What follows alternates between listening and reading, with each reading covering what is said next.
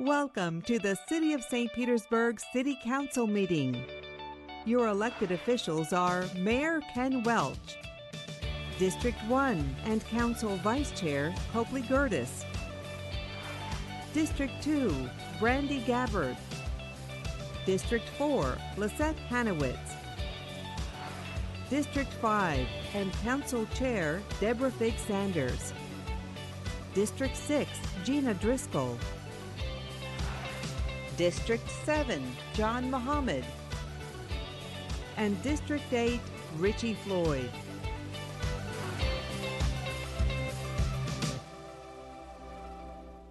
Good afternoon, everyone. We now call to order our December 12th, 2024 City Council meeting, beginning with the roll call, please. Hanowitz. Here. Big Sanders. Here. Driscoll. Here. Muhammad. Floyd. Here. Gertis. Here. Gabbard. Here.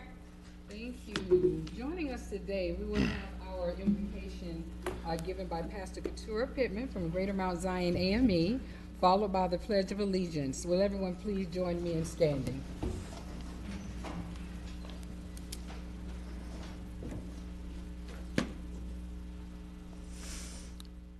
O thou in whose presence my soul takes delight, on whom in affliction I call. You are my song in the night. You are my hope, my salvation, and my all. Heavenly Father, we come this afternoon, the last council meeting of 2024, giving you thanks, Lord, for the things that has happened this year, that our council member, led by our chair, has had an opportunity to deal with for us, your people.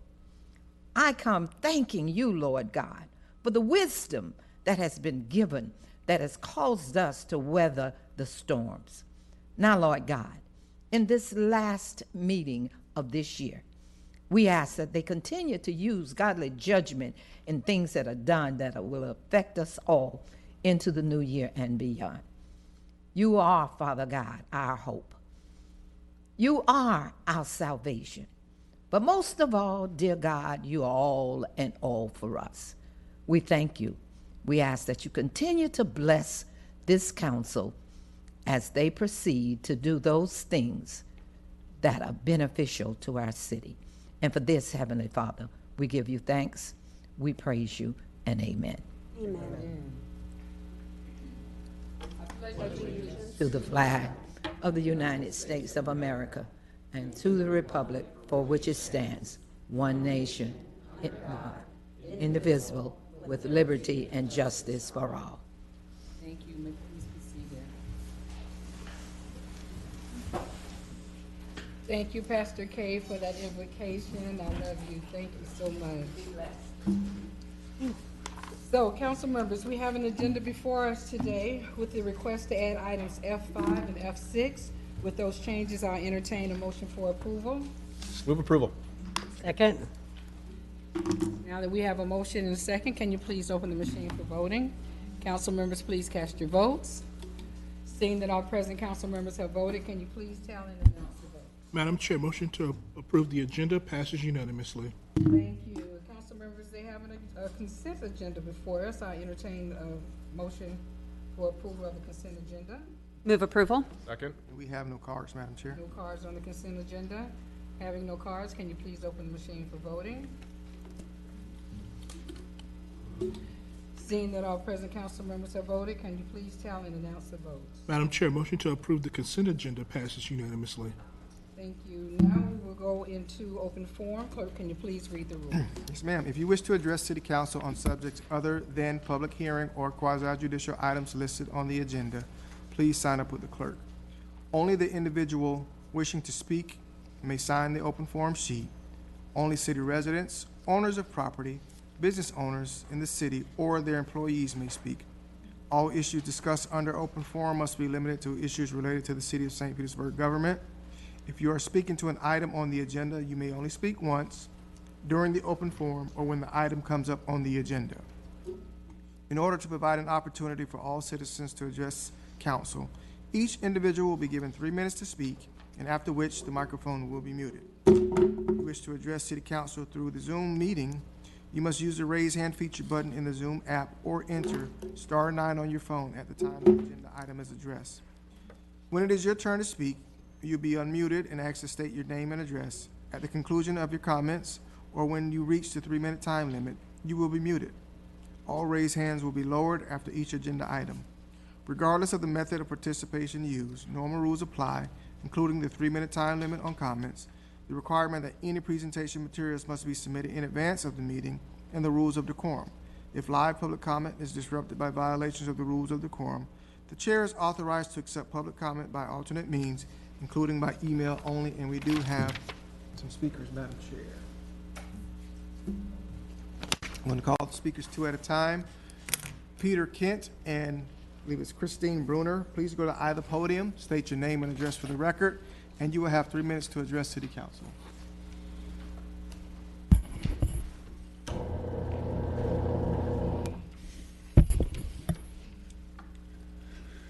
Good afternoon. I'm Peter Kent and live at 8 Academy Way in St. Pete.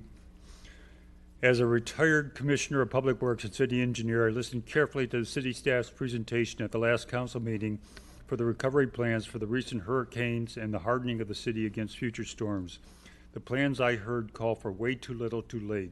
The city needs to spend way more money now. Now I quote from a letter retired attorney William Ballard, former president of the St. Petersburg Bar Association, recently wrote to each of you. The raised statement in their letter, November 19th letter, in the opinion of this retired attorney, looked like a classic anticipatory breach of contract. This is not a trivial breach. It was a material breach. This allows the non-breaching party to take legal action even before the actual breach occurs. He said that both the city and the county wrote the raise, demanding that they reaffirm the obligations about the cost overruns. The raise response ignored this core issue and thereby repudiating the agreement package. He states that the city and county leaders should not commit more public funds to this project when the counterparty to this deal has demonstrated an unwillingness, a financial inability, or both to honor the core agreements it assumes under the Stadium Development and Funding Agreement. He concludes, quote, wasting public funds to appease the raise would not be a responsible plan. It is an irresponsible act. The city's stance should be that it will honor its commitments, but it now has real concerns as to what its rights and duties are under these agreements. He urges the City Council to initiate a declaratory judgment against the raise. Please consider delaying items F1 and F2 today, which would authorize $1.65 million for emergency Tropicana roof replacement design. The Rays have said, do not proceed with troop repairs. The Rays have said the team would have more certainty about working out a deal with the city, such as a settlement check, than dealing with the additional uncertainties of a repair plan. Please also consider delaying items H2 for a $50 million bond plus its $23 million in interest, which presumably funds the $55 million Tropicana field replacement. If passed, the city residents will be paying over $80 million to extend the life of this statement, which might or might not be used, and it might or might not be played in for 1 or 2 more years. So you got an attorney and a former retired attorney and a commissioner of public works telling you don't do this. Thank you. And thank you for your service. Good afternoon. My name is Christy Bruner. I'm the Vice President of Advocacy at the St. Petersburg Area Chamber of Commerce, 100 2nd Avenue North. We come to you today sharing views from our members about 2 agenda items scheduled for later in the meeting. I will be at a holiday concert and not able to join you. I also sent an email with this information. First, I'm here to voice our support for the ordinance concerning amendment of the city's 99-year lease to the Dali Museum for use for expansion of the museum. The Chamber previously supported the citywide referendum in 2022 regarding the lease amendment. It's a public hearing item. Oh, okay. Can't do quasi-judicial or Mayor Lake. No. No. I sent letters about both of those. Please let us know if you have any questions. but I also wanted to share holiday greetings with you and your families. And I did want to share a special thank you to Councilmember Mohammed, as this is one of his final meetings. Your commitment to continued service to your community is so appreciated. And thank you for your work here on council. Looking forward to working with you in the future. Thank you. One more speaker, Jason Mathis. Please go to either podium, state your name and address for the record. You have 3 minutes to address City Council. I will be very brief. Jason Mathis with the St. Petersburg Downtown Partnership. Our address is 244 2nd Ave North in beautiful downtown St. Pete. I'm going to be brief because the two things I was going to talk about are the same things Christy was just talking to you about. And so I will just sit down and also wish you a joyous holiday season. Thanks very much. No more speakers. No Zoom. Okay, now we will close open forum and move to our awards and presentations, beginning with item D1, our Pinellas Opportunity Council. And joining us is Patty Sawyer, the Executive Director of Pinellas Opportunity Council. It doesn't say who pulled it, so I don't know who to call. Oh, okay. Councilmember Mohammed, since you brought this, it has been brought to my attention, would you like to introduce this item? Sure. Thank you, Madam Chair. The Pinellas Opportunity Council, as you'll see, is doing some amazing work in our community. And so as a board member of POC, it's just an honor to serve, and I'm looking forward to the presentation. Lots of great work, and I'm sure you'll be as pleased with the work as I am. So thank you, Madam Chair, and Ms. Patty. Thank you, Councilmember Mohammed, and good afternoon to members of City Council. As already stated, I'm Patty Sawyer, Executive Director of Pinellas Opportunity Council Incorporated, and I'm joined today by some members of our staff, some members from our Board of Directors, and one of our clients. As a part of the Community Action Network, we are Pinellas County's first anti-poverty organization and have been serving the people of Pinellas County for 56 years. Our mission of helping to alleviate conditions of poverty, revitalize local communities, and promote self-sufficiency allows us to serve our community with programs and services that impact the lives of our residents, such as emergency financial assistance, youth development and employment, financial literacy training, wraparound and family development services that provide case management assistance and support to families. And we want to push those families along toward achieving economic self-sufficiency. Thus far, nearly 90% of the families that are served through our self-sufficiency programs have successfully achieved their goals and are now sustaining long-term independence on their journey toward generational wealth. All of these programs and services are part of POC's vision of a community in which every individual is self-sufficient, is empowered to help bring about positive change in their neighborhoods, and has access to resources that enable them to reach their full potential. We're passionate about breaking the cycle of generational poverty and finding meaningful solutions to situational poverty with the support of our new and existing community partners. On the average, POC receives an estimated 1,500 calls per month requesting services. Clients complete an online application, they submit the required documentation that supports their request, and funds are distributed based upon availability on a first-come, first-served basis. Since COVID and the reduction of funding after CARES dollars were no longer available, we've been unable to help as many people. However, through our partnerships with other local organizations, we are able to respond to the ever-growing needs in our community. Last year, we were able to assist over 1,200 individuals with electric, water, rent and mortgage, fuel, oil, and clothing assistance. We're here today to shine the light on our Family Wraparound program, which is conducted in partnership with the City of St. Petersburg.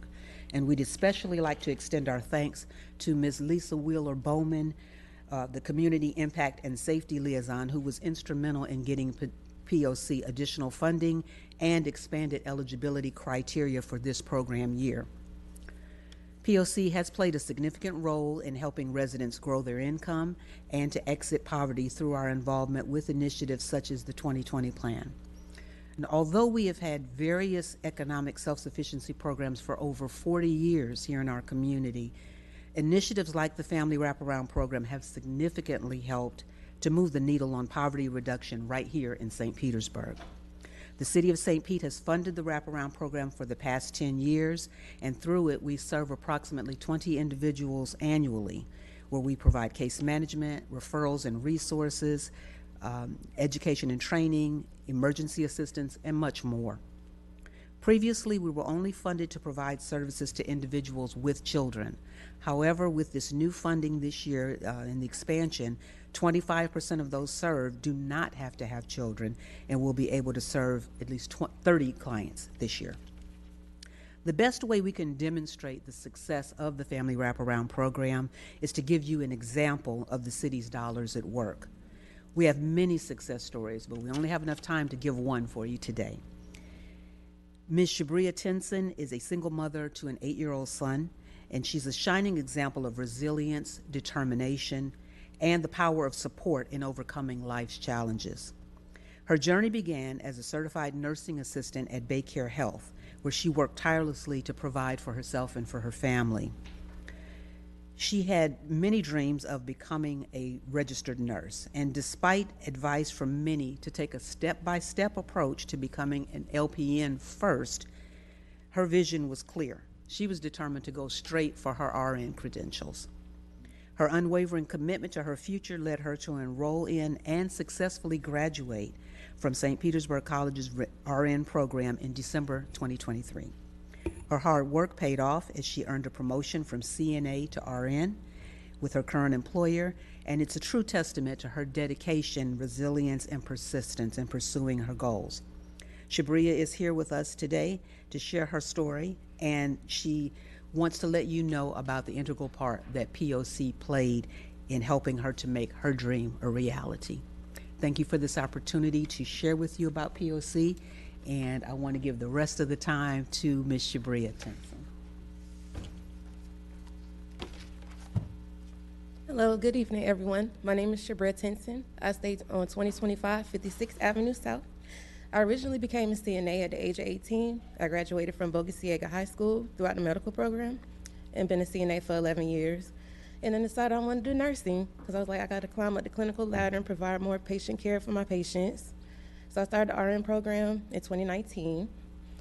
I finished my last semester 2023, but unfortunately, I had a few financial setbacks. My dad passed away towards the end of 2023 unexpectedly, and then my son's father became incarcerated. So I'm like, oh goodness, you know, financial burden, strain, everything going on. And then one of my friends referred me to the Family Wraparound Program and everything for like testing fees, licensing fees, and everything. For licensing and testing fees, like $600, like just alone with fingerprints and everything. And I'm like, how am I going to pay for this? You know, stressful. I got to study. I wasn't working during the time because I had to go to school full time. But the POC program was great. I had Joyce Robinson as my case manager. She provided great support. She was able to give me financial support with gift cards, gas cards, help me with scrubs, and just emotional support as well, just to help me get through and study for my NCLEX. So now I'm a registered nurse. I work in progressive care unit at St. Anthony's Hospital and been a nurse for 6-7 months, and I just love it. And I just hope to finally go up the clinical ladder as a nurse practitioner and provide great patient care throughout the community and everything else. Thank you. Thank you.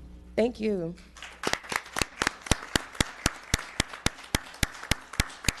This program was really awesome. It was really awesome and beneficial with the people, the staff, everything. This was a great program. I appreciate it so much. Thank you. Happy holidays. Thank you. Councilmember Gabbard. Thank you, Madam Chair, and thank you, Councilmember Mohammed, for bringing this forward. POC, I have had a lot of experience with your organization, and Ms. Patty, it's good to see you today. Thank you for being here. You know, for about the past 15 years, you have engaged in activities with the local Pinellas Realtors and their Young Professionals Network, and I'm very proud to say that way back in the day, I was part of initial, like, getting that relationship together, and just seeing the work that you guys do with the residents that you serve, the care that you give for people, it is nothing short of amazing, the work that you do. And you do it, quite frankly, with so little. You really bring together resources from so many different places, and even that relationship, there has been leveraging of other relationships that have made that impact even greater.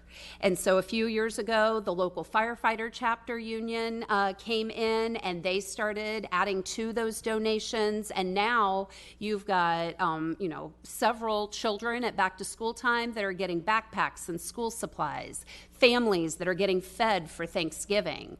And those things would not be happening for individuals if you guys were not at the helm of bringing people together.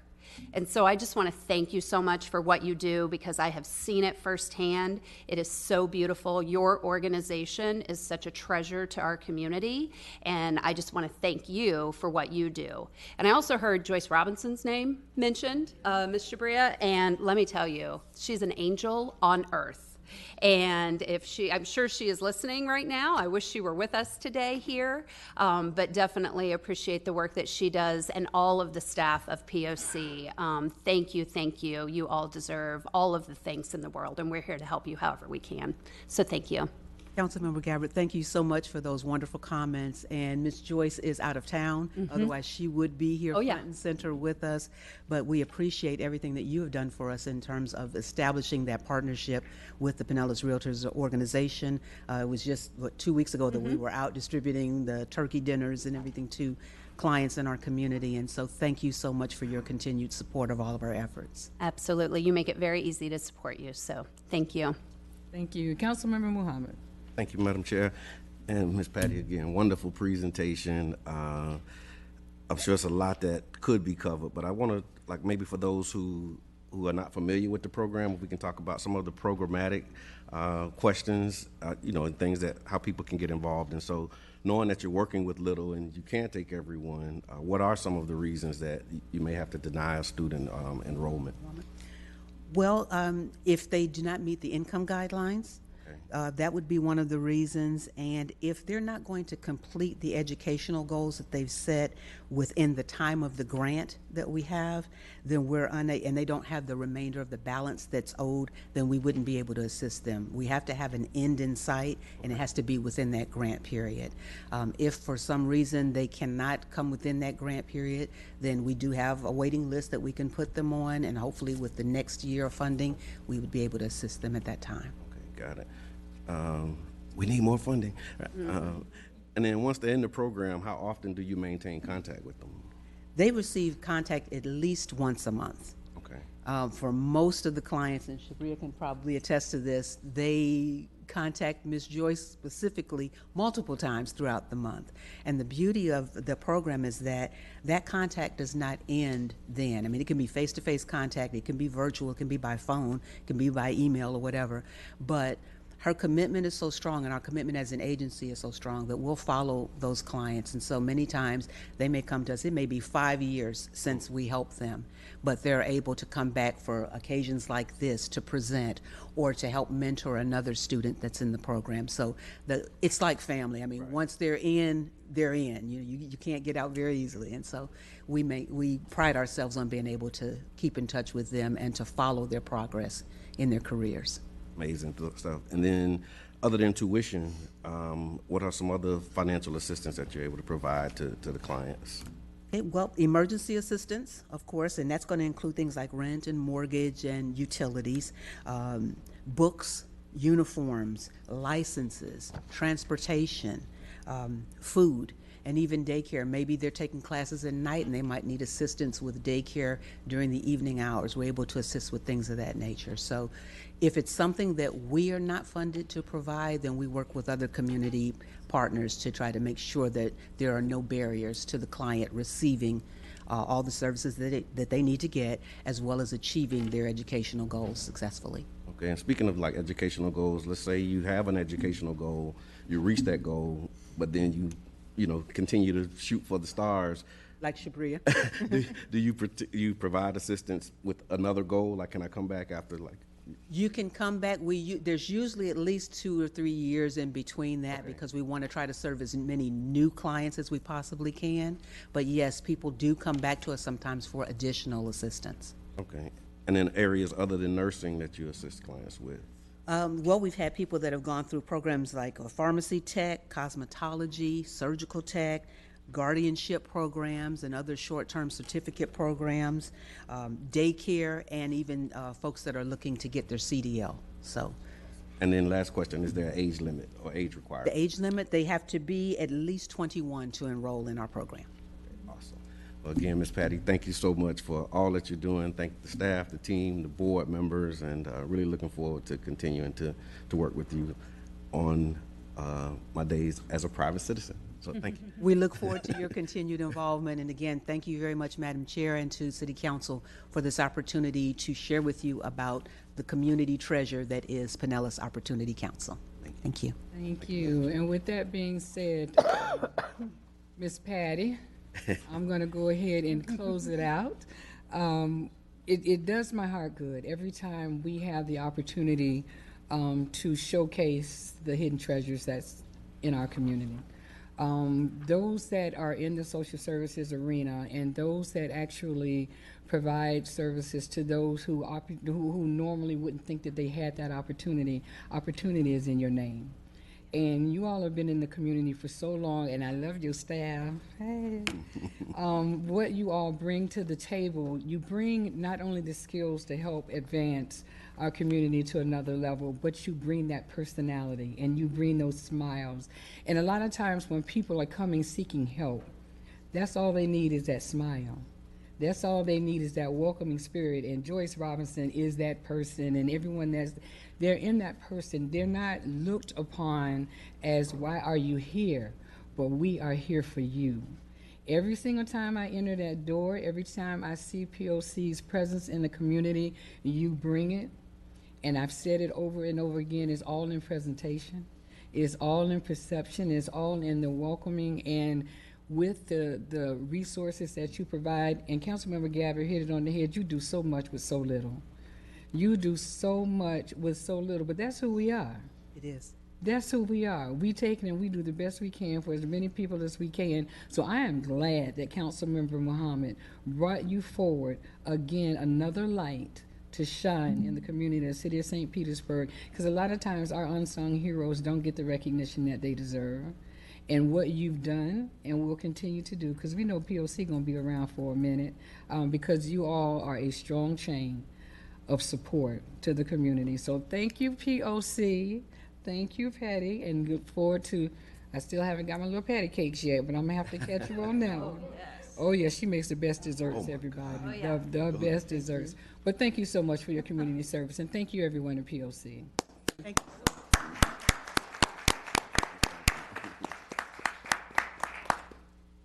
So next, we will have a presentation, the Sunshine Mural Festival, and that was also presented by Councilmember Floyd, and I'll let you introduce item D2. Thank you. Unfortunately, I'm having some computer issues right now, so I don't have my prepared comments, but the Shine Mural Festival was recently, it got knocked off course because of the storms. Courtney and I had a proclamation ready for it. It's 10 years of Shine, and we were super excited to do all of that. Well, you know, the storms led us to here, so now we're just here for an update about how it's gone, and I'm really looking forward to it. I'm sorry I can't pull my stuff up, but I'll let you go ahead and take it away then. Thank you, Councilmember Floyd. My name is Janae Preby. I'm the director of the Shine Mural Festival for the St. Petersburg Arts Alliance. I'm really honored to be here today. I appreciate the opportunity to share a recap on Shine's 10th anniversary that wrapped up, for the most part, in November. This is our 10th anniversary. As Councilmember Floyd mentioned, we were originally scheduled to begin the festival the day after Milton hit. So we did some very quick rescheduling for November as best we could. Amazingly, we were able to get all the same artists and all the same property owners on board. Scheduling was a little bit different, but we pulled it off and it's all come together. So I'm going to share briefly. I'm going to go through some of these slides pretty quickly just for the purposes of time. But this is our mission statement, which is essentially just celebrating the power of art in public spaces. were produced by the St. Petersburg Arts Alliance, and since 2015 have created 180 murals, primarily throughout the art districts of St. Pete by local, national, and international artists. This is the map for this year's festival. You can find this online and download it, but I'm going to go through and just kind of show you the finished results that you can see on the map.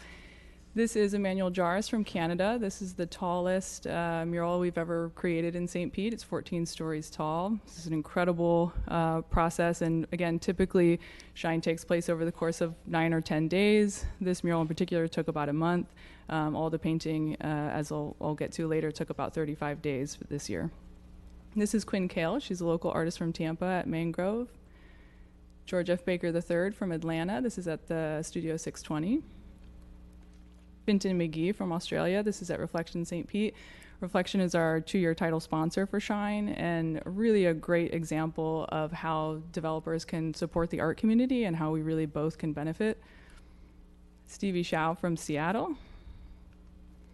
Chris Markovich and Johnny Vitale from St. Petersburg. This is at Anchor Skate Supply. Abyss from France. This mural, the alligator, was his main Shine mural. He painted this whole thing in 4 days. So he had time left over. We found him another wall, and then we still had time left over, and we went kayaking at Weeki Wachee. This is Up and Over at the corner of Madera St. Pete here. This was an exciting one for us because it's a collaboration with Test One and the Vitale brothers. Test One is one of the original founders of the Shine Festival 10 years ago, so it was really exciting for us to be able to bring him back as an artist this year. Nespoon from Poland. This was really a cool project. Her work is always based on lace making patterns. This is the first time she's ever done an abstract pattern where you can see sort of her nod to Milton there, where it's sort of twisted in the middle. She's never done that before. All of her patterns are usually replicas of actual lace patterns, but she did that for us. Frankie G from Tampa. This is at the south side of Floridorama. Christy Lopez, also a local artist. This is in the Warehouse Arts District.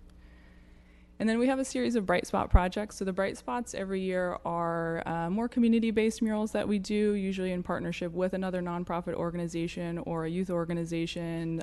Typically the art is more geared towards a mission or a cause, or it has community involvement. So this is Dwayne Shepard and Brian McAllister, who are 2 visual arts teachers for Pinellas County Schools.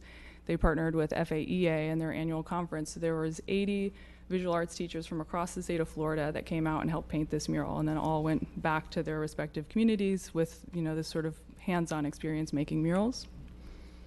This is Zulu Painter, the AMI Kids. This is the first time we've ever done a Shine mural in District 2. So we're slowly working our way through all the districts of St. Pete. We've got a couple more to do, but this was a really exciting project. AMI Kids is an amazing program, and originally some of the kids from the program were supposed to help Zulu paint the mural. Unfortunately, due to flooding in Helene, the program is not operational right now at this location. This is Naomi Haverland with the City of St. Pete. This was a really exciting project for us, and I want to take a moment and thank the City Arts and Culture Department, specifically Celeste Davis and Tracy Kennard, for pushing this project forward with us, along with the City Legal Department. Ben and Brett really came through at the end to make this project possible. It was an exciting partnership. It's on the pier. It's the first time we've ever been able to paint a mural on the pier, which is really exciting for us. And I wanted to share this quote from Naomi because it kind of captures the experience that a lot of artists have when they come here for Shine. We hear similar stories of this every year, but she says, "I've participated in quite a few art festivals over the years, and Shine Festival is by far the most well-organized and sophisticated event I've had the privilege to be a part of. The hospitality and warmth from everyone involved made me feel appreciated and created an amazingly fun and rewarding experience. Throughout the festival, I had the opportunity to grow as an artist while making lifelong friends and unforgettable memories. Best of all, thanks to the seamless logistics and thoughtful planning, I was able to focus on my work and leave behind a piece of art that truly reflects the best of my abilities. Shine Festival set a new standard for what an arts festival can be." So, love to hear that. We have one more project that's happening tomorrow that I would invite you all to come attend at the MFA with Yala Ford. I believe Mayor Welch will be there for that, and I think about 100 students from Mount Zion will come out and help paint this mural. I will mention about that the reason why this has been delayed is because Yala Ford was invited to represent the United States in Senegal for the Dakar Biennial. She was the only artist from all of America invited to participate in that. So she's back now and painting for us tomorrow. Mural tours, this is new for us. We started this partnership with Star Trolley earlier this year. They've been hugely successful. We sold out a whole bunch of those tours, sold 440 tickets just during the week of Shine alone, and then those are ongoing now for the rest of the year. We also have ongoing partnerships with Florida Craft Art for the bike tours. They cap those bike tours like 8 to 10 riders. The numbers are much higher or lower, but again, selling out those tickets as well. By the numbers, we did 15 new murals this year. We tracked about 19,000 attendees over the course of 35 days of painting. We tracked 53 media features. That includes TV, digital media, and print media, which reached about 50 million viewers across the world. None of that includes our social media numbers. We're still gathering those numbers, but those will be significantly higher. We've tracked about 21,000 photos using our hashtag #ShineOnSt. for one beautiful city of the arts. And just real quickly, I just want to kind of talk about why all of this matters, right? They're beautiful paintings, they look cool, but why does public art matter? This is museum quality art that's free and accessible to the public 24/7, right? It's an incredible opportunity for anyone to be able to walk up and enjoy a piece of art that they may not have even known they were into art. It signals that we have a vibrant city, right? Businesses are drawn to move their headquarters here because they know that St. Pete is a place that you want to live. It's an opportunity to reflect a community's values. One of the things I love most about Shine is the fact that it's never been about marketing, it's never been about branding, it's not about a theme even, it's truly just about celebrating art for the sake of art in a city and how that can transform your community.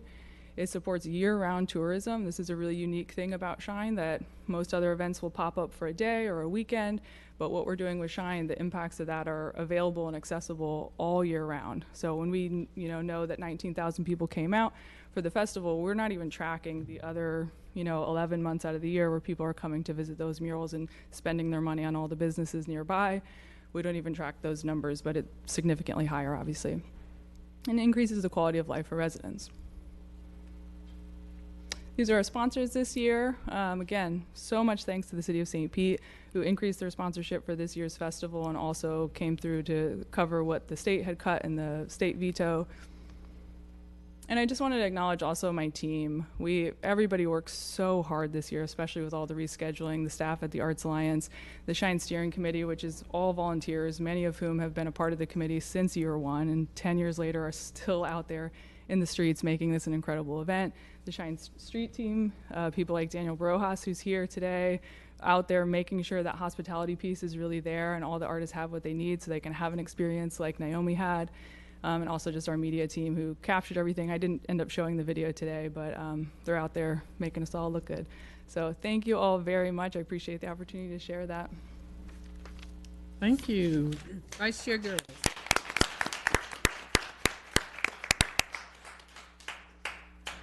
Well, this is awesome. This is awesome. And thank you so much for the presentation. Councilmember Floyd, thank you for making sure that we highlight this. First of all, the artwork is incredible.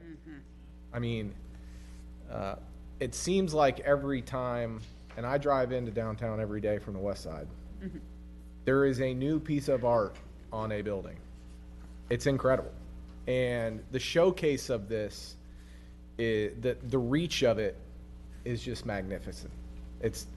I'm struggling to describe it. And I just wanted to highlight one thing that I thought was really important. I think 3 of these, if not 4, can be seen from the interstate.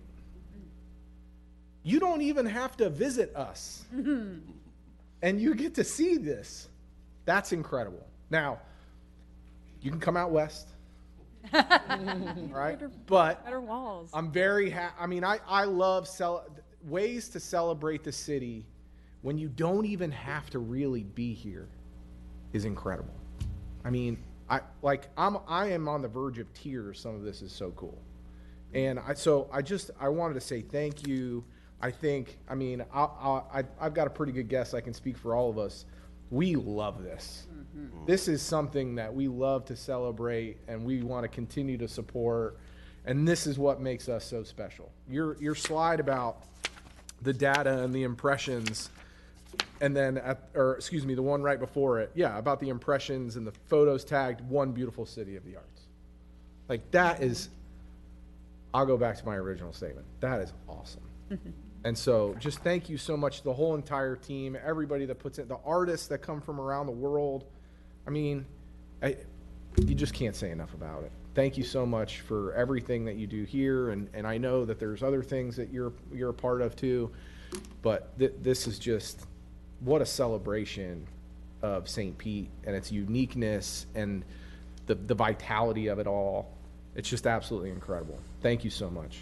Thank you. Thank you, Madam Chair. Thank you. Councilmember Mohammed. Thank you, Madam Chair. Janae, thank you. Amazing presentation. Thank you for bringing this forward, Councilmember Floyd. I actually attended a ribbon cutting at Bell Pharmacy, so happy to see them on the slide. And then I drove by the My Kids mural and just saw it, you know, on a whim, and it was like, wow. Not knowing that it was connected to Shine. So just really quickly want to thank you for your partnership and your collaboration over the years. I heard Councilmember Gertis say come to the west side. That's how our collaboration started. We wanted you to come to the southwest side. And the Dream Big, Be Big mural was like our first, you know, project together. And it's become iconic. I mean, it shows up in multiple places. I see printed materials from the city. I actually interviewed for our Lakeside Chat a local hip hop artist, and he, you know, shot a scene in front of the mural. And so it's like incorporated in, you know, multiple venues for art. My grandson's hands are on that wall, you know, and that's a moment of pride for them. And I remember some conversations about, you know, concerns about vandalism and whether or not, like, oh my God, attractive nuisance and all of that stuff came up. And I inspected it a few months ago, and the only tag on it, unfortunately, but I guess there's a silver lining, was a Sharpie marker where somebody wrote "Long Live Amir," and he was, you know, murdered by accident with gun violence. But that was it, and all of the, you know, concerns about would it be vandalized, would people tag it, all of that has been debunked, and so thank you for that. And then there's Lift Station 87, you know, working with the city, looking at like how we can beautify and make this thing, you know, a thing, just amazing work. And then lastly, I worked together with the mural on 46th Street and 11th Avenue to help traffic, you know, calm traffic, which was another one of those outside of the box ideas that we worked together. And I guess the last thing that I say and really let you know how much I appreciate is that each one of those started with the conversation, and it included, you know, feedback and input from residents. And I don't know if you know anything about Brother John, but that stuff kind of important to me. And so just to be able to craft the vision and then have the artist present making notes is just mind-blowing, to be able to be engaged in the process from the start of it conceptually all the way to the finished product. And so it's really a community effort. When the youth see it, they see themselves in it, and they see their contribution to it. And I think that's what's allowed it to stay intact for so long. And thank you again for all that you're doing, and congratulations on 10 years of Shine. Thank you. Thank you, Madam Chair. Councilmember Driscoll. Thank you. Thank you for the presentation. And thank you, Councilmember Floyd, for bringing this forward, because Shine is one of the things that really stands out when people who don't live in St. Pete talk about St. Pete. I can't tell you how many times, you know, I have friends from Orlando who come over for a weekend and they want to go see the murals, you know, and it enables me to discover them all over again when I'm showing them to friends who are visiting. This presentation needs to go to Tallahassee. Okay? This is the reality of what happens with arts funding. And I want to remind everyone that, and thank everyone again for hearing my call for help for Shine and others. Shine specifically didn't even make it to the governor's desk to veto. And that was $25,000 that we were able to find to contribute to this to help make it happen. And you see that this is an organization that is not just waiting for the next handout. They're doing it themselves. They're finding the collaborations to make these things possible. I'm so glad that you collaborated with Star Trolley to do the mural tour, and they were a hit. So I'm hoping that that will be something that continues. And, you know, you had a lot of other sponsors too, right? That did everything from sponsoring lunches to bring to the artists and to give of their time to take lunches to the artists and host them and all of that. I didn't know if you wanted to say anything about that part. Yeah, thank you. We had over 100 volunteers sign up this year to do a variety of things, but one of the things that Shine is really known for is our hospitality. So when the artists come, I mean, we hear these stories all the time about other people participating in festivals where they basically have a wall and you show up and you have nothing else, which is mind-blowing to me because we do everything. We prep the wall, we get the lifts, we pay them, we buy their paint, we feed them every day from a different local restaurant that used to donate, and then when COVID hit, we started raising sponsorships so that we could support the restaurants. And that's the thing, is like, it's not just supporting artists. It is supporting artists, but it's supporting all these local businesses, all of these property owners, all of these. I mean, it just, the ripple effect in the community, and that's what we've seen with the economic impact studies, is like, that's where all the money goes. It goes back to the community. It goes back to the business owners, all the bars and the galleries and everything surrounding this art. That's who's benefiting financially from this, which is incredible, right? So we rely on the support from the city and from all of these other sponsors who understand that and know that they're not just supporting art, they're supporting the whole city. It's incredible. Right, absolutely.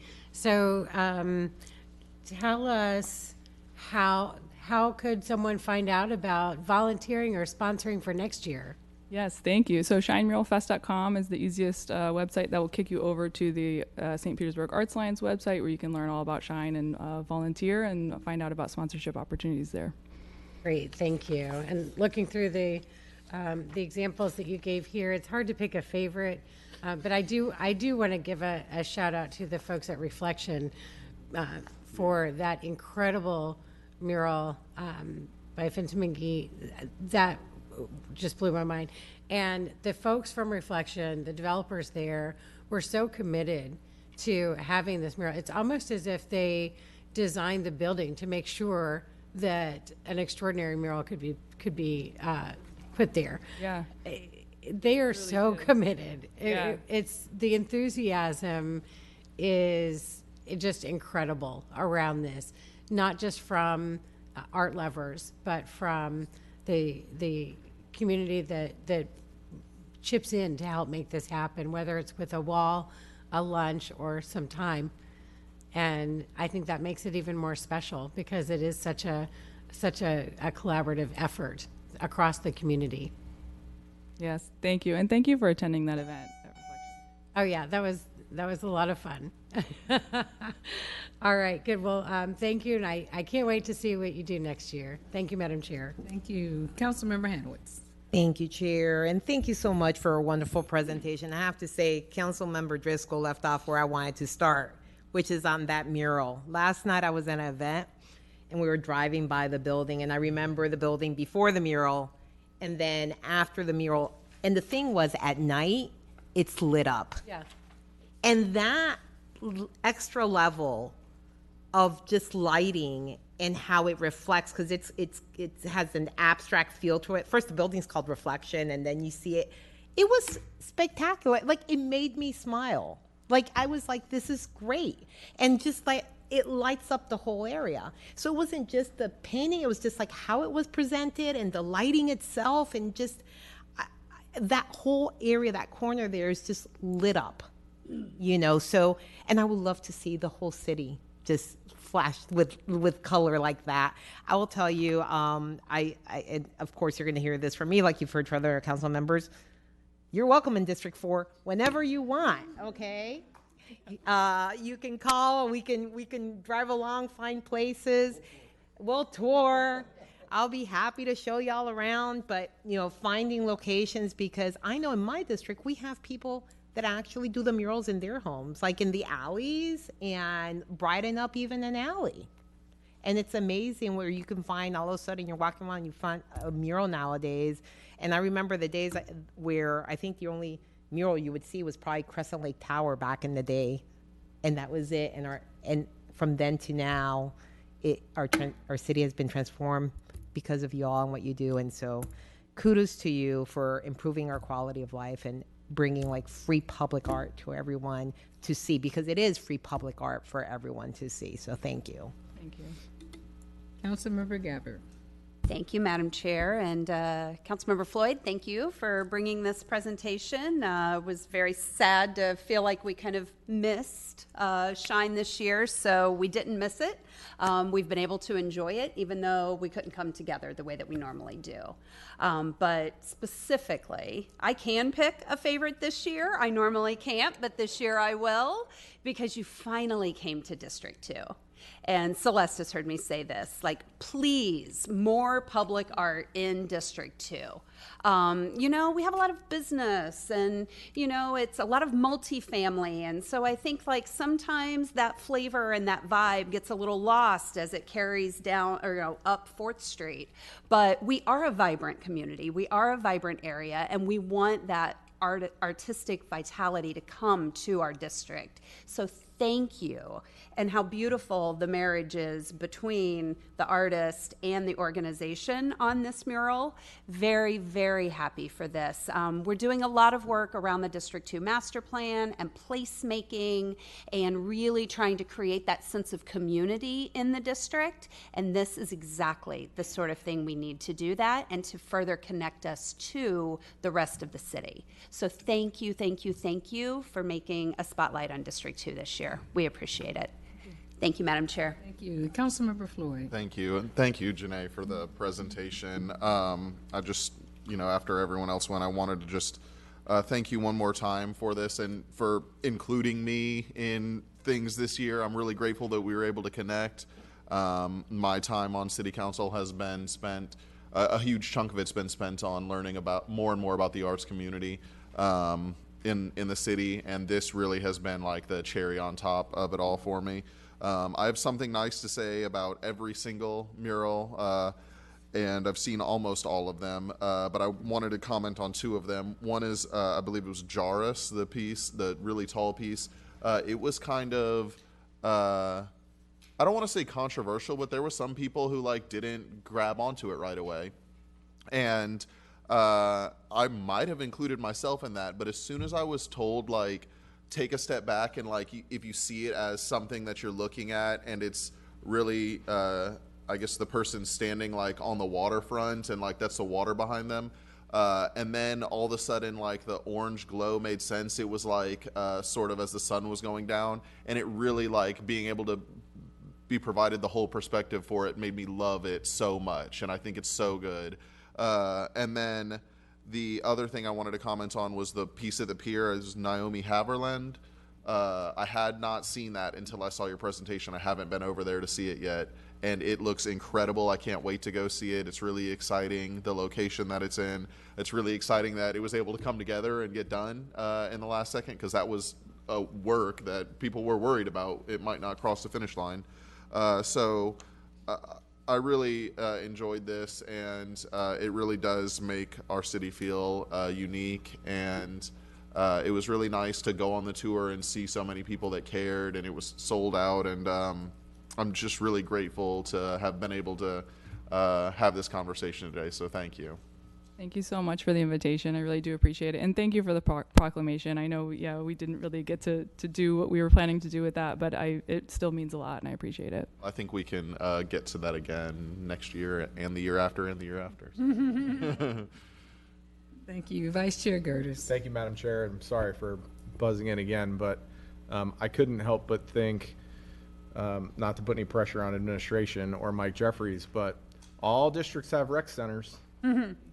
So I'm just saying, I'm supportive of that, but I think it's an amazing opportunity, and go see this one in person.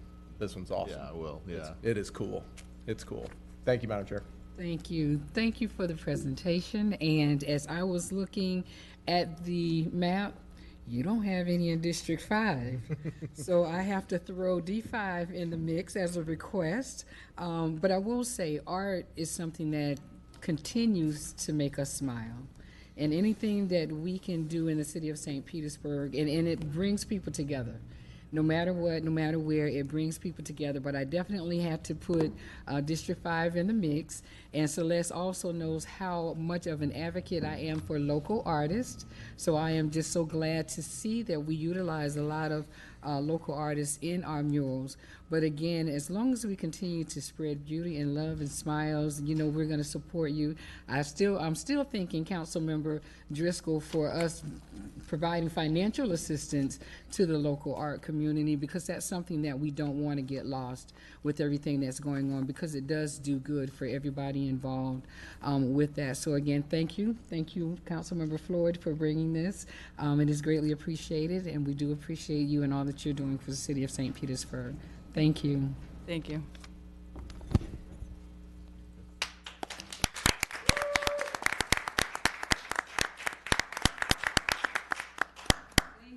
So now we're going to move on to our report items, beginning with item F6, which is the State of Emergency Update.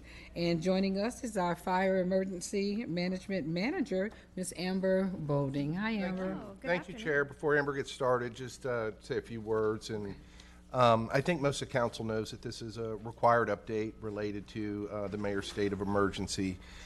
It's not a full storm update for City Council. If you want us to come back in January and kind of get a full report with the administrators on the activities again, we're happy to do that, but today is just a brief report on the emergency powers. So Amber's going to talk a little bit about the activity that's going on, and then I'll share how we've been using the emergency powers in the current moment and how we plan to use them going forward, and then we'll be happy to take any questions. Okay, thank you. Thank you. First, I just want to, before I hop into the update, I just wanted to take a second to thank all of you. As you know, it has been a year of firsts and historics, you know, for the city with different weather events. I just want to thank you for your leadership and coordination through all of it. It certainly has helped our city in our preparation and response and in our recovery, and certainly helps us to be a more resilient community as we look for next year. While I certainly hope 2025 isn't as history-making as 2024 was, I know the city's ready because we have good leadership. So with that, I will hop in to the update. So in response to Hurricanes Helene and Milton, we do have city debris operations ongoing. To date, I checked this morning or right before the meeting, we've have 34,000 truckloads have been collected, totaling just over 1.9 million cubic yards citywide. We're continuing the remediation and repair of damaged city infrastructure. Substantial damage assessment is ongoing, as well as the post-disaster emergency permitting. Those are the city operational points as why we're extending that state of local emergency. I also wanted to provide a quick recovery update on some other areas. FEMA assistance, the deadline to apply is January 7th, 2025, so that was an extension, and that is coming back up fairly quickly. So residents can apply at disasterassistance.gov. The Disaster Recovery Center, the DRC, remains open at Enoch Davis Monday through Saturday, 7 a.m. to 7 p.m., and that will be open at least through January 7th. It's possible there will be extensions, but right now we have a contract through January 7th.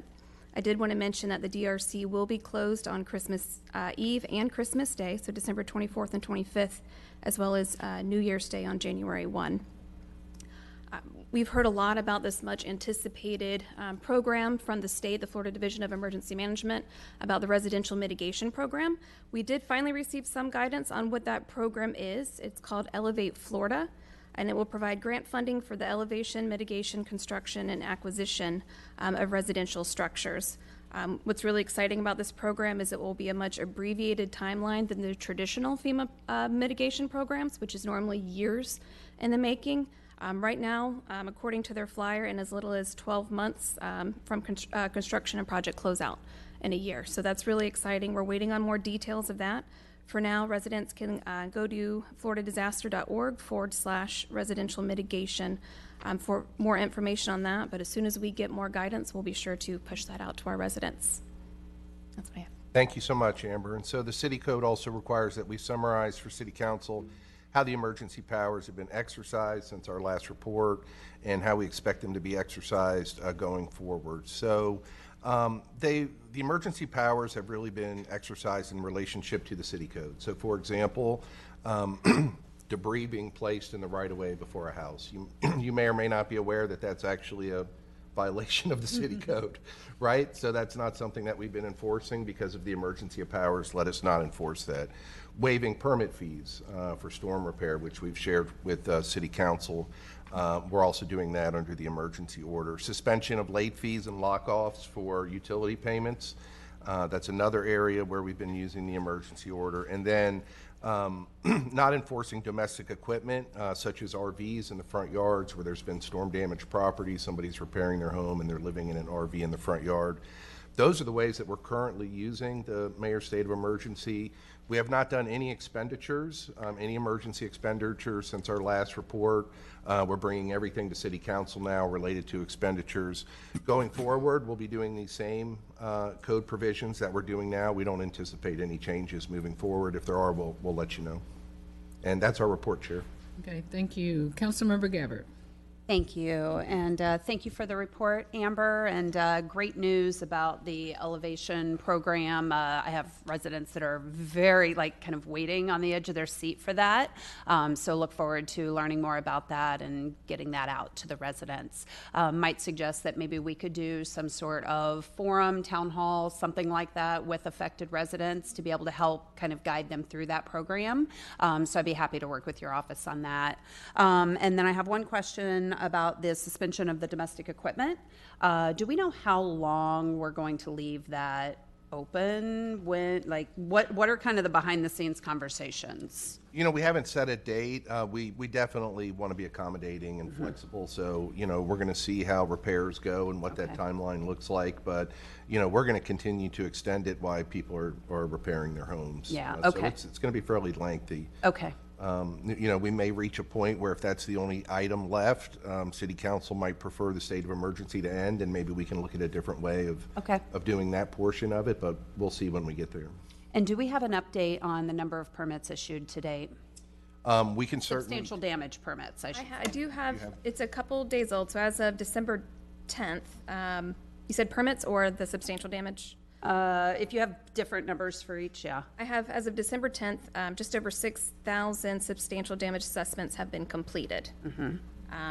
I don't have the number of letters that have been substantially damaged. And then for permits, as of December 8th, 2,869 emergency permits have been issued, with 883 in process.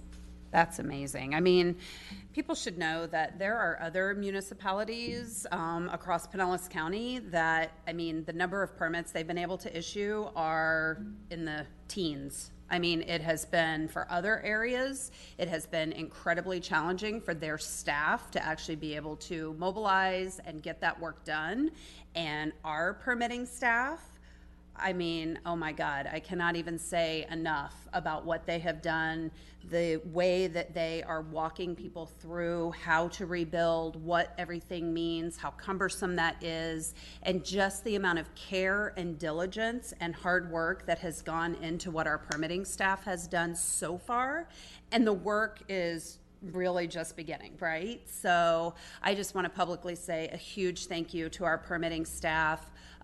Even after working 10, 12-hour days, they're still going out to neighborhood meetings and having lengthy conversations with our residents, and it is so appreciated. So I just wanted to publicly say that. Thank you, Madam Chair. Thank you. Councilmember Floyd. Thank you. I just wanted to bring up one thing real quick about the domestic equipment conversation. Councilmember Montanari put in a new business item about RVs, or am I mistaken? He did. Yeah, okay. So I assume we will have that conversation in more depth in the future, but since it got brought up, I just wanted to confirm that I was remembering correctly. All right. Yes, Okay, thank you. Okay, thank you. Seeing no further requests to speak, thank you, Amber, for the update. Thank you. Now we will move on to report item F1, which is the resolution authorizing the mayor to execute a design-build agreement with Hennessy Construction Services to provide pre-construction phase and construction phase services for the Tropicana Field Emergency Roof Placement Project. And joining us is our city architect manager, Mr. Raul Quintana. Good afternoon. How are you? Very well, Council. Good afternoon. Raul Quintana, City Engineering and Capital Improvements Department. Madam Chair, I'll go ahead and walk through F1 and F2 in the presentation. Obviously, there are two separate resolutions. So first, I thought I'd just step back real quickly and just back on the last time we were in front of council. We shared with council the findings of the facility damage assessment that resulted in an estimated cost of $55.7 million. The findings included that the structure was confirmed that there was structural integrity left to the main structure of the roof, and that a PTFE roofing membrane could be viably reinstalled, and that the other systems and the building systems were minimally affected. We presented a design-build agreement with Hennessy Construction to provide for the new roof at $23.7 million. That resolution was denied due to just a number of concerns that were brought up. So I wanted to just reiterate really the obligations that we are now meeting by virtue of approval of F1 and F2, effectively that within 3 months, the city shall begin to repair or rebuild the dome using the proceeds from the insurance, and that once the city contracts with an architect or an engineer to draw the plans for the repair or rebuilding of the dome, the city shall be deemed to have begun those repairs and rebuilding of the dome. And effectively, both of these items, item F1 and F2, will accomplish that. So as of following November 21st, just wanted to share with you, what we've been doing and kind of where we were authorized to proceed. Obviously, the completion of the removal of the damaged membrane has been done. There's one element that will be presented as part of F5 that shares with you one last issue that we've got to deal with on that, but all of the membrane itself has been removed. The weather protection and diversion activities have been fairly completed. There's still some work left to be done, but those are well underway. We've had numerous coordination meetings with FEMA, all-day meetings walking through the facility, and then obtaining the proposal for those pre-construction services for the roof replacement, which is F1, and obtaining the proposals for the architectural design of the balance, which is F2, and then really just confirming that, that we've had meetings confirming that this is a viable path in terms of availability, in terms of schedule, in terms of opportunities to do this work, and then confirming those schedules. So pertaining to F1, this is to execute a design-build agreement with Hennessy to provide for the pre-construction phase and the construction phase ultimately, but this is for the services to replace the roof, and approving a payment to Hennessy of $1,450,272 for that pre-construction phase. That's all we're asking approval for here. It's in order to provide the services to do the engineering, do the design, develop the support materials in order to submit those drawings for permitting. The team that is involved here, a lot of experience. It's the team that's helped us put together the report, led by Hennessy Construction, a local firm, with AECOM Hunt, who has significant stadium construction experience, as well as experience with this facility. ETS, Enclosed Tensile Structures, is the firm that's going to be the subcontractor, the specialty subcontractor, that's also going to be part of the engineering of the membrane. They're ultimately going to be the installer. They're going to be responsible for obtaining the material, fabricating it, and installing it. Geiger Engineering is the engineer of record for the original dome roof. They are the structural engineer of record here. They will be responsible for doing all the engineering calculations, submitting plans for permitting, obtaining the permit. And then WJHW is a specialty engineer that's one of the top engineers in the world, in the country, dealing with acoustics and lighting analysis for Major League Baseball. They're part of the team.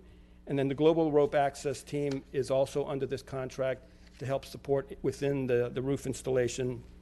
And George F. Young is providing survey for us to actually do the point surveys on the structure. So you see the totality of this initial service, which would complete, and our obligation for the engineering of the roof is $1,450,272. So just stepping through kind of the sequence and the process involved, very first thing we're going to do is meet with the building official and the fire marshal. We're already beginning to contemplate the timing of that. We really need to confirm the design criteria, the wind loading, the performance criteria from a fire standpoint. And those are pretty well understood right now, but having that discussion with our engineers and the building officials is going to be pretty critical. Then the structural inspections that George F. Young and ETS are going to continue to do as part of this process is to really dig into the structure, the cabling, all of the elements that are either not totally visible previously, but we're going to start to like pull some things apart and actually investigate and see what those are. And then Geiger's going to begin their engineering. ETS, now that they're going to be on board, they're going to start helping us actually develop that fabric, that material, the characteristics of that fabric, provide us all of the details so that we can start using that information both to submit for the permitting and also with the MLB approvals. So their calculations are going to be what effectively provides us the information we need to get to the raise and to MLB. So Geiger and Hennessy will assist us in submitting those plans for the permitting department, obtaining our permits. We're going to conduct those detailed acoustic and lighting analysis that then will be provided through the raise to get the actual peer approvals and MLB approvals on the lighting and the acoustic analysis, and then obviously the building department. So through this process, it would lead us to a point where we have all the answers that we need in order to know what this ultimate material is going to be and how long it's going to take to do, the schedule. And then we're going to receive a GMP proposal from Hennessy to actually perform the work. That will come back to City Council to be authorized at that time. Just a real quick schedule. We feel like the critical, these next 4 months, all the work that's in blue is the work that I just described. Those are going to be about 4 months worth of effort. In green, those are the approval points. First today, the approval of this pre-construction services agreement.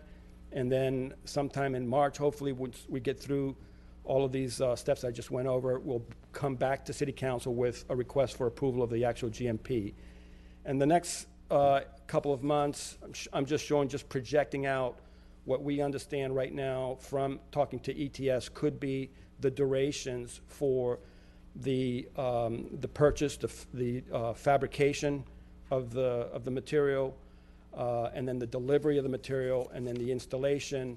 So if all goes well on the front end and we can get these approvals and we can start obtaining the material itself and the fabrication by November, if all these milestones are met, we should have the roof completed, which would leave the last 10 weeks or so for actually reinstalling the turf. Now, there would be other opportunities to complete the non-roof work concurrent with this schedule, the work that I'm going to speak to in F2. That's not going to be delayed. That's work is outside of this particular critical path, but it could be work that could be done simultaneously. So just a little bit about the material itself, and there's a lot that's been said about, what is this, this PTFE fiberglass membrane. The fact that this is a material that's been widely used in sports complexes. This is a very strong material. It's got characteristics that make it favorable for these kind of long spans. The material is sourced in Europe, and it's fabricated in Asia. So it's not anything that can be purchased here in this country, but we do know that it is available and that there is an understanding through ETS, who has got a lot of global experience in this market, that the material can be obtained and it's available. We anticipate the 5 months for that procurement and fabrication process. And then if needed, there's an opportunity to, with discussion with council administration, if we think that we had to reserve a spot in the kind of the production line, there's an opportunity in this GMP, in this proposal to do so. And then the detailed installation and planning that's going to take to really get this done. All of that is a very strong input from the ETS team and the Hunt and Hennessy team as well. So ETS, just again, their experience, they're industry leader in tensile membrane structures. These are just a couple of examples of stadiums throughout the country. I think the middle one is SoFi stadium in Los Angeles, which although it's not a PTFE roof, they were the installing contractor for that roof system. So they're well known and a lot of experience in the world of these roofs. So the last item particularly on F1 is the playability approvals of Major League Baseball. There are two that we are focused on. The lighting, which has to be evaluated, again, by a lighting engineer with significant experience in professional sports lighting, and that's WJFW, and as well as the acoustic properties. And once they complete their evaluation, that's going to be submitted both to the Rays and ultimately to MLB. There's going to be a peer review that will be conducted to analyze that, the design and the engineering of that's done on the front end, and then that is going to be submitted based on recommendations ultimately to MLB and obtain the approval. We think that's about a 4 to 5 week process. Hopefully, that's the schedule that we're tracking right now.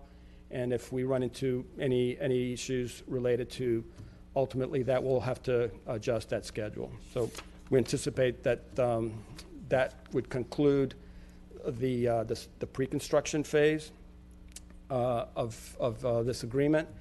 And so I'll then turn over to F2, and this is just real briefly.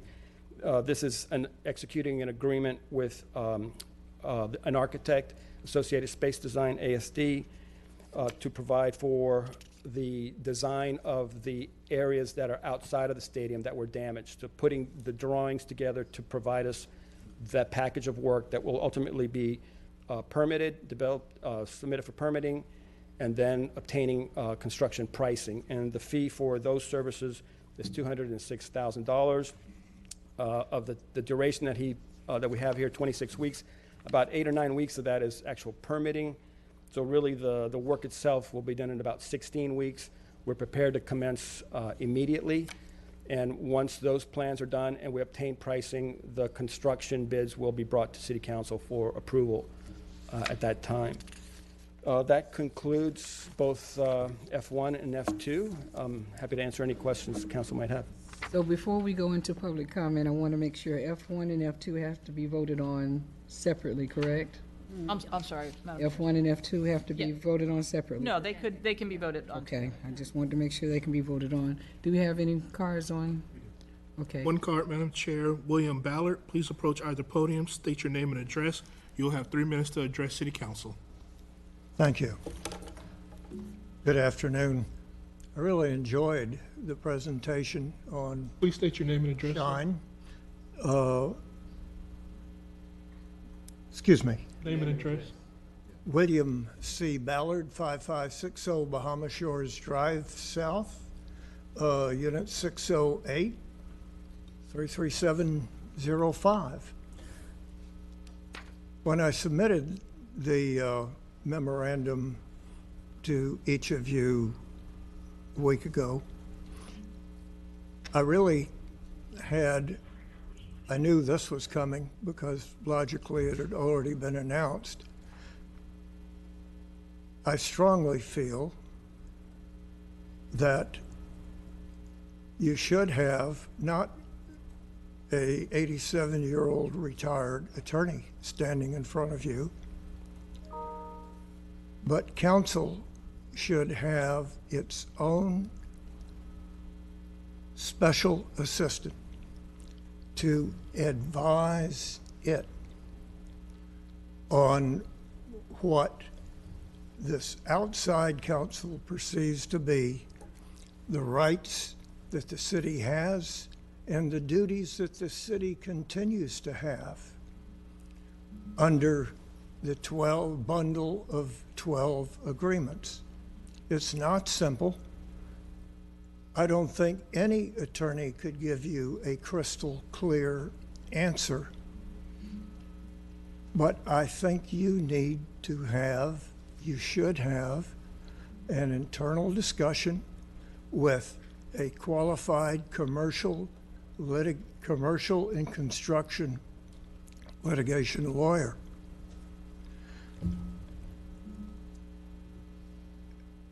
I won't go into my reasoning in my belief other than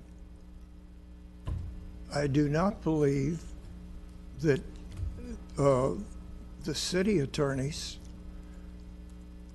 are in a position to give you as a independent legislative body the kind of information that would lead to the kind of discussion that you should be having at this point. And I wish you a wonderful holiday season. And I really do thank you for opening my eyes as to some of the wonderful other things that are happening in our city. We do have a great city. Thank you.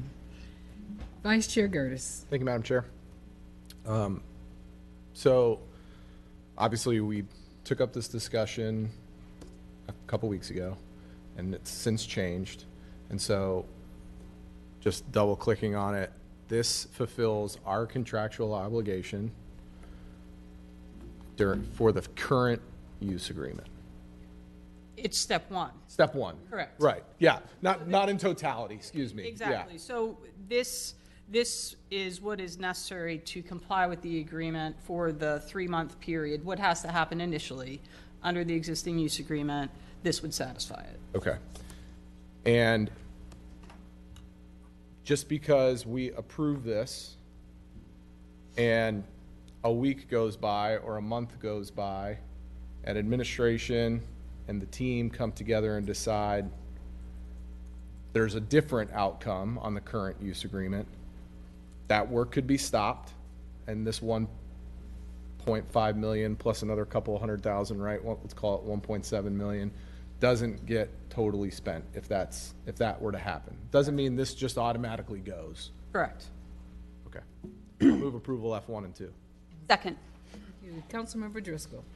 Thank you. If I could ask Administrator Gertis to weigh in on that, let us know if there's anything new to share regarding conversations with the raise on trap repairs. Thank you, council member. No, there's nothing new to share today. Obviously, there's a potential significant vote, Pinellas County next week. I would anticipate potentially after that vote, regardless how it goes, one way or the other, that might loosen up the conversation, but right now there's nothing new to report. Okay, thank you. If you'll keep us posted on that, that would be Absolutely. really helpful. And in the current use agreement, oh wait, before I go on, I just want to state that I have absolute confidence in the city attorney's office, the entire team that advises us on such matters. Thank you for all you do and for being so helpful, so knowledgeable, and having such great integrity in everything that you do. Thank you. The current use agreement states that we are obligated to diligently pursue repairs to make this playable for home games. And that's what we're doing here by taking this step. We are honoring our part of the use agreement. This has to be done in part to agreement by MLB. So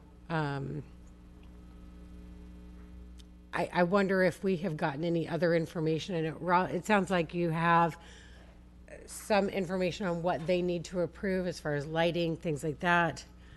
Yeah, and Raul, and I think Raul covered it quite a bit. He's been working with the team on what the process would be, and he laid that out in the presentation.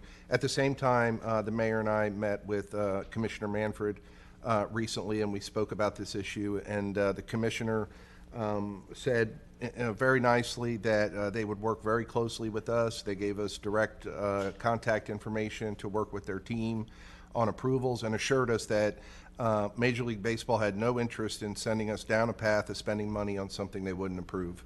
Excellent. So gave us some strong assurances. Excellent, thank you. And I would like to know, I think we should all get the information sooner than later on what the real scope is here.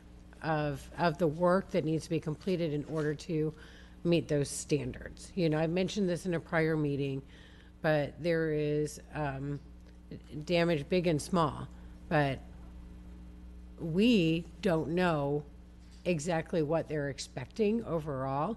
And the sooner we know that, the sooner we can understand and plan accordingly.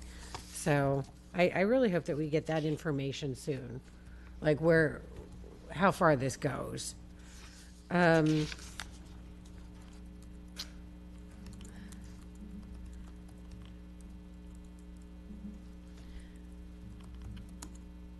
believe Vice Chair Gertis helped with the other questions that I had, so that's all I have for now. Thank you. Thank you. Councilmember Floyd. Thank you. And yeah, the substance of what I wanted to say was taken up by both of you already. But I do have a couple other things that I'll touch on. First, just wanted to say thank you to everybody in here for taking this path forward. It was my preferred path from the get-go, and I'm glad to see that we're doing what we are legally required to do in a deliberate way. Having said that, yeah, I was going to ask if there had been any updates with, negotiations with the team. I hear that, we're still nothing new yet, but obviously there will be something new after next week, whichever direction that goes, the county. And I would just ask, I'm willing to support this today because I see that unless, some new information comes to light in the next 2 minutes, I see that we are required to enter into this kind of agreement. Otherwise we're, outside of our obligation. And this is much more reasonable than the $50 million to fix it right away, in my view. But after the next vote and before anything else gets brought back to us, I know it could be a while, I would really ask administration to please give us some sort of public update as to what the negotiations with the Rays look like for some sort of settlement. Just on its face, rebuilding a stadium with $50 million of money minimum, it's probably going to be more than that, on its face, it's just wasteful when we know it's going to get, depending on next week, we assume it's going to be knocked down soon. And so I'm not going to be able to go with you there unless we can have a more public conversation about what the alternative is and what a settlement would look like. So just I don't know, you all might not take that tact, you might take a different direction. I'm just laying out right now where I'm coming from and the decisions that I'll be making when we go forward. But I am grateful for where we're at today compared to any sort of alternative. And so I will leave it there. Thank you. Thank you. Councilmember Hanowitz. Thank you, Chair. I would like to say thank you to my colleagues for bringing up issues that I think are relevant and important, and ask the questions that I think are important to the issue today that I think we've brought up in different ways in the past meetings, and what caused kind of the issues with some of the previous votes. I will say in terms of, and for those that are watching, there are lots of different agreements in play, but this is the use agreement, the existing agreement right now. And there are times when attorneys could argue whether or not contractual obligations are clear or ambiguous. I think these are pretty clear. You have a time period. It says within 3 months of the event. So that's crystal clear. We know this is our last meeting of the year. So if we're going to take action, it has to be now. And it says that once the city contracts with the architect or an engineer to draw plans for the repair or rebuilding of the dome, the city shall be deemed to have begun repair or rebuilding of the dome. Those provisions are pretty clear. And so I feel fine with this. Of course, like Councilmember Floyd said, I would have issues going further without understanding where we are with the parties. And I know I've had conversations with the administration. They're definitely diligently having those conversations. And I would expect that at some point or the other, we will hear more as to where the parties are. I think the parties are where they've been right now. We're doing what we need to do. And there's going to be a little bit more time that's going to pass. And I think once the vote happens at the county commission and the parties have time to chat further, we will have more clarity, which is, I think, what we all need, is clarity in terms of what's going to happen with the TROP and what's going to happen with the other agreements. So with that, I'm very supportive of this, and I thank administration and staff for working on this and getting us this. Thank you also for contacting me yesterday. I could not call you back, but you definitely reached out to me to discuss it. So thank you. Thank you. I also want to say thank you to administration for moving forward with this, and I'm in total agreement that clarity is what we need. But then I'm also hoping that once whatever happens next week, that because of the amount of money that we are investing in the repair of this, that we are also having the financial foresight to see if other options can be utilized with that location. For example, if it doesn't need to be torn down and we can still use it as a revenue generator for the city of St. Petersburg, what that looks like as well. I want us to be a little bit more proactive, barring whatever happens next week at the county commission's office, and that we will have those future conversations in regards to that. So with that being said, and having no further requests to speak, we have F1 and F2 that can be voted on. And I think we had a motion and a second on F1. Okay, can you please open the machine for voting? Council members, please cast your votes. Seeing that all present council members have voted, can you please tally and announce the votes? Madam Chair, motion to approve agenda items F1 and F2 passes unanimously. Thank you. And now we're going to also move on to F5, which is another resolution approving an amendment to the agreement with Global Road Access to expand the scope of work to remove the metal panels from the top. And also joining us is Ms. City Development Administration and Finance Managing Director Beth Harrington. How do you all remember your titles, right? We shorten them. You have to shorten them and write them down. So we have Ms. Harrington. If you want to go ahead with your presentation. Thank you. Good afternoon, Madam Chair, members of council. I'm happy to be here this afternoon. In this case, I think a picture will say a lot more than I can, so I'll be brief. But in essence, as you know, Global Rope Access was in. They removed the fabric from the roof structure. While they were removing the fabric, they found, discovered metal panels were in place to cover some of the cabling. Any loose metal panels that they discovered, they took down. And when they went through the whole thing, they took down any loose panels, deemed it safe. But with weather and wind and such over the last few weeks, it's become clear that some of the metal panels are starting to loosen and becoming a safety issue. So this is strictly to bring Global Rope Access back in, to remobilize, have them come in. They estimated about 400 metal panels are up there based on what they witnessed, and they've only taken down about 40 that were loose. So this would be to have them come in and remove all of them for safety. Move approval. Second. Thank you. Okay, Councilmember Driscoll. Thank you. I had this item pulled from the consent agenda because I believe that any item that is related to repairs to Tropicana Field should be report items and not on consent. So I hope that is heard for future reference. I also asked for the memo that Beth provided for us detailing what the total amounts have been approved for so far for each repair item, and then with the new ask that's in front of us here. So that's why you have the memo here. I've also asked for that to be provided and updated and provided each time an item is brought to us regarding trop repairs, so that along with the items we can see what this running total is each time. And thank you for taking the time to You're very welcome. come and prepare all of this for us. Absolutely. And if anyone has any questions about that memo, I'd be happy to answer any. Thank you. Seeing no further requests to speak, I'm not sure if we have a motion and it has been seconded for F5. Okay, so can you please open the machine for voting? Council members, please cast your votes. Seeing that all present council members have voted, can you please tally and announce the votes? Madam Chair, motion to approve agenda item F5 passes unanimously.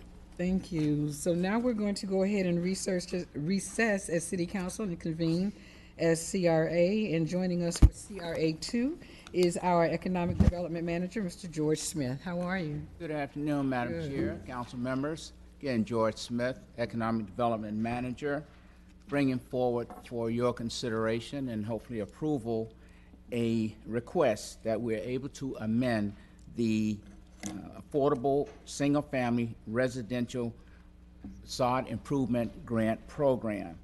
The amendments that we're requesting will allow us to increase the maximum grant amount to $15,000, to clarify the program procedures and eligibility requirements, and to expand the list of eligible projects. A brief description of the program is that it provides grant funding to upgrade and refresh the exterior of residential properties. And these grants are limited to owner-occupied households whose income is 80% and below area median income. This chart gives you an indication of what that threshold is. As an example, for a family of four, the household income cannot exceed $76,400. This is an example of the impact that a facade improvement grant can provide to a home, where we're able to repair the exterior by painting, including repair of the soffit and fascia, new windows and screens, and you can see that it does have a dramatic impact on the home. The maximum grant amount is currently $10,000. We'd like to increase that to $15,000. We'd also like to repair, replace, and add exterior lighting for safety reasons. Included will be sidewalk and driveway repair for health and safety, as well as to repair and replace awnings and gutters.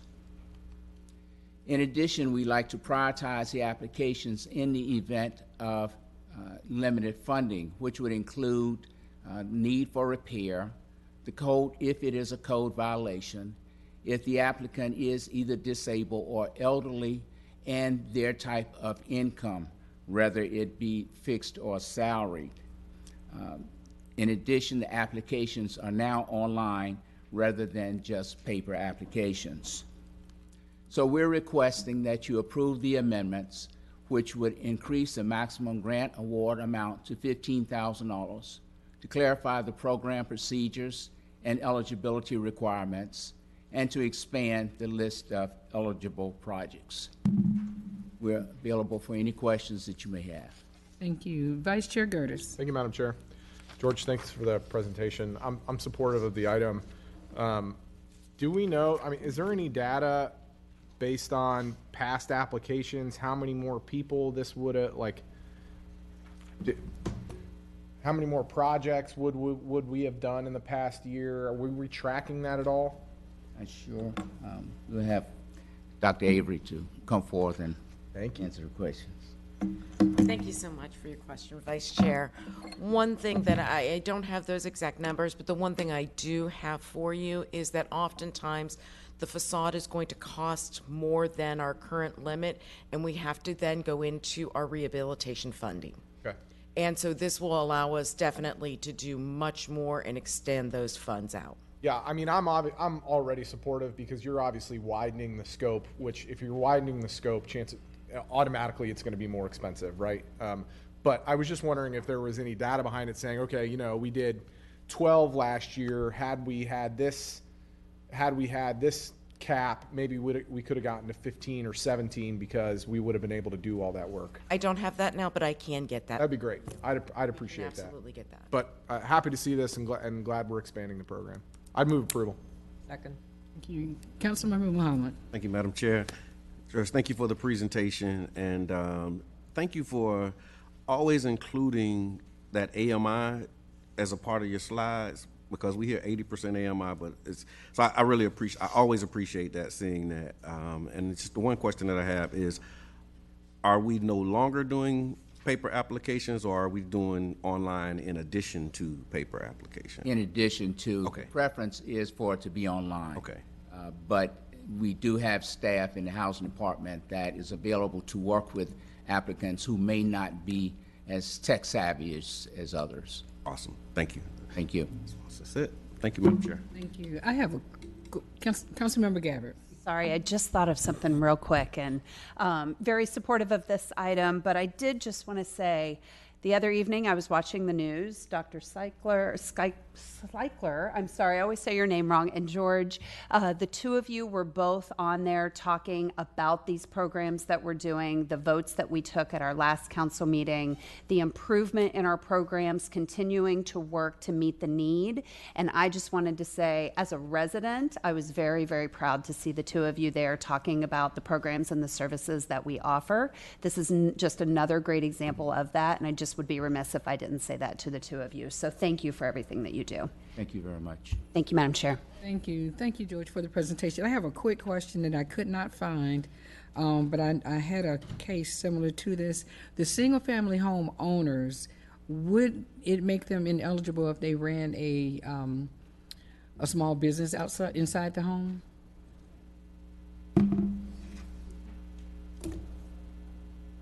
If the property is still their primary residence. And it's still homesteaded, should it matter? Would not make them ineligible. Okay, I just wanted to make sure. All right, thank you so much for that. We've had CRA 2 has been motioned and properly seconded. Can you please open the machine for voting? Council members, cast your vote. Seeing that all present council members have voted, can you please tally and announce the votes? Madam Chair, motion to approve agenda item CRA 2 passes unanimously. Thank you, and now going to continue on with CRA 3. Mr. Very Smith. good. Again, we are bringing forward a request for property acquisition and site preparation program amendment. So we're requesting that you approve the amendment to the program, which is primarily just to clarify some language, which is to indicate that multi-year projects may be approved subject to annual appropriations, and the city administration will review potential properties and projects. And again, this is just to clarify the language in the program description that was previously stated that city council could commit to funding out of future years' budgets. A better approach is that it indicates that the project could be approved, but subject to annual appropriations. So in essence, the program description is as follows, that the program allows for the city to acquire properties to promote housing, economic development, and revitalization in the CRA. That allowable costs would include surveying, appraisals, environmental reviews, as well as relocation of residents if it is required that we can pay for the cost incurred. It also will allow for us to purchase tax certificates, demolition of existing structures, vacating streets and alleyways, to relocate utilities such as the water, sewer, and stormwater facilities, and to mitigate any environmental contamination such as Phase 1 and/or Phase 2 environmental studies. So again, we're asking your approval for us to move forward with the amendments to the property acquisition and site preparation program, which will include, again, multi-year projects may be approved, but subject to annual appropriations, and that the city administration will review any potential properties and projects. Available for any questions that you may have. Okay, CRA 3, I see no request to speak. Do we have a motion? Move approval. Second. Okay, having been properly motioned with the second, can you please open the machine for voting for CRA 3? Council members, please cast your votes. Seeing that all present council members have voted, can you please tally and announce the votes? Madam Chair, motion to approve agenda item CRA 3 passes unanimously. Okay, thank you. Now we're going to adjourn the CRA and reconvene as City Council. And Mr. Smith, you're still on with items F3. Move approval. Second. Okay, seeing no request to speak, can you please open the machine for voting for item F3? Seeing that all present council members have voted, can you please tally and announce the votes? Madam Chair, motion to approve agenda item F3 passes unanimously. Item F4, another resolution, Mr. Smith. Move. Second. F4 being properly motioned and in second, can you please open the machine for voting? Council members, cast your votes. Seeing that all present council members have voted, can you please tally and announce your votes? Madam Chair, motion to approve agenda item F4 passes unanimously. Thank you so much. We appreciate Happy it. holidays to everyone. Same as you. Thank you. Now we're going to move on to our council committee reports, item H1A and B from our September 12th HWT, and that will be Councilmember Gabbard. Thank you, Madam Chair.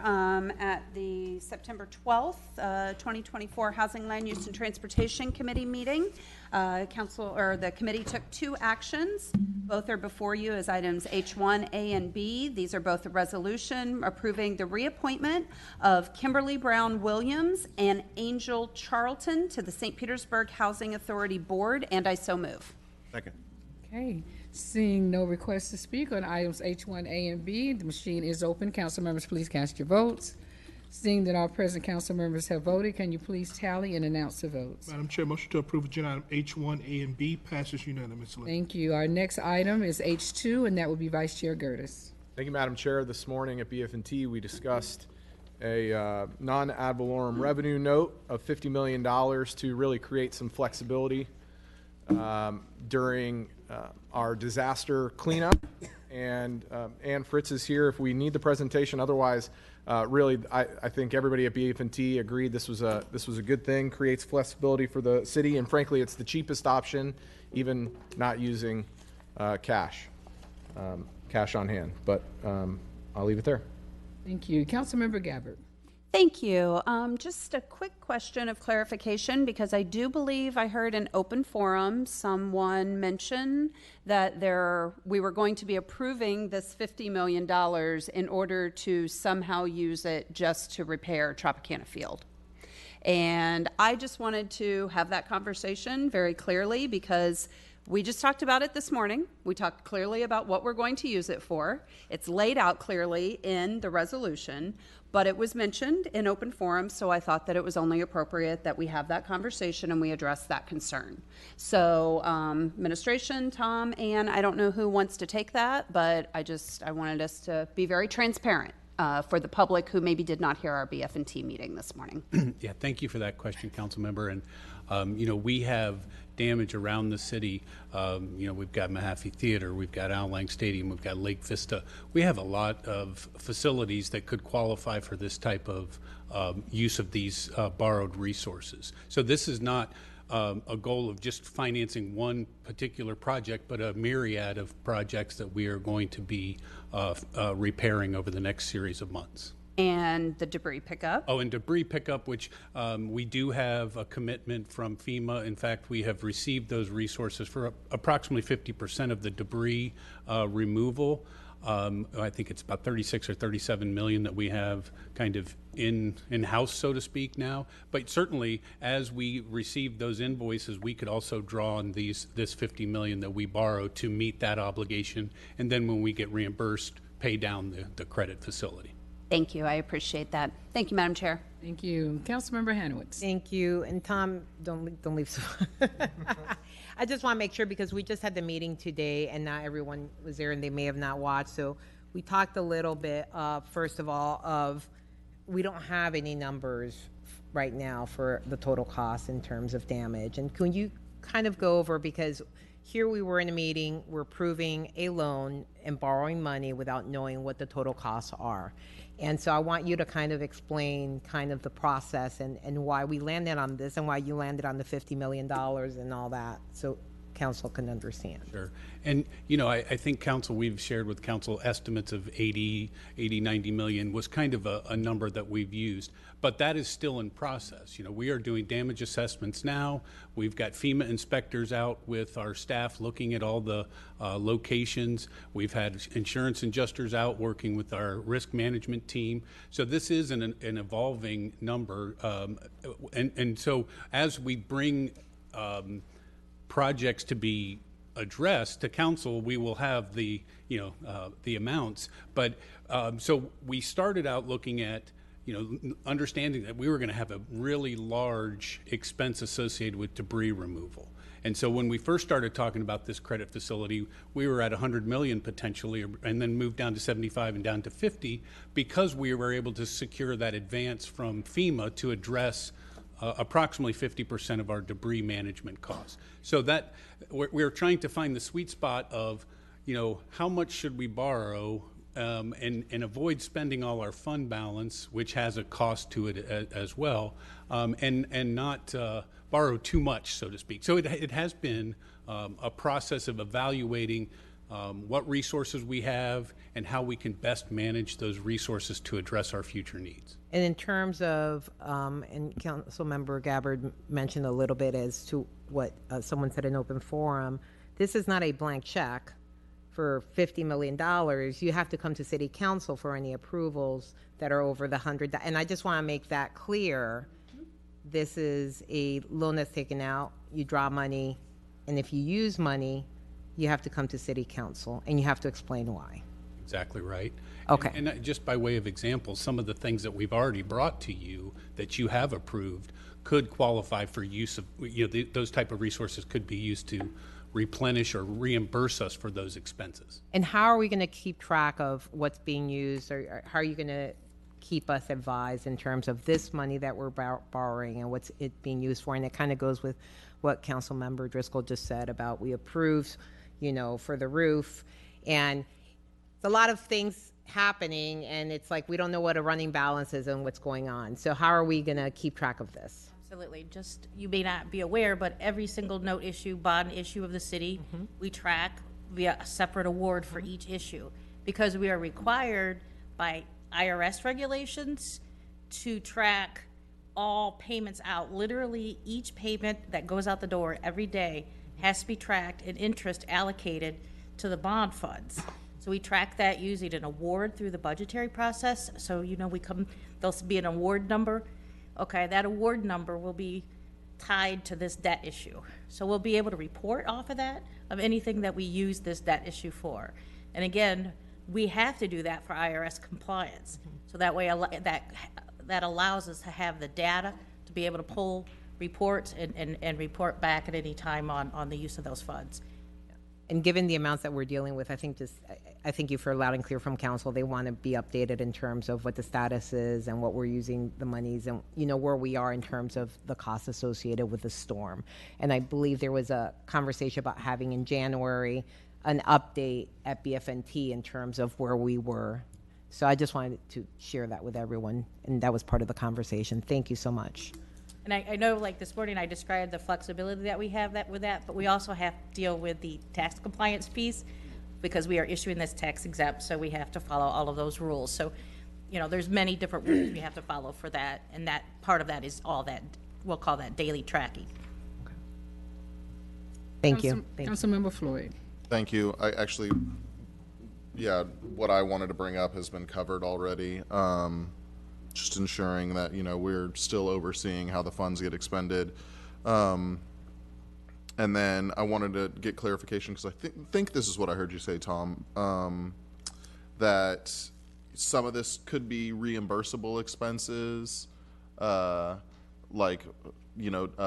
debris pickup. And I just wondered what your thinking was along that vein. Like, say we spend this on debris, it gets reimbursed. Then we're freeing up these resources to use for other capital projects or storm-related things. I'm assuming that's what you're thinking. Right. Or we pay back what we owe. Okay, so either or. Okay, all right. Okay. And then while we're on the topic of debris cleanup, I meant to bring it up earlier. I think I saw a note that said, we're going to do a second pass on December 22nd, after December 22nd. Sorry? Second pass through the city after December 22nd on debris cleanup. Is that accurate? I think I just saw that online. I'd have to go back and look. Okay. We're starting second pass. Soon. I don't have the exact date in front of me. Okay. Finishing first pass in some areas while we start second pass in other areas. Okay. And then just to that point, can you repeat the deadline for debris pickup that we have to meet as a city? January 11th. January 11th. Okay. So I'm just wondering, I'll just be transparent. I got more debris I need to put out at my house. At what point should I not put it out there is really what I'm wondering. I would put it out now. Yeah. And when it gets picked up, I wouldn't put any more out. Okay. All right. I'm not quite ready, but okay. I'll do the best I can, yeah. All right, thank you very much, and we can talk about that more offline. I just figured since we were here. Thanks. Thank you, Vice Chair Gertis. Thank you, Madam Chair. And just to Councilmember Hanowitz's point, thank you, Councilmember Hanowitz, for mentioning that. We are going to do an update at BF&T on storm-related expenses throughout the entire city, both capital and debris pickup on January 23rd. And so we've added that to the schedule. Administration has agreed, and so that that'll be coming. And I'll move approval. Second. Thank you. With H2 being properly motioned in the second, can you please open the machine for voting? Council members, please cast your votes. Seeing that all present council members have voted, can you please tally and announce the votes? Madam Chair, motion to approve agenda item H2 passes unanimously. Thank you. Council members, we will now recess city council member until public hearings begin at 5:01. Thank you, Madam Chair. Thank you.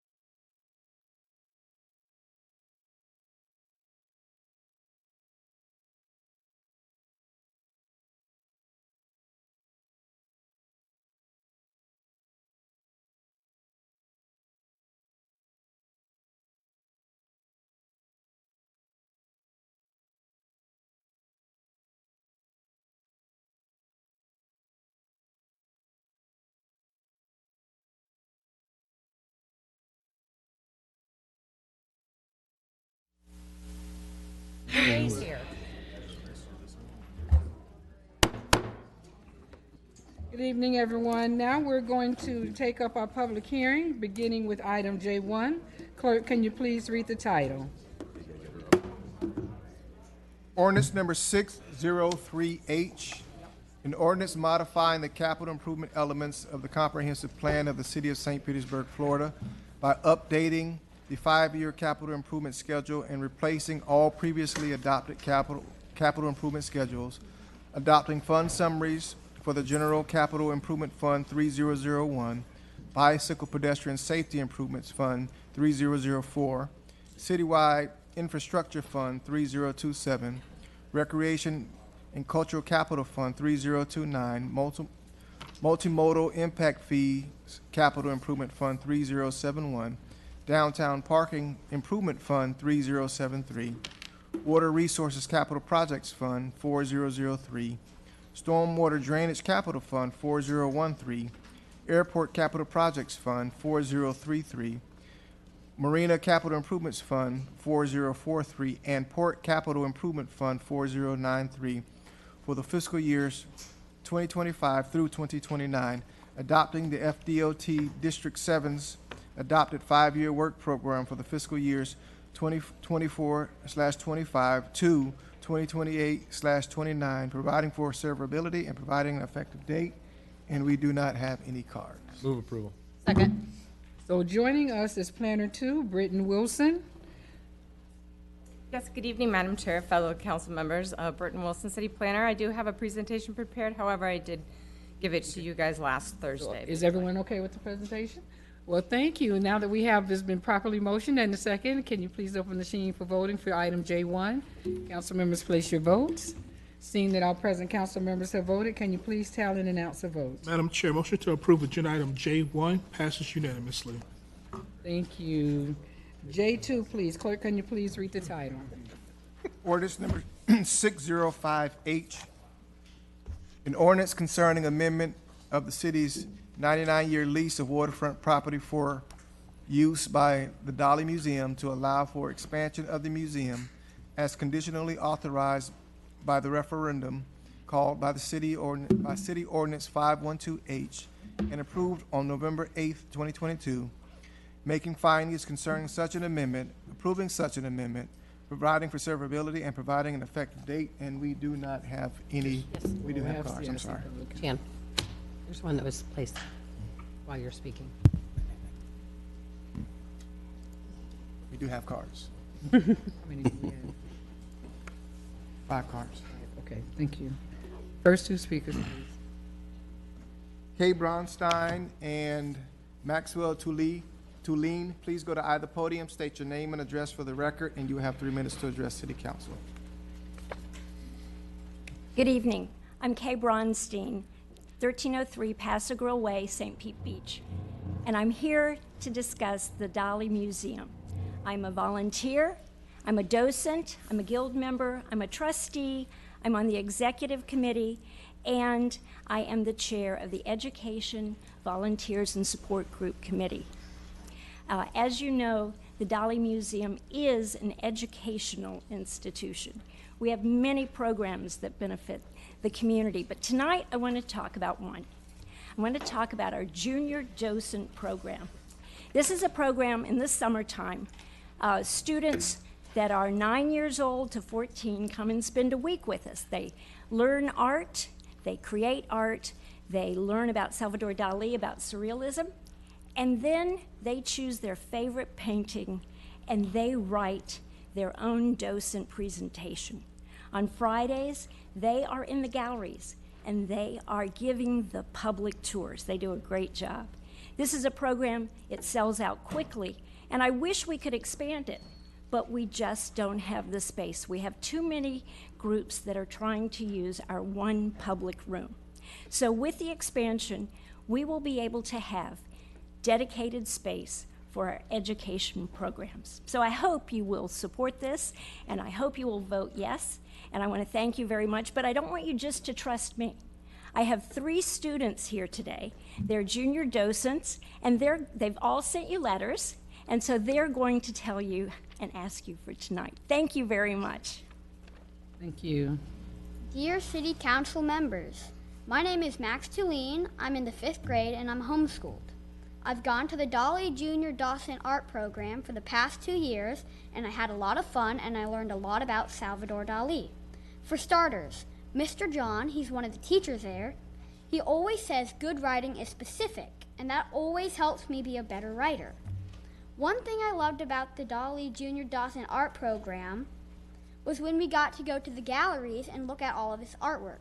Another thing I loved about it was when we got exclusive access to see his sketches before his new gallery was open to the public. But the most thing I loved was on the last day when we got to be docents and tell everybody about the paintings we learned about. I got a pug puppy a few days ago, and his name is Salvador Pugsley, because I love the Dali so much and all of the artwork there. And I think it would be wonderful if they expanded. After all, who wouldn't want to learn more about the Dali? Thank you. Next two speakers, Arya Tarosky, Christopher Wilkstein.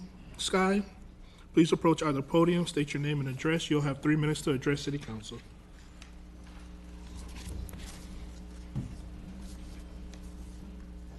Dear City Council student members, my name is Arya Tarasky and I'm in 6th grade at Johns Hopkins Middle School. I've been in the Dolly Museum's junior docent program for 2 years. I started doing their summer camp and it has sparked an interest with art in me. I represented the museum in many showcases with the paintings I have learned about. In the summer camp, students have the opportunity to choose a painting in the museum to study, then make a final presentation for the end of the week. Along with learning about your paintings using the museum's many resources and amazing teachers, we get to learn more about Dolly and his surrealist art style. I've learned how this art connects with math, science, and history. Junior docents also make their own art projects and even write literary projects that fit the yearly theme. I believe the camp is a fun way for students to get a good education about something that isn't widely available to others. I think every young adult in the city has been impacted by the Dolly. If not in the program I am in, then something like mobile classes or field trips. I'm so grateful to have such an amazing opportunity so close to me. The creativity I get to express and how free my imagination gets to roam when I'm at the museum is something I can simply not imagine not getting to experience. The museum's expansion will allow more learning opportunities for students like me. I encourage City Council to approve the Dolly's lease to allow the museum to build on the small section of land west of the current building in use. Please do all you can to make the project happen to allow for even more creative minds to grow and express themselves through art. Thank you.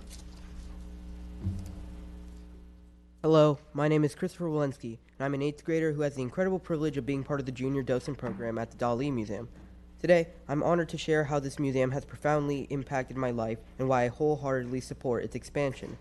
First, let me say how fortunate I feel to have the Dolly Museum right in my hometown. It's more than just a building filled with art. It's a hub of creativity, exploration, and personal growth.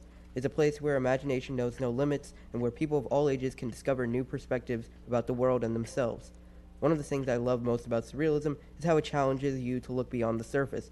Dolly's work rarely has straightforward meanings, so they encourage you to research, interpret, and form your own opinions. This process has taught me to think critically, not only about art, but also the world around me. Through programs like the Junior Docent Summer Camp, I've gained more than just knowledge about Dolly's masterpieces. I've developed confidence, improved my public speaking, and discovered a deeper appreciation for creativity. When I attended my first summer camp 2 years ago, I didn't know what to expect, but it turned out to be a life-changing experience. Before joining the program, I rarely experimented with my own art, but Dolly's willingness to explore different styles like Impressionism and Cubism inspired me to take risks. I began using bolder colors, stronger, thicker outlines, and more complex compositions. Today, I'm a better artist because of the lessons I've learned. One of my proudest moments was being asked to present Lobster Telephone again for the museum's 40th anniversary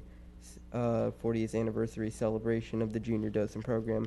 Speaking in front of 50 people and 2,000 more online was nerve-wracking, but it was also exhilarating. Public speaking, which once terrified me, has become a skill I embrace. Moments like these remind me how much I've grown thanks to the Dolly Museum. Beyond the skills and knowledge, the museum has given me a sense of community. Being surrounded by other passionate students has shown me how art can connect.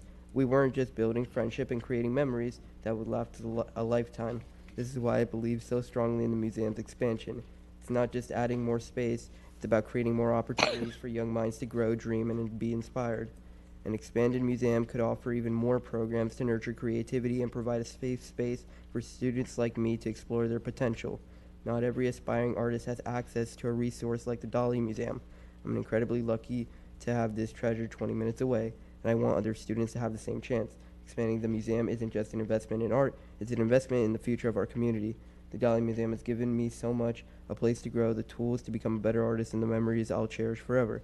I hope this committee will support its expansion so that students can experience the transformative power of art. Thank you for your time and for the consideration of this important project, not just for the museum, but for the countless young lives it can inspire. Thank you. Last two speakers, John Stewart, Hank Hine. Please approach either podium, state your name and address. You'll have 3 minutes to address City Council. Good afternoon. My name is John Stewart, 2130 Burlington Avenue North. I am an instructor at the Dolly Museum, and I was going to tell you about how great the programs are. I don't think I need to do that. You've seen it here. But I will talk about the fact that for 25 years, I taught general humanities, and for 12 years, I taught AP Art History at Osceola High School, and the Dali was invaluable. What a great museum and a great artist for teenagers, because they love symbolism and they like weird. And so Dali I couldn't pick a better one. The Dali in the past has had a teen docent program, one where the high school students learned to be docents. For a couple of years, they took my students from Osceola High School and my wife's students, her gifted students from Thurgood Marshall Middle School, paired them up, so there was a mentor thing going on as well. It was absolutely wonderful. They've also done the Teen Voices program. Teenagers chose a painting, took the information, shaped a speech, wrote a script. It is still on the headsets at the Dali Museum, and if they want to say, here's something wonderful I did in the future, they can point to that. My students who have been part of the Dali have gone on to work at the Dali, to work at the Museum of Fine Arts, to work at the Ringling, and elsewhere. And I also want to point out that in the last 2 weeks, I have run into 4 students who were associated with the Dali, went through the program, were active there. One of them is Simone. She's the head of volunteers at the Dali Museum. The second one, my wife and I were out, and I ran into a student. I knew she had gone through the program, become an intern at the Dali, and she was home on Christmas break from New York City, where she was pursuing a bachelor's degree in museum studies. The third one, my wife and I, we are such art nerds. We went to Art Basel, Miami Beach last weekend, went to the Perez Art Museum, and there were artworks by a Syrian-Cuban artist named Jason, Jason Siefe. And I immediately, they were large murals painted like Persian rugs, flaking to suggest age, like Dali's, he had a lot of age in his symbolism. But he was Syrian-Cuban. I immediately thought of a student who went through the Dali Museum who was Syrian-Cuban. I texted her the photos, the information. She said, oh yes, I know her work. By the way, I'm studying Persian rugs on a Fulbright in Istanbul. The fourth one, I'm going to fly out of here as soon as I'm done, because another former student is reading her poetry tonight at the Dali poetry reading. So not just these wonderful students, but also a whole heritage. Please vote yes, so I can continue to work with kids like this. Thank you. Chairman Fig Sanders, members of council, I'm Hank Hine. I live at 525 16th Avenue Northeast in the city of St. Petersburg. I want to express my appreciation to council for their openness to receiving me when I've come to talk to you about our need for more space, and to the city staff for working assiduously to find a ground where all the parties to this agreement could be satisfied that they're going forward equally. You've seen the many letters. In addition to these wonderful kids who are our dearest project at the museum, you've also received letters from business leaders, from the Woodson, from Arts Pinellas, from Pinellas Schools, from Arts Conservancy for Teens, all in support of the museum, as what we do raises all boats and dovetails so beautifully with all the other initiatives in our city to make this a finer place to live. So we urge your agreement with the lease put forward by staff, and thank you for your attention. Thank you. No more speakers, Madam Chair. No more speakers. Councilmember Driscoll. Thank you, and thanks to all who spoke in favor of this, especially Max, Aria, and Christopher. You speak of how you've been inspired, but you are the ones who are inspiring us in so many ways. So thank you for being here and sharing your stories. The Dali Museum opened about 42 years ago when St. Petersburg wasn't known for much else. In the 80s, I was in high school, and we would have one of my friend's moms would take us to the Dali Museum, and then to Haslam's bookstore. That was our St. Pete trip. And today, the Dali still is one of the jewels in the crown of our arts community here. It's something that's been around for so long that I think some of us might take it for granted sometimes. And I think this item before us today reminds us that we have to recognize the legacy and the importance of the legacy of this museum and what it has inspired throughout our community. It is part of what makes us proud to live here in St. Petersburg. No one else in the United States can say that they have this. And people come from everywhere to see it. I love that those masterworks that are in the museum, I can go pretty much whenever I want to and go and just sit and admire them. Every time I go, if I do a docent tour, it's exciting because each person has their own stories to tell as you go through. And so I learn something new to this day every time I go in. What they do best is give back. And we've seen the examples of that here tonight. I want this expansion to happen because I want the expansion of these offerings to the community so that more children, more scholars can come in and learn not just about the art, but about public speaking, about critical thinking, and about what makes St. Petersburg so special. So I'm very supportive of this, but I do have a couple of questions. Chris, thank you for being here tonight. I know that this is a plan that's been moving along for a long time, and we've gotten to the point where there is funding from the county that could expire at the end of this year if we don't have excuse me, if we don't have something in place.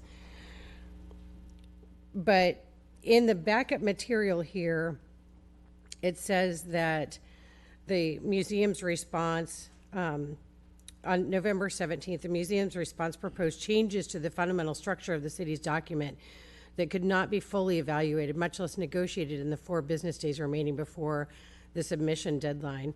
And then a little bit after that, it says, accordingly, the city and the museum have made best efforts to develop an agreement that satisfies Ordinance 512-H in the hopes of keeping the project alive. I was wondering if between you and Mr. Pettigrew, if you could speak to that, just so that we understand that this was put together quickly, but it's still solid. That's what I want to make sure of. Yes, Councilmember Driscoll, Chris Palestra, City Development. Thank you for the question. Thank you for all the speakers today. And again, we're thrilled to be here today to share this, leading hopefully towards a positive result. To answer your question specifically, we had a lot of challenges getting to this point. There clearly is a hard deadline via our own referendum, which was approved by the voters, upwards of 70% back in 2022, to allow this negotiation to happen, to get to where we are today. There's approximately $25 million of TDC money that is in the balance, expiring at the end of this year if it is subject to this moving forward.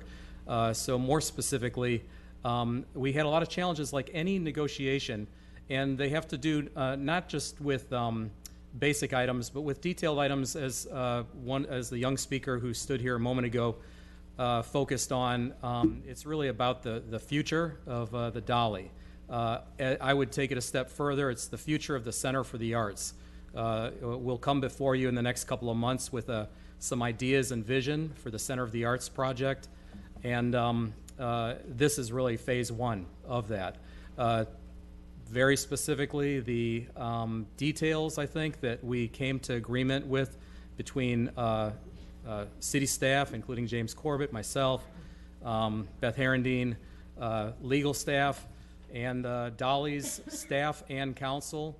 While we don't think that we perfected the agreement, I would not be surprised if there's an amendment downstream that would not be substantive from a staff perspective, but just perfecting it even further. But I believe that all of the parties involved to get to where we are today created really a rock-solid agreement. It just wasn't, it was a rocky road to get there, no hiding behind that. But I feel very thankful and hopeful that we're here at this position because it's such an important project. We have the ability, it's not just about the funding, it's about the growth of and the future of the museum and the Center for the Arts, and I think we're positioned well to advance that. Thank you. And I agree. Looking over this, it looks like the biggest thing that could change would be that the design might go from being on grade to being elevated. And with that still in flux, there could be an amendment that's based on that.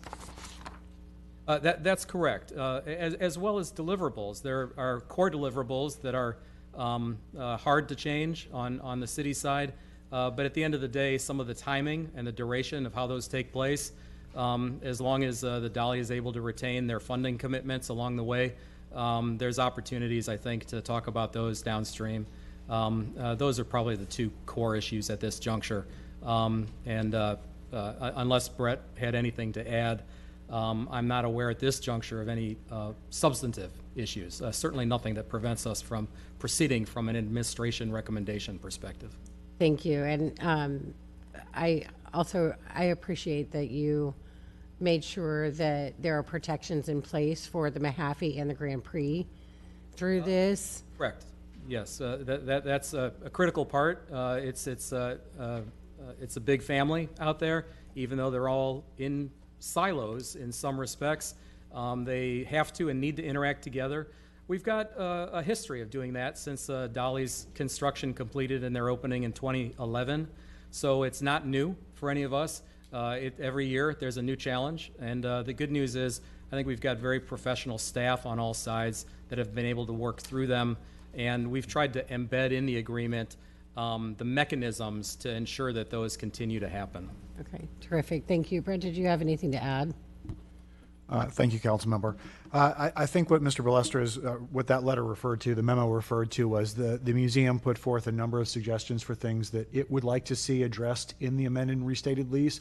There was not time to address all of those and negotiate all of those, but what was negotiated, what is in there, is more than enough to protect the city's interest, to provide a robust coordination program with the other stakeholders, to satisfy the requirements of the referendum. And I think some of those changes really have made sure that the door is open to an elevated concept that the museum is considering right now, which might allow them to, the garage access route, to actually return post-construction to its current location.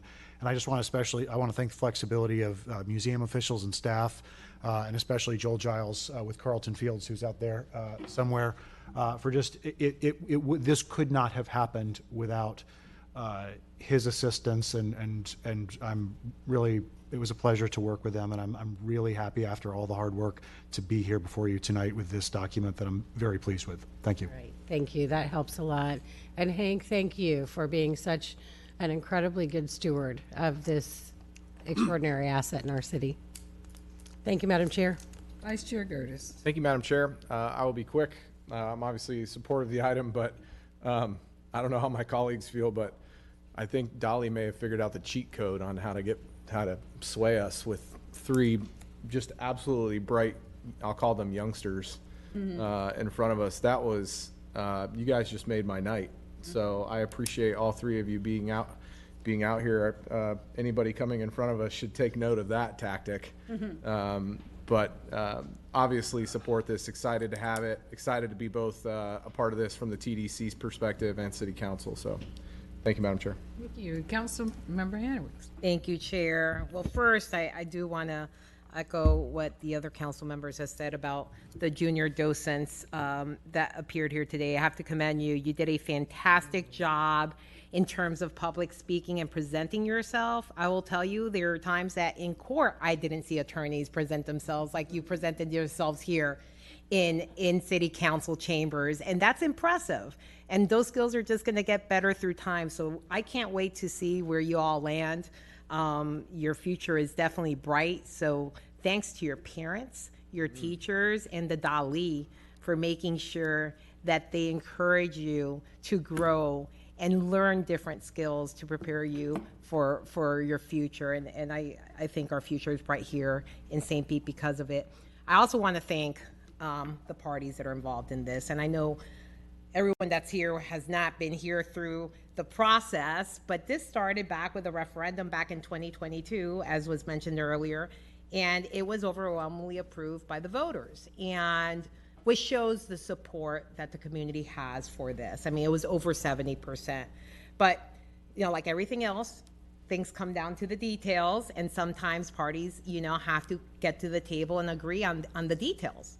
And I will say that it took a lot of work. I know Hank Hein is here, the other stakeholders are not here, but you all worked so well to get us to this place where we can approve this. And by the way, this is the last meeting where this can be approved. Like this was it to date.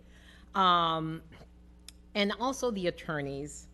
I have been so thoroughly impressed by the work that you all put in, both Brett Pettigrew and Joel Giles. You know, people always bust on attorneys, but you know what? Until you need the attorneys, you can't appreciate how much they can bring to the table. And I think the work that was done, that you could see in the agreement, all the changes and how they got the parties to come to the table and come up with a plan going forward that I think is fantastic. And so it's going to meet your needs. So I'm very excited. I saw some of the pictures and the drawings. I can't wait to hear more about what happens. And I will say, we were just at the National League of Cities in Tampa, and I met attendees from other places, and they said, we have to make it over. They're only there for a couple of days. We're going to make it over to Tampa. We want to go to the Dali. And I said, when you go there, make sure you go to other places to visit in St. Petersburg, because the Dali is fantastic, and we have lots of other places. But you know what?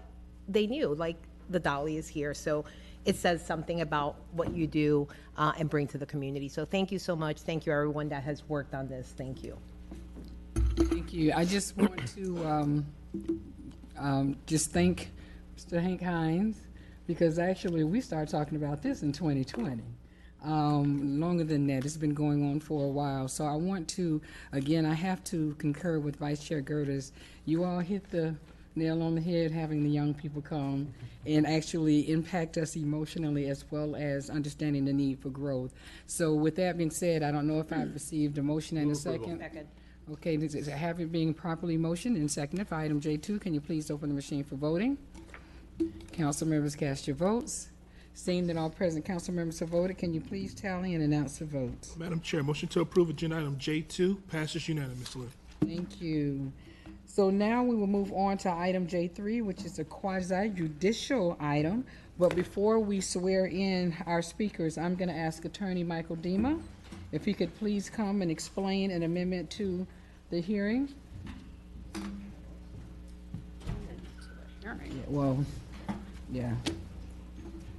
And I don't know if I described it correctly, but you'll explain what you're getting ready to do. I'm just loving Max's fashion sense too, by the way. I know, I almost said something about going against you and Claude.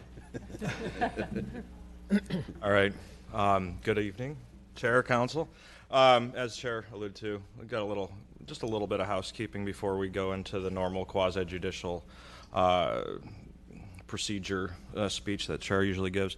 And it relates to the registered opponent, or indeed, well, the person who was the registered opponent at the CPPC, and we'd like to kind of clear that up. There's in legal's opinion, the procedural requirements to be named the registered opponent for the city council meeting were not met by this individual, by Mr. Widener, but he would like to place an objection on the record, and there is an alternative process for what we'll call registered opponent light under the City Council Policies and Procedures Manual that would allow Mr. Widener to have cross-examination and rebuttal/closing argument, but would not be able to make an initial presentation. It would entitle Mr. Widener to the 3 minutes that everybody else gets during public comment, though.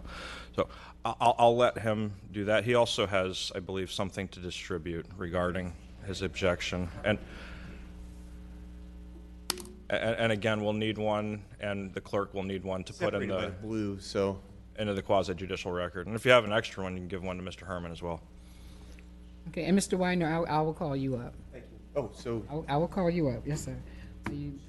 So that's what I wanted to kind of start off with there, Chair. Okay. So before we, clerk, can you please swear in all speakers, including city staff?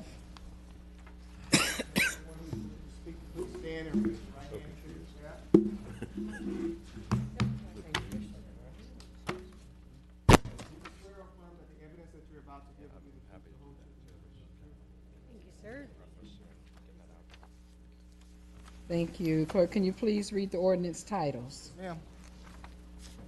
Ordinance number 135 HL, an ordinance of the City of St. Petersburg, Florida, designating the Mirror Lake Local Historic District, which generally includes Mirror Lake Park and the parcels within 200 feet of Mirror Lake Park with frontages along Mirror Lake Drive North, Burlington Avenue North, Grove Street North, 4th Avenue North, and 5th Street North as a local historic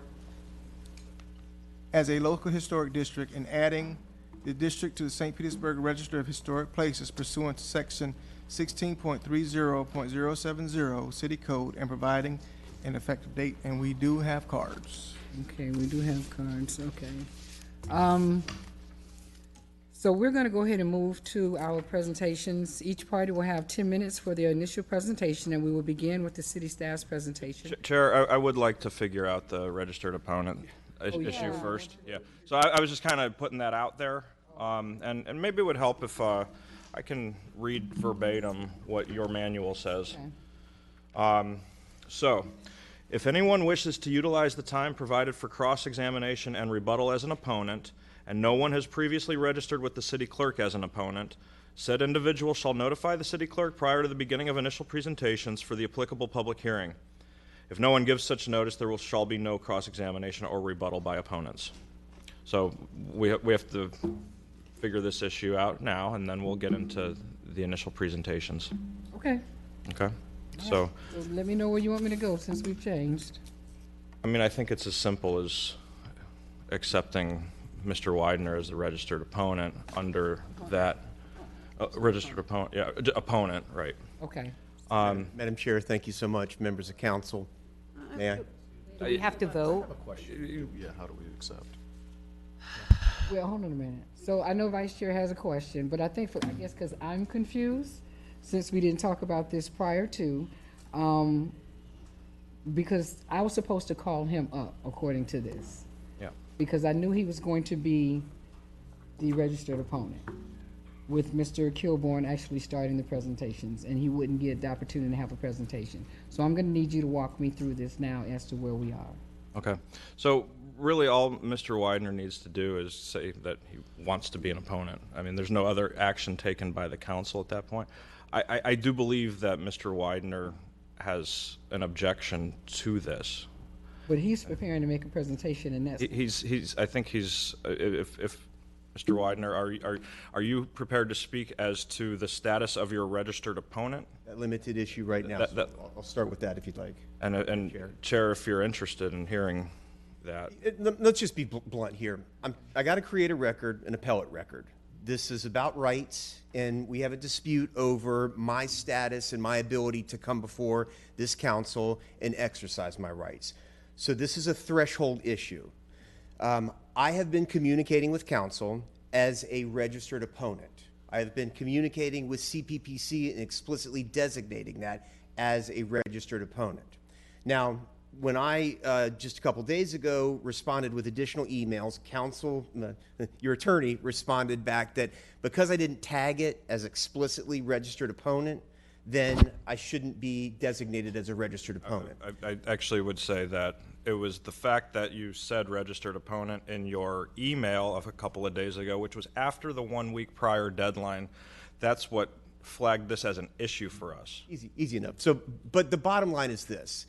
What this is about is, will this council recognize me, one of your citizens, as a registered opponent on this issue. And I've handed you a packet because while council has made an analysis, your attorney has made an analysis, I'm asking individual counsel to look at, in particular, the November 19th email to the council address and the other communication to council.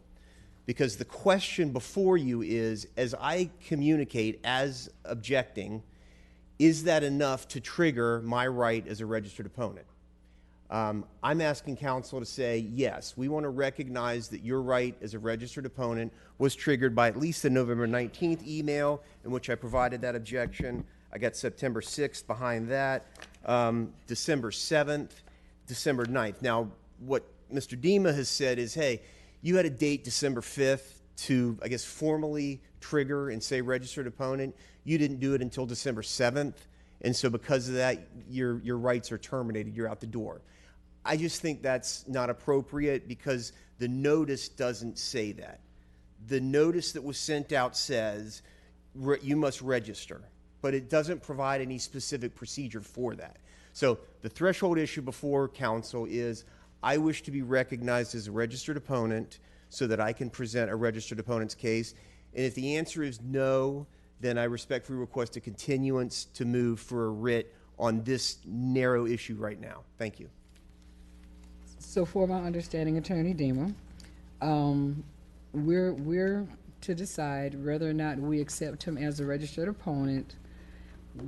Would we be making an exception to the rule in doing so?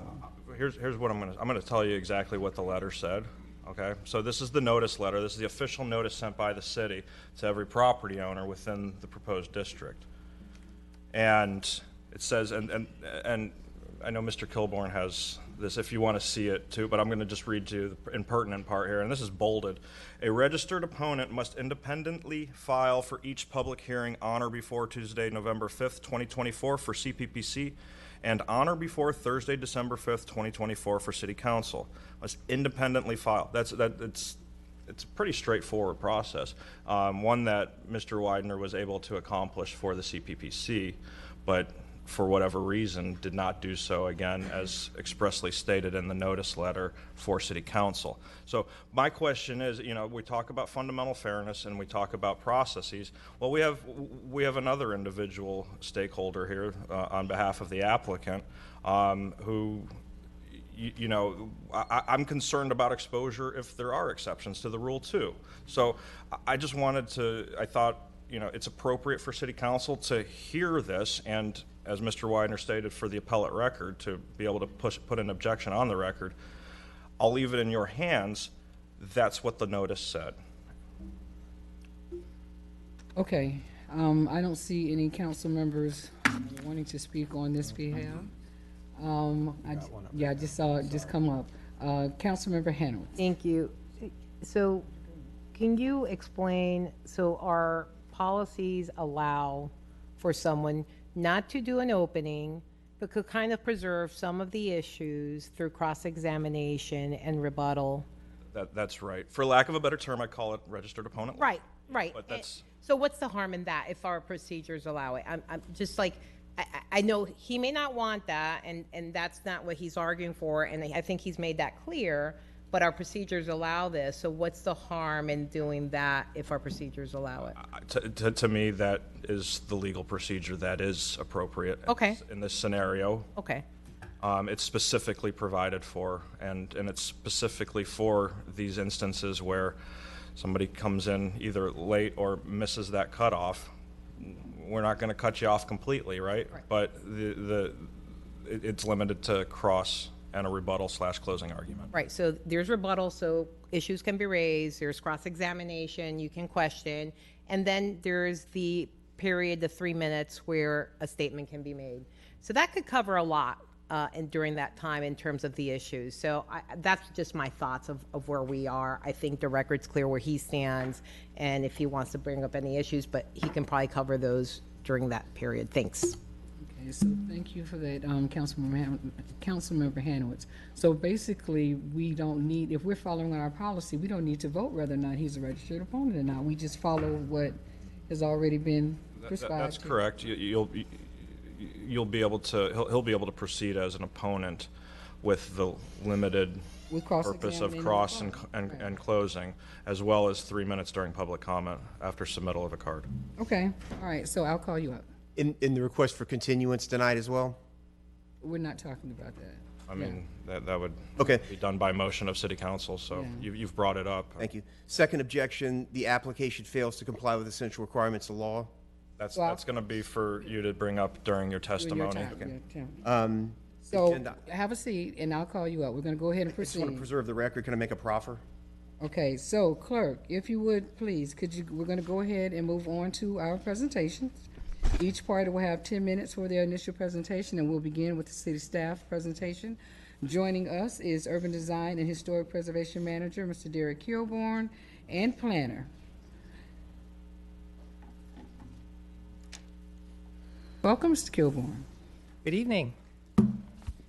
Again, Derek Kilborn, Manager, City of St. Petersburg's Urban Planning and Historic Preservation Division.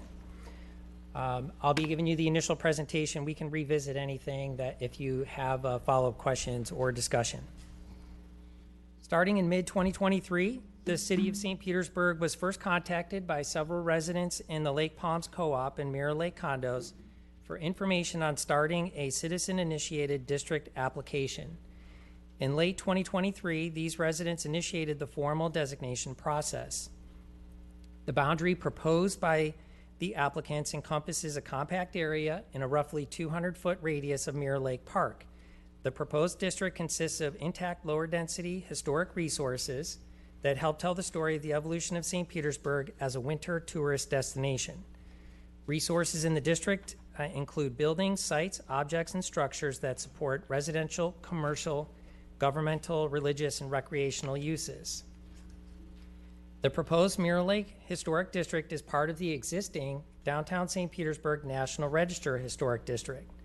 The National Register District encompasses approximately 42 acres in size, includes approximately 448 resources, and was listed in the National Register on April 30th, 2004. The applicant submitted a proposed designation boundary along with proposed contributing and non-contributing resources as shown on the screen. Contributing properties shown in yellow add to the district's historic significance. Non-contributing properties shown in pink are buildings, objects, or sites that exist within the proposed boundary but do not add to its historic significance, either because of construction dates that are not in the period of significance or because there is a loss of historic integrity resulting from alterations or the site is now vacant. Staff's non-contributing determination differs from that of the applicants regarding two resources. First, the Senior Center was constructed in 1977 and is part of the larger parcel, including the Lawn Bowling Club, and that's this parcel that you see up here. City staff identifies this building as a non-contributing resource because it does not meet the 50-year threshold test. Constructed in 1977, the building is only 47 years old. The second property is owned by the city. It is located southeast of Mirror Lake, and we identified this as non-contributing because it is currently a surface parking lot. The CPPC voted to support the application as it was submitted and did not incorporate city staff recommendations as we just described. The applicant has proposed a period of significance that ranges from 1900 to 1977. Staff's proposed period of significance is 1876 to 1974. Due to Mirror Lake being a contributing resource to the district, city staff believes the period of significance should relate back to the lake itself. The area around Mirror Lake was settled as early as 1876, when H.A. Ware from Ohio settled on 40 acres west and north of the lake. This provides a clear documented settlement date for property on the lake and the start of staff's proposed period of significance. The end of the period proposed by staff is 1974 to align with the 50-year mark required by city code. Contributing buildings, objects, and structures were constructed between approximately 1912 and the 50-year-old threshold date of 1974, representing a 62-year time span. Mediterranean Revival and Mid-Century Modern are the predominant styles, but the district is home to some more rare styles in St. Petersburg, including Beaux Arts and Brutalist. The vernacular building types, frame, and masonry do not necessarily reference a formal architectural style, but are demonstrative of local building practices and materials of their time. The proposed district is united by Mirror Lake and the surrounding park at the center and has retained a number of historic landscape features such as brick streets, granite curbs, hexagon block paver sidewalks, and mature trees, along with other objects like signs, walls, a fountain, and recreation courts. For this process, we did create a dedicated website to share and distribute information. The website was published prior to the public information meeting, which was scheduled in January of 2024. In preparation for that public information meeting, we also created a summary of next steps and procedures. We created a frequently asked questions document that included over 24 different questions and answers and was amended shortly after the public information meeting to incorporate other questions that came up but were not originally included. We also sent information emails to anybody who signed up on our contact list, and we created a shared drive folder so that people could access public comments that were being received by our office in real time. We continue to update that shared drive folder through 12 noon yesterday, so it wasn't just the static document that you received. Anybody from the public could access that information. In the end, what we had received was a total of 327 public comments. 322 were in support. 5 comments were opposed, not including Mr. Widener, who is the registered opponent at the CPPC.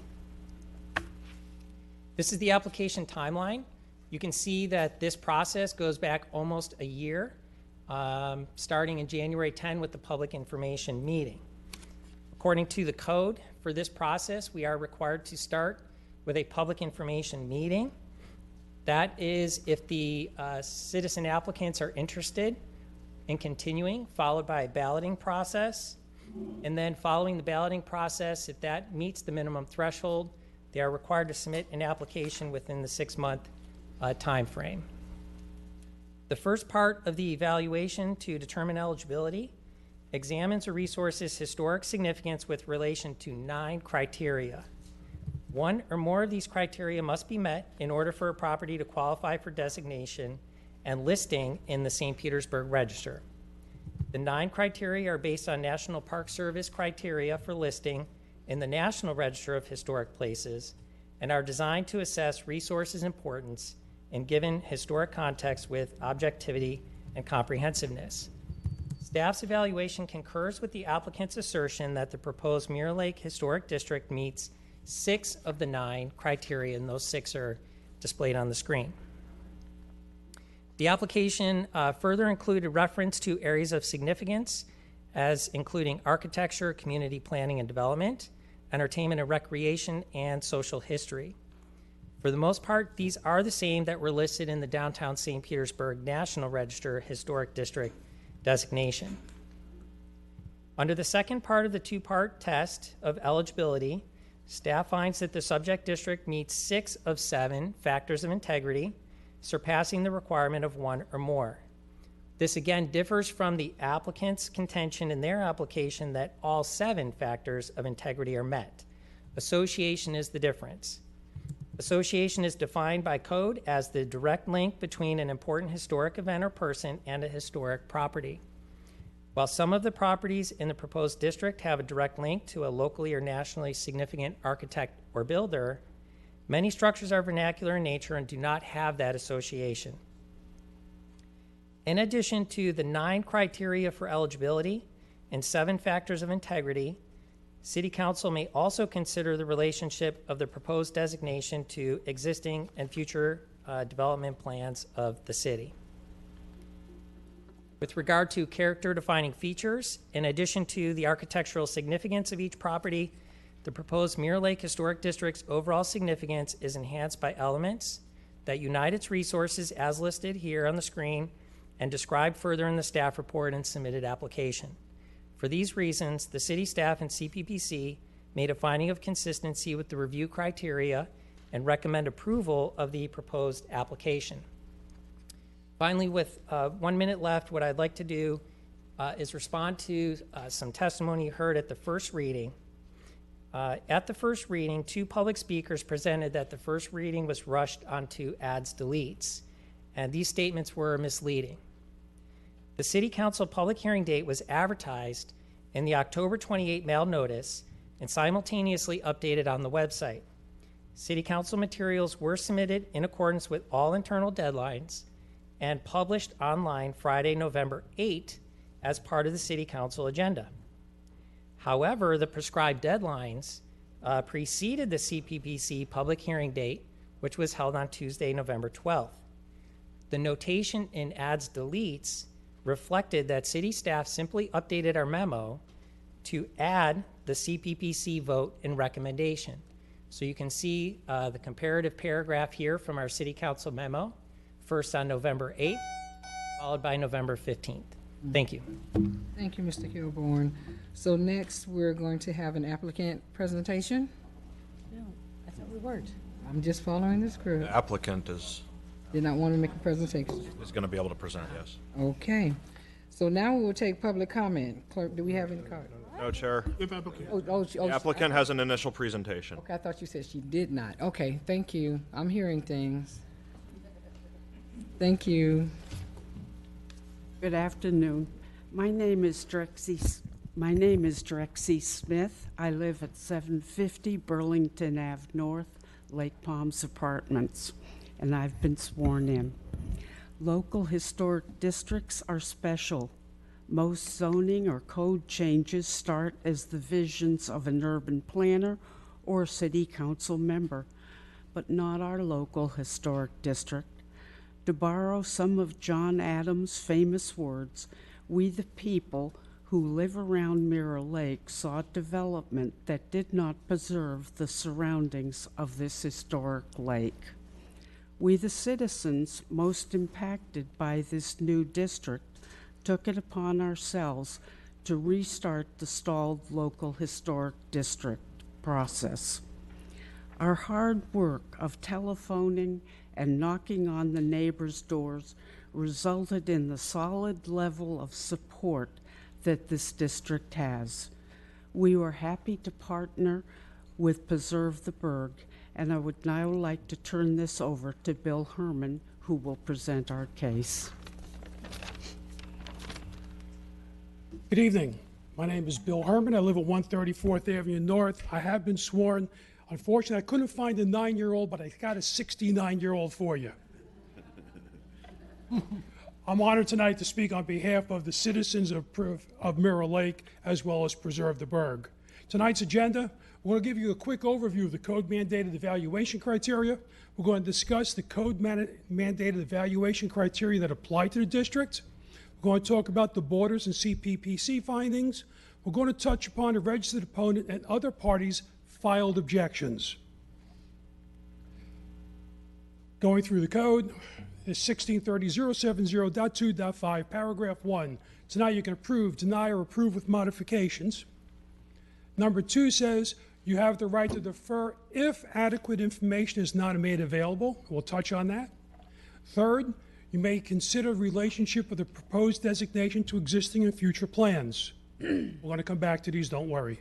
So we got 2 and 3 to look at.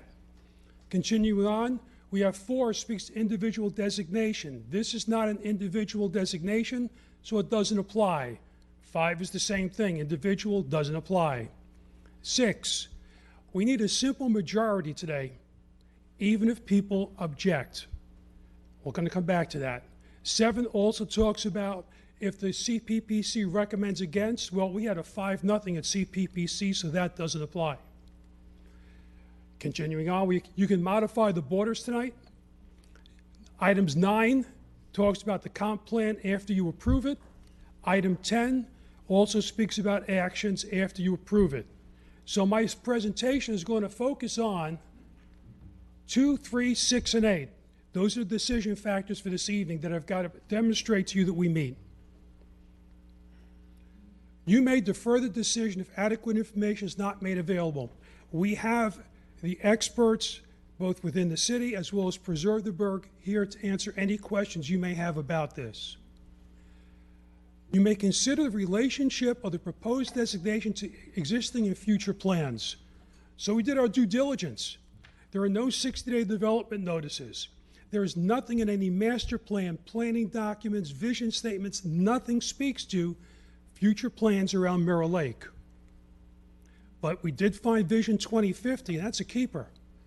It states, quoting, allowing for growth while preserving the many desirable aspects of the community's character is key. And that last part is not a quote, it's just an analysis. So a local historic district is really the best way to comply with that Vision 2050 directive. Big takeaway here, just been some misinformation. Designation will not prevent development. It protects the community's character. Number 6, we need a simple majority to approve the application regardless of whether a property owner located within the district is opposed to the designation.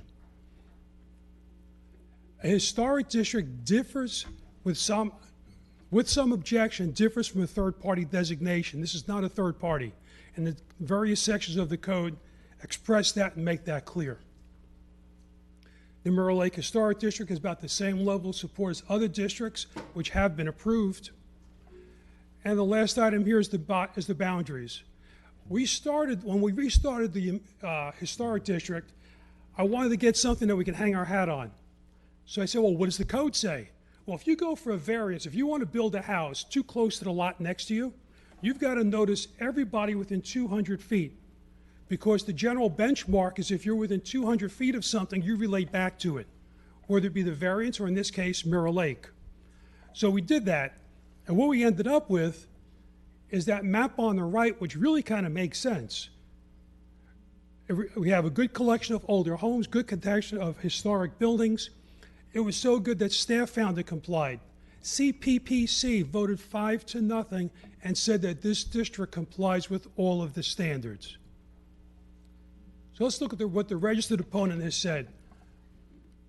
Boundaries, well, as we've just said, they're accepted by CPPC, the competent professionals on staff, as well as professional historic people that Preserve the Burg has working with them. Negative economic impact has been mentioned. That is outside the scope of your review. But this being a quasi-judicial hearing, the competent professional evidence of the place economic study takes precedent over the anecdotal data being provided by others. And that study, as you hear, supports local historic districts. Non-compliance with procedure, not according to staff. In fact, we worked with your attorney, Ms. Judd, and she did you proud, driving us appropriately crazy, making sure we followed all the rules. Legality of the ordinances, that's been questioned. That is outside the scope of review. And Councilmember Gabbard, that was a genuine compliment. Funny. Someone wants to create a landocracy, and I read this and I said, what? They want to create second-class homeowners or property owners. If you live vertically, okay, your rights should be somehow diminished and your voice counts less in these proceedings than the landed gentry who own dirt. That is one of the filed objections, and we feel that, we have issues with it. Third-party designation, we've heard that bantered about. Local historic district is not a third-party designation, and the code addresses that. So, as promised, we did an overview of the code-mandated evaluation criteria. We dove into those 4 points that you saw, and I showed you how we met every one of them. We touched on the CPPC findings and the district borders. We showed you how they're logical and they make sense.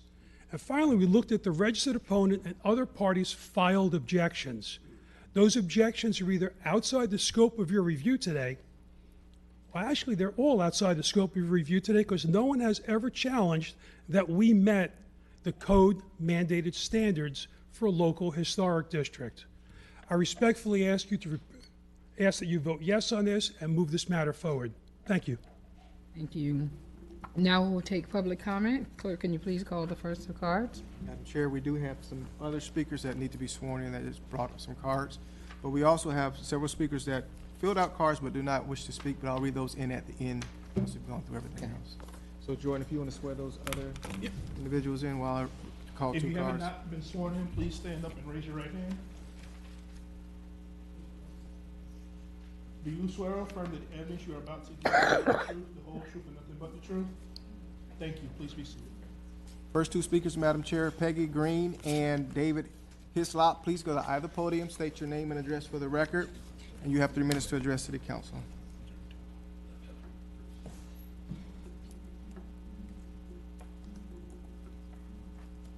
Madam Chair, members of council, my name is Peggy Green. I am a Mirror Lake resident and property owner. I have lived downtown for 20 years, 4 of those at 750 Burlington Avenue. And I have been sworn. I love my neighborhood and its closeness to downtown while not being busy like the rest of downtown. I am an avid walker. I love walking around the lake in the sun rather than in the shadow of tall buildings. I want to mention some facts about St. Petersburg historic districts and property owner support. Today, St. Petersburg has 9 local historic districts. They are all relatively small compared to our national register districts. There is a reason for that, but that is a discussion for another day. Our local districts range in size from 10 to 242 parcels. Only 2 districts, both within the historic Kenwood neighborhood, have more than 100 parcels. Mirror Lake would be the 3rd. 4 local districts have fewer than 15 parcels. Each of our 9 local historic districts has been a neighborhood-initiated district, not a city-initiated district. Although each has been initiated by neighborhood property owners, and some districts have only 10 parcels, no St. Petersburg local historic district has had 100% support from the parcel owners and no opposition. Thus, if council were to require all parcels to be in support of a local district, there would be no local historic districts in St. Petersburg. I believe local historic districts are good for our neighborhoods and good for the city. That is why, as a Mirror Lake property owner, I am in support of a Mirror Lake historic district. Thank you for considering my comments. Please vote yes. Thank you.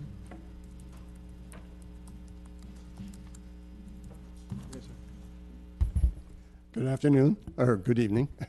My name is David Hislop, and I have owned an apartment at 130 4th Avenue North in St. Petersburg for over 12 years. I'm the immediate past chair of the Town of Essex Planning Board and currently the executive director of an historic preservation group named the Essex Community Heritage Organization. You might think that St. Pete building icons, like the Detroit Hotel, would have been easy to designate as a local landmark, but it wasn't. The Detroit Hotel application was submitted in 2010 by Preserve the Burg, then known as St. Petersburg Preservation. The submittal was over the objection of its Building Owners Association. It put City Council in a quandary, having to determine whether to give landmark status to the building, often viewed as the building which gave birth to the city, or to reject doing so and accede to the complaining voices of the owners. The words of then Mayor Bill Foster, not known as a particularly strong preservation supporter, presaged the vote outcome when he told the rest of council, quote, "If we can't landmark the Detroit, what building can we landmark?" Unquote. And today, the Detroit Hotel is the only individually designated landmark on Central Avenue's important first block. I suggest a similar question could be asked of you today regarding the community-initiated Mirror Lake District. if you can't landmark the area around Mirror Lake, then what area can you designate a district? The designation question is not primarily about whether there is owner opposition. The code speaks to the fact that a local historic district may not have unanimous support. Rather, the issue is, does it make sense to designate these special areas because of their unique nature, their role in city history, and their compliance with the standards in the Code of Ordinances? Everything I have seen is that this project accomplishes and complies to all these standards. I urge you to please make the right decision and approve the Mirror Lake Historic District. Thank you. Thank you. Next two people. Next two speakers, Mary Murphy and Lisa Bean. Please go to either podium, state your name and address for the record. You have 3 minutes to address City Council.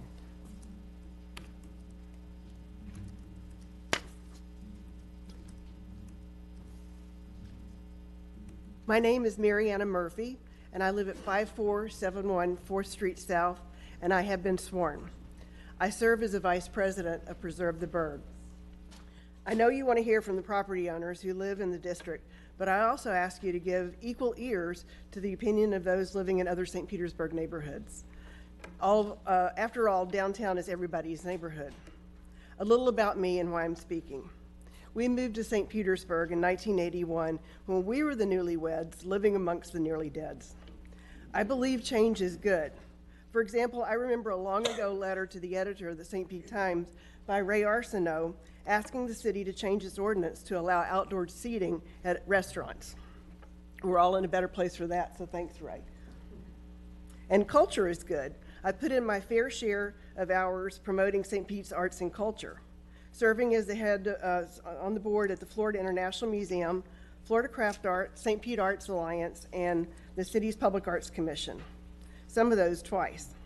We can all agree that St. Pete has a much cooler vibe for its embrace of the arts and its culture.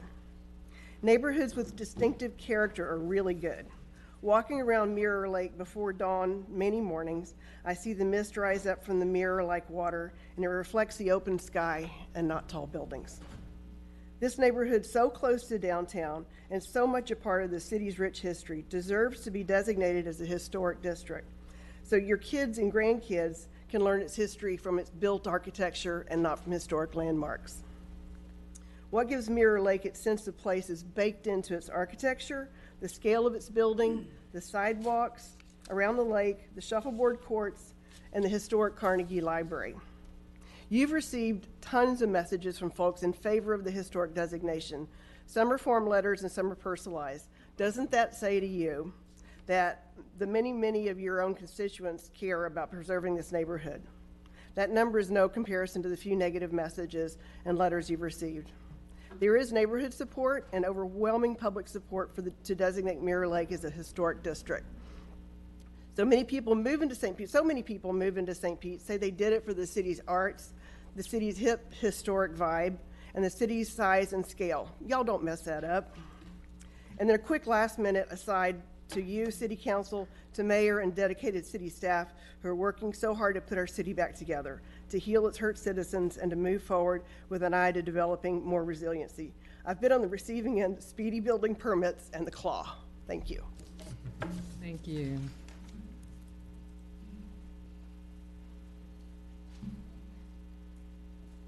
Next. My name is Lisa Bean, and I live at 200 4th Avenue South, but I spend a good deal of time around Mirror Lake because I'm a member of the Unitarian Universalist Church there, which is an historic church. It's about 100 years old. I'm also a member of the Downtown Neighborhood Association, and I'm also an owner in Manhattan at Tudor City, which is the oldest skyscraper community in the world. The building that I have a unit there in has 800 units in that building. I would like you to imagine what it would look like in the future if Mirror Lake had 800 units.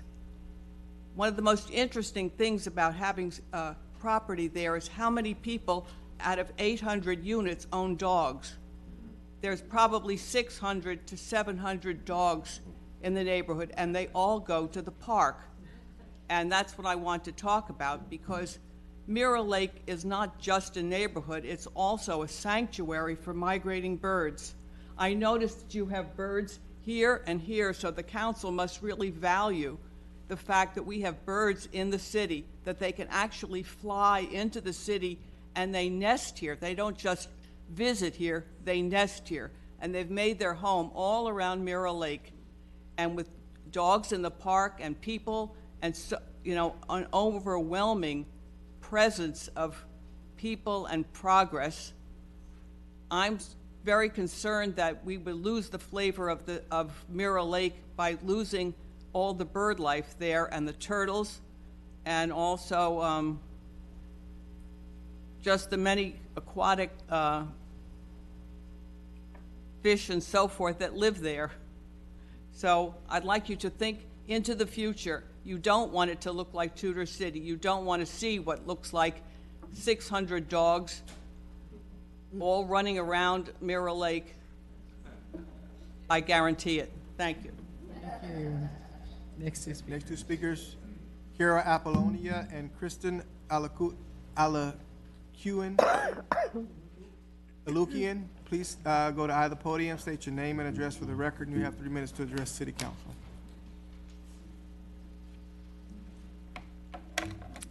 Hello, Council. My name is Carol Apollonio, and I live at 750 Burlington Avenue North, and I have been sworn. I'm a Mirror Lake property owner and resident. I want to voice support from my neighbors who initiated this request. You may not realize, but City Council has slowly and steadily been adopting historic districts over the years. The city has 9 local historic districts, 1 located downtown. There are 5 National Register districts. The proposed Mirror Lake Historic District is not unlike the other local historic districts in terms of public support. They've all had strong support, but none had 100% owner support. Sometimes a louder voice or two in opposition can make it seem like there's too much opposition within a proposed district, even when most of the neighborhoods supports the district, some of who do so silently. As you're hearing, the Mirror Lake application has widespread owner support. I don't think it matters whether the owner is a condo owner or owner of a lot. They're all district property owners. I know some opponents question the role of condo owners in the approval process, but I think the opinion of a condo owner is just as worthy as the opinion of an individual lot owner, particularly as we're all taxpayers. I doubt you, as a council member, would tell me that my property rights are any less than those of a lot owner, and you're certainly not telling me that my property tax will be discounted in being a condo owner. So please do not discount our opinions. Thank you for considering my comments, and I hope you will create the Mirror Lake Historic District. Thank you. Good evening, councilors. My name is Kristen Alukian. I live at 701 Mirror Lake, and I've been sworn in. I own a condo along the shore of Mirror Lake, so I am a property owner within the proposed district, and I'm one of the citizen applicants. I bought my condo in early 2019, and so for almost the last 6 years, Mirror Lake has been my home. I absolutely love living there. Mirror Lake has a vibrant and community-minded residential population. It's a very unique and special neighborhood in St. Pete, and I feel very lucky to live there.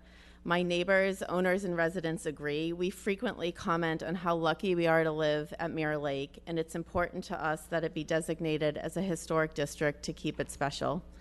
To this point, you might note that out of the 142 tax parcels within the proposed district, only 14 returned a ballot not in support. I'd also like to point out that the place economic study completed earlier this year, funded in part by the city, demonstrates the value of historic districts to the city in dollars and cents. The study found the per square foot values of both residential and commercial structures within St. Petersburg's historic districts outperform non-designated neighborhoods, and this fact is important to Mirror Lake property owners. Mirror Lake is my home. It's a special neighborhood in St. Pete, and I want it to be designated as a historic district to help keep it special. I support the application and urge you to accept the CPPC's unanimous recommendation and vote yes. Thank you. Thank you. Next two speakers, please. Diane Drutowski and Cheryl Van Messel. Please go to either podium, state your name and address for the record, and you have 3 minutes to address City Council. My name is Diane Drutowski. My address is 701 Mirror Lake Drive, Unit 122, and I have been sworn. I live and own property within this proposed district. Mirror Lake is my neighborhood, and I also feel lucky to live there. I know that neighborhood support for the district is important to you, as it is to me. The designation process has been lengthy, and it included a neighborhood meeting led by city staff, and for which all property owners were mailed a notice 10 days in advance. A page on the city website for the Mirror Lake Historic District, which has been regularly updated to keep property owners and others aware of the process and to allow the public to ask questions or offer comments. And multiple emails sent by the city to all property owners, including one prior to each step in the process, with opportunities to offer input. These efforts by staff, as well as those of the applicants, have resulted in a neighborhood-supported application. At the CPPC public hearing, only one property owner spoke against the application. Of the approximately 150 written comments received by the CPPC, only 2 were by property owners opposed to the district. I believe these facts show you the overwhelming property owner support for our proposed district. I urge you to accept the unanimous CPPC recommendation and to vote yes on creating the Mirror Lake Local Historic District. Thank you. Thank you. Yes, ma'am. Hello, my name is Cheryl Van Messel. I live at 750 Burlington Avenue North, and I've been sworn.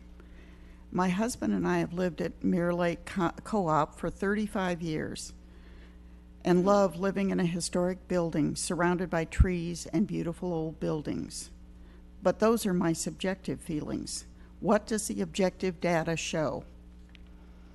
The largest body of empirical data over the years excuse me, has concluded that historic districts are good for communities.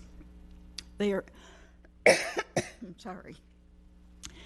They are good for property values, good for local business, good for maintaining affordable housing, and good for keeping communities' sense of place. Studies within Florida have occurred in Miami and Palm Beach, and finally, this last year, a study examined St. Petersburg's historic districts.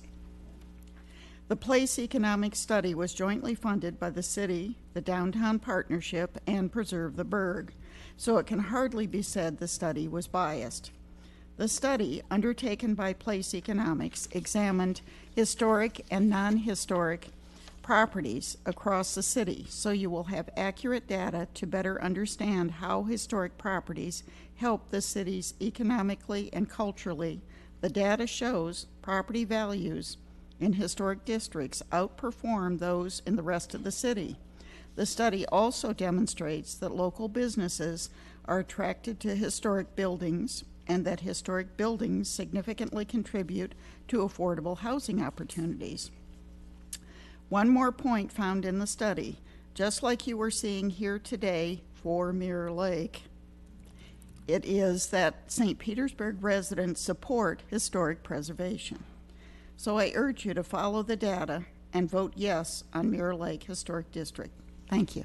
Thank you. Next 2 speakers, Drexy Smith and Teresa Dorikas. Please go to either podium, state your name and address for the record, and you have 3 minutes to address City Council. What's your name? She spoke as part of the applicant. Yep. All right, Teresa Dorikas and Susan Vincent, please go to either podium, state your name and address for the record, and you have 3 minutes to address City Council. Good evening. My name is Teresa Dorikas, and I live at 750 Burlington Avenue, and I have been sworn in. I've been a Mirror Lake property owner and resident for nearly 5 years, and I absolutely love my neighborhood. I'm here to voice support for my neighbors who initiated this request. I'd like to offer some very brief facts about the lengthy designation process, part of which you know, but just quick summary. In early January 2024, staff conducted a neighborhood meeting to exchange information. All property owners were mailed a meeting notice. The city then sent out ballots to property owners 2 months after the neighborhood meeting. Property owners were allowed 60 days to speak with their neighbors or to learn more about the district before ballots were due. After ballot returns, it was nearly 4 months before the CPPC public hearing. Unfortunately, the September CPPC meeting was continued because of a lack of quorum, so those who came to City Hall in support of the district were told to go home.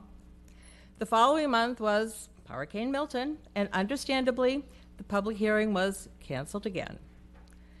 So I sincerely hope that we won't be going home again today without any sort of decision in this process.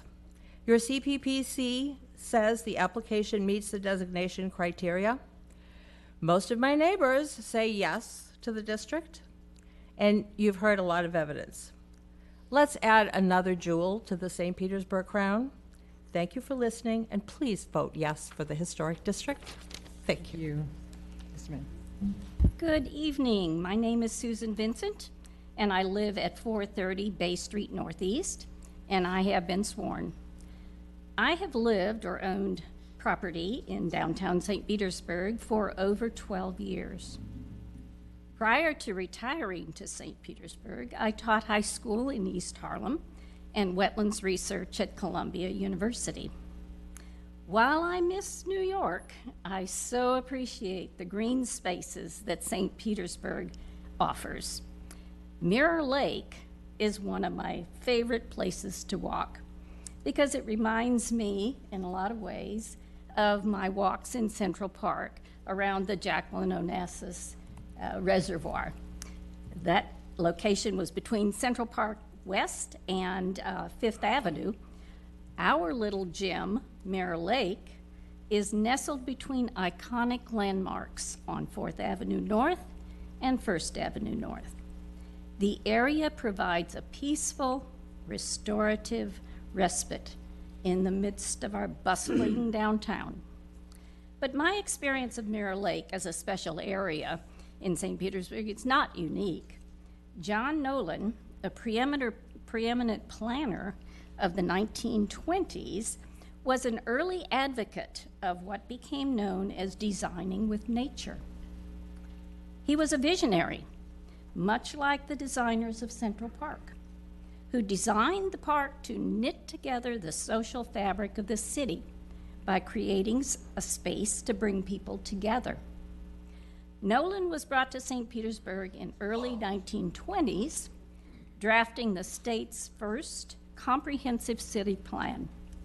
Within the plan, Nolan viewed Mirror Lake as a natural civic center.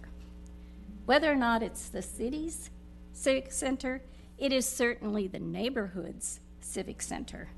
And I urge you to help protect it by designating the area around Mirror Lake as a historic district. I support the application and urge you to create Mirror Lake Local Historic District. Thank you. Thank you.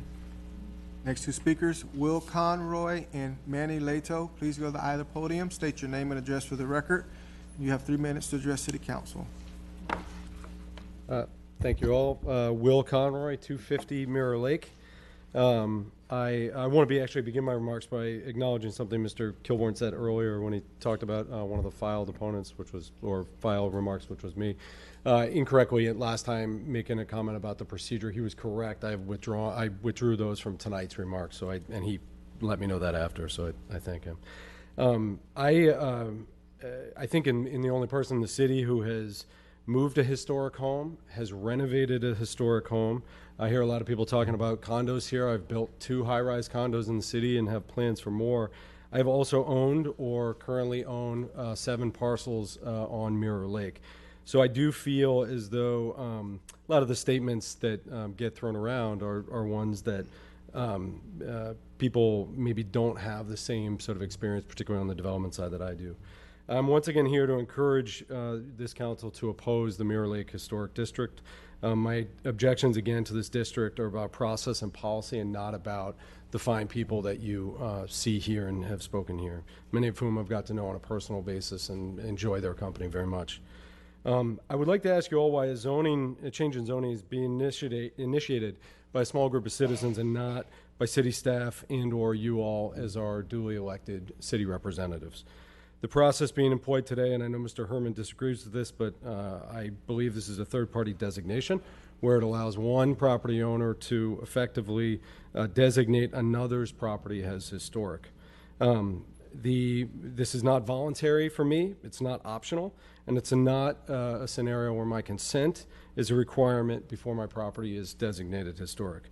I find that outrageous, but that is what our city code currently allows. Secondly, I urge you to consider taking your careful time before downzoning a 20-plus acre area in the heart of our downtown. And make no mistake, this is a downzone. We can talk about property values however we want, but it is a downzone. For a full and robust consideration of the implications of a downzoning to an entire district, I would encourage you to delay consideration of this agenda item until you can more carefully consider a zoning change. Have you heard from enough experts? Have you heard from enough constituents? Maybe. Have you conducted your own individual meetings? I would also ask, are you aware of the several pending lawsuits concerning this district and their legal and financial implications for the city of St. Petersburg? You all rightfully took years in the proper consideration of the Warehouse Arts IMIX zoning changes. A downzone of Mirror Lake deserves the same lengthy consideration. As a developer, I've repeatedly saved historic buildings. We're in the process of saving 2 right now. I see value in preservation. I see value in the work that Preserve the Burg is doing, and I see value in the neighborhood organization that has taken place and what you're seeing here today. Thank you. I encourage you to vote no. Good evening. My name is Manny Leto. I'm the executive director of Preserve the Burg. I'm at 3302 North Ridge Avenue, and I have been sworn. You clearly have heard quite a bit about Mirror Lake this evening, but I thought it would be helpful to understand the history of this application and how we all arrived at this particular moment. As the application explains, and as our speakers have explained, Mirror Lake is one of the downtown's most intact collections of historic structures. Many are tucked away on small parcels along narrow courts and alleys, and the point is that this is already an incredibly dense urban neighborhood. It is packed with a wide mix of uses. Zoom out, you'll of course find 11 locally designated landmarks, City Hall, the Coliseum, but the vast majority are unprotected. In 2019, the City Council approved a 21-story high-rise across from the Mirror Lake Library. The plan included or proposed the demolition of 4 multifamily residential buildings to make way for 1 residential tower. Council concluded that, absent a designation, the project had to be approved. That the residential units that had served in-town renters for nearly 100 years had to come down. Those non-luxury apartments dating from the early 1900s, offering 97 unsubsidized, relatively affordable housing units in downtown, were demolished earlier this year, and the parcel remains undeveloped 5 years later. In July of 2021, a public hearing was held to discuss initiating a Mirror Lake Historic District application with considerably wider boundaries than what is before you today. Council, as today, received hundreds of emails in support of beginning that application process, which would have been a city-initiated designation, but the discussion was continued and then officially withdrawn in 2021. At the end of 2022, residents approached Preserve the Burg about assisting with another application. The result, after almost 2 years of research, review, and public comment, is a much more modest proposal before you. As you have heard, the application has been undertaken in strict compliance with the city's long-standing historic preservation code. The comp plan calls on you to protect historic assets, City staff, with scrutiny by legal, supports this application and recommends passage. The CPPC unanimously recommends passage, and more than 80% of the Mirror Lake residents have voted for advancement. We encourage you, do not delay this any longer. We encourage you to approve this designation. Thank you. Next two speakers, Madam Chair. Ellen Hayes and Maria Erickson, please go to either podium. State your name and address for the record. You have 3 minutes to address City Council. Good evening. My name is Ellen Hayes, and I have been sworn in. I'm here tonight representing the Unitarian Universalist Church of St. Petersburg, which is one of the buildings that would be protected by a local historic district. The church building, which was dedicated in 1929, and its Mediterranean revival architecture and quiet setting on Mirror Lake were two of the things that attracted me to that community when I moved here in 2012. The church has roughly 160 active members. Early in 2024, these members carefully weighed the pluses and minuses of being a part of a local historic district. Unitarians carefully weigh everything. Ultimately, our Board of Trustees voted to support the local historic district, and the congregation registered its 2 yes ballots with the city's historic preservation staff. We were thrilled to hear that the Community Planning and Preservation Commission unanimously approved the local historic designation. On a personal level, I must say that the St. Petersburg I fell in love with more than a decade ago now seems unrecognizable. So many condo towers sprouting up all over downtown. Can you imagine Mirror Lake surrounded by and reflected in glassy high-rise towers? I don't want to. The Mirror Lake Local Historic District represents a wonderful microcosm of our collective history. An historic district is best for maintaining Mirror Lake's sense of place, a feel that's unmatched in any other part of downtown. Please, let's create an historic district while there are still historic buildings remaining. Please vote in favor of saving Mirror Lake. Thank you very much. Thank you. My name is Maria Erickson. My address is 2209 Sunrise Drive, and I've been sworn in. I live in St. Pete, and I want to help keep the area special. I'm a volunteer with Preserve the Burg, and I lead walking and bicycling tours all over historic districts and around Mirror Lake. And I've seen firsthand with hundreds of residents and visitors how amazed they are at the concentration of historic buildings in such a small area. I've taken probably 400 residents through the past 7 years through Mirror Lake, and they're blown away by the history. And invariably, someone will raise their hand and want to tell a story of their family and some great event they had, their parents, grandparents, people that have been here a while. The social history is rich, as well as the the history of the buildings, which I get to talk about a lot as a tour guide. And we're very lucky to have many that were designed by nationally recognized architects in the 1920s and 30s. For example, the two school buildings, one now a condo, and the Tomlinson building, designed by William Ittner, who was like the rock star of architects. The most sought after school architect in the nation came to what was Little St. Pete at the time and designed these amazing school buildings.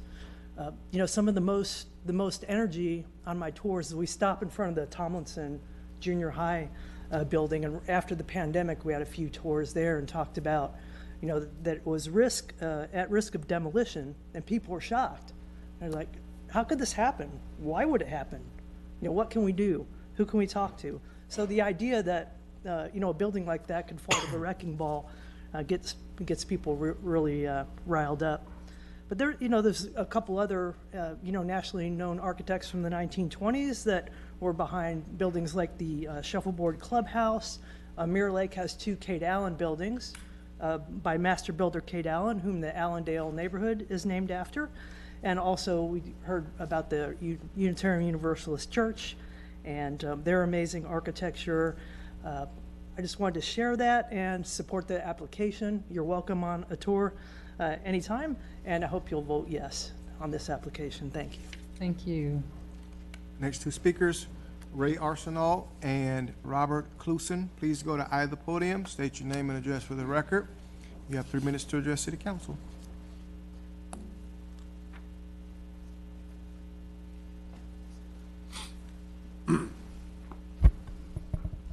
Yes, I'm Ray Arsenault. I live at 767 36th Avenue North in the Allendale section that Kate Allen created many years ago.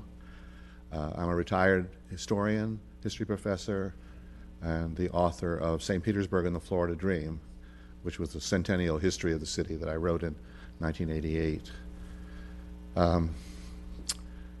I want to offer you a bit of historical background, which you may or may not know all of it, to try to enhance your appreciation for how important this is to the city to designate this particular plot of land and water. For years I taught courses on the history of St. Petersburg, and part of that would be a walking tour that I would give my students. And I always made sure that I included Mirror Lake. In fact, it was kind of the high point of the tour because I would take them into the shuffleboard courts and I'd make them sit in those old grandstands from the mid-20s. And many of them had never been there before, they'd never seen anything like that. And I would say to them, look around you. You couldn't be anywhere else on earth. You are in St. Petersburg. This is kind of the signature of the city. We often talk, and I think a lot of people who live here are proud of our sense of place. That's the term we use. And I think Mirror Lake is as good as any place in the city to feel that sense of place, that distinctiveness. And I know we all know about the kind of 1920s culture that flourished around the lake with the Coliseum and shuffleboard courts and the lawn bowling and all the crazy things that John Lodwick, the publicity director, created there, international championships of arm wrestling and geriatric boxing, you name it. We had it. But there's an older history of this area. David Moffett was the first mayor of St. Petersburg. When incorporated as a town in 1892, he became the mayor. He was from Indiana. He'd been here since 1881. He beat General Williams, who was generally regarded as kind of the patriarch of the city. General Williams was so upset he had a stroke and died afterwards, and sadly. But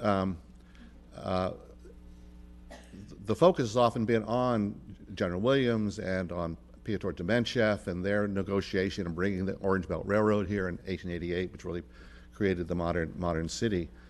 But Williams and Dementchev were fighting so much over essentially what was known as the Williams Tract that they wouldn't let any development for a long time. And so the only place really where people could buy land for a number of years was around Mirror Lake. It was David Moffett owned a citrus.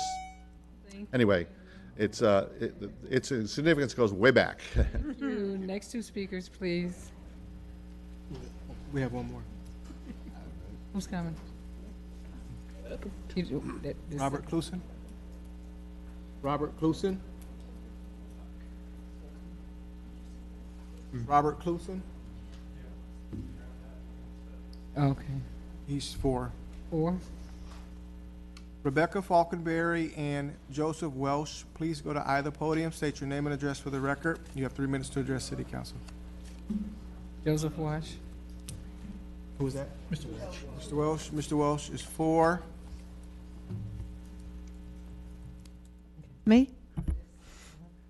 Hi, Rebecca Falconberry. I live at 301 2nd Street North. I've lived there unbelievably for 24 years after moving here from Alabama. I've been sworn in. I'd like to say that I consider Mirror Lake my neighborhood, even though I go a grand total of 2 blocks away. But I love living in a downtown where there's a sense of place, there's a mixture of old and new, and that there are things interesting from the structures from the past. I think one of my favorite places in St. Pete is the historic Carnegie Library. I'm so proud the city has taken such great care of it. I read quite a bit, and I go there quite a bit. And when I do, I walk around Mirror Lake, which is a great walking path. If any of you like to go out and walk from City Hall, it's not very far. It's a great, about 1 mile route, and it's a great place to be in the middle of the city. I just want to address some of the misconceptions about historic districts that I've heard from opponents. A district designation does not stop development. A designation does not impose a lower FAR limit than what's already in the zoning code. It doesn't impose a lower height limit than is already in the zoning code. It doesn't require a particular type of architecture for new development, and it does not dictate the use of the buildings. In short, the suggestions that the Mirror Lake Historic District would prevent downtown development and it's bad for property values is really a wrong concept. So I thank you for listening to my comments. I support the Mirror Lake Historic District. I urge you to vote yes.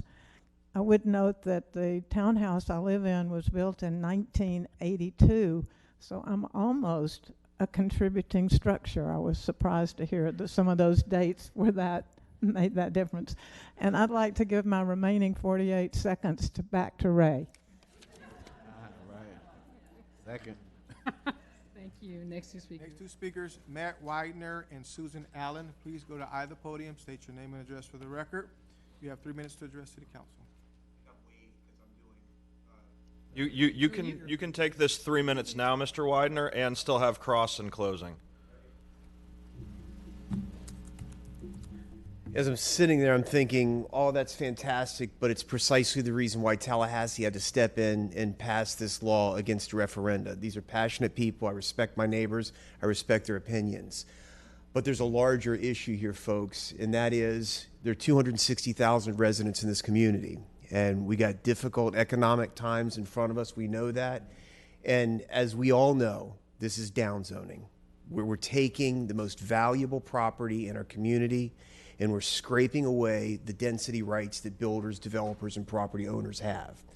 And what legislature said was, we can't have land use changes that are initiated by the referendum process. That's what this is. And the reason why this is so problematic, the referendum process, is because it subverts the professionals, land use planners, engineers, architects, economic professionals, and puts the mob, I call it the preservation mob, in charge of how a city develops. One thing that's missing from your analysis, this is quasi-judicial, right? So the only thing that you're supposed to be relying on is what happens in here. There's not one single bit of economic information.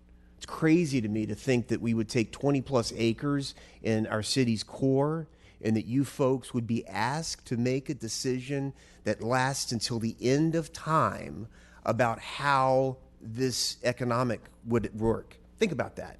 You're going to scrape away 7 FAR, 5 AFR. I dispute what the woman said, but the reality is what you're doing here is if you vote to downzone, you're eliminating the rights of existing property owners and robbing us of hundreds of millions of dollars in potential projects. Gravel Road might not happen. The Red Apple project might not happen. Other projects that are shovel ready, as we say, might not happen because of the economic impacts of this.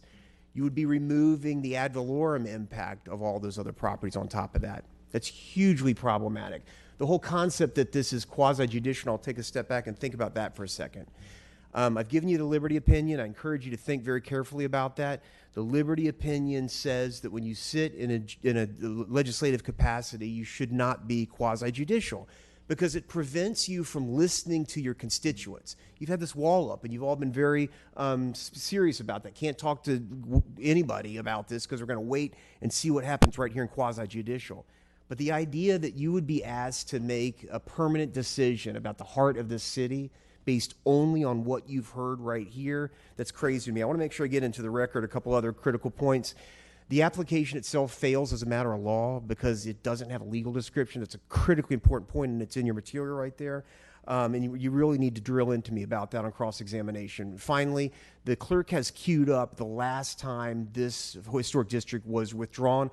Please, Madam Chair, ask to review that. They've got it queued up right there. Thank you. Thank you. Next two speakers, please. Susan Allen. Susan Allen? She's for. Okay. Next two speakers, Emily, I believe it's Evelyn, and Robin Reed. Please go to either podium, state your name and address for the record, and you have 3 minutes to address City Council.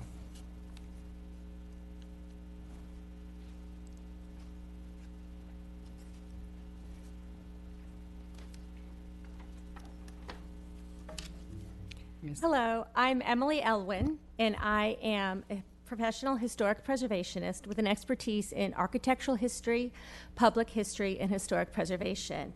I volunteer my time to preserve the Burg because I believe St. Pete is special, and I believe in the importance of protecting our historic resources. I have 3 points I want to make today. This application meets the criteria for local designation. This is an owner-supported historic district application. And finally, one small point. The Sunshine Center should be considered a contributing resource to the historic district. First, this application is a result of 2 years of thoughtful research that went on. I am the primary author of this report. I worked with a number of members from the community and residents to be sure that our boundaries were as tight and as defensible as possible from a historic preservation standard, that all of the properties that were considered contributing were fully researched, and we fully understood that they had the integrity to be considered historic. Finally, this district, as we have heard, has property owner support. Our local ordinance is one of the most, it's outside the norm in historic preservation in other communities. It is much harder to initiate a designation in St. Petersburg than in other places. But we met that very difficult hurdle by over 50% of the property owners actively submitting a ballot that's saying they wanted to have this considered. Finally, I want to talk just briefly about the Sunshine Center. The 50-year rule is a guideline, not a rule. Exceptions can be made for structures of historic significance or exceptional historic significance or contributing to the context of the historic district, and as long as they meet the areas of significance. The Sunshine Center was developed for our senior citizens at a time when we were considered, frankly, God's waiting room. So it is important who we were to understand that this Sunshine Center really meets who we are as a community and really showed the importance of the senior citizens in our community. This is the first time they had a place to meet in the district, specifically located in Mirror Lake, because in addition to having a place to meet, this is where all the seniors' resources were as well, the entertainment, the recreation. So I really think you should consider this. There's also no way to go back and add this to the district later if you don't consider not part of the entire district. I'm here to answer any other professional questions you may have about the application or about the process in general later on in the hearing. Thank you so much. Thank you. Next speaker. Oh, Ms. Reed, okay. My name is Robin Reed, and I live at 705 16th Avenue Northeast, and I have been sworn. I've been involved in community affairs and preservation in St. Pete for the last 25 years. I am currently the president of Preserve the Burg.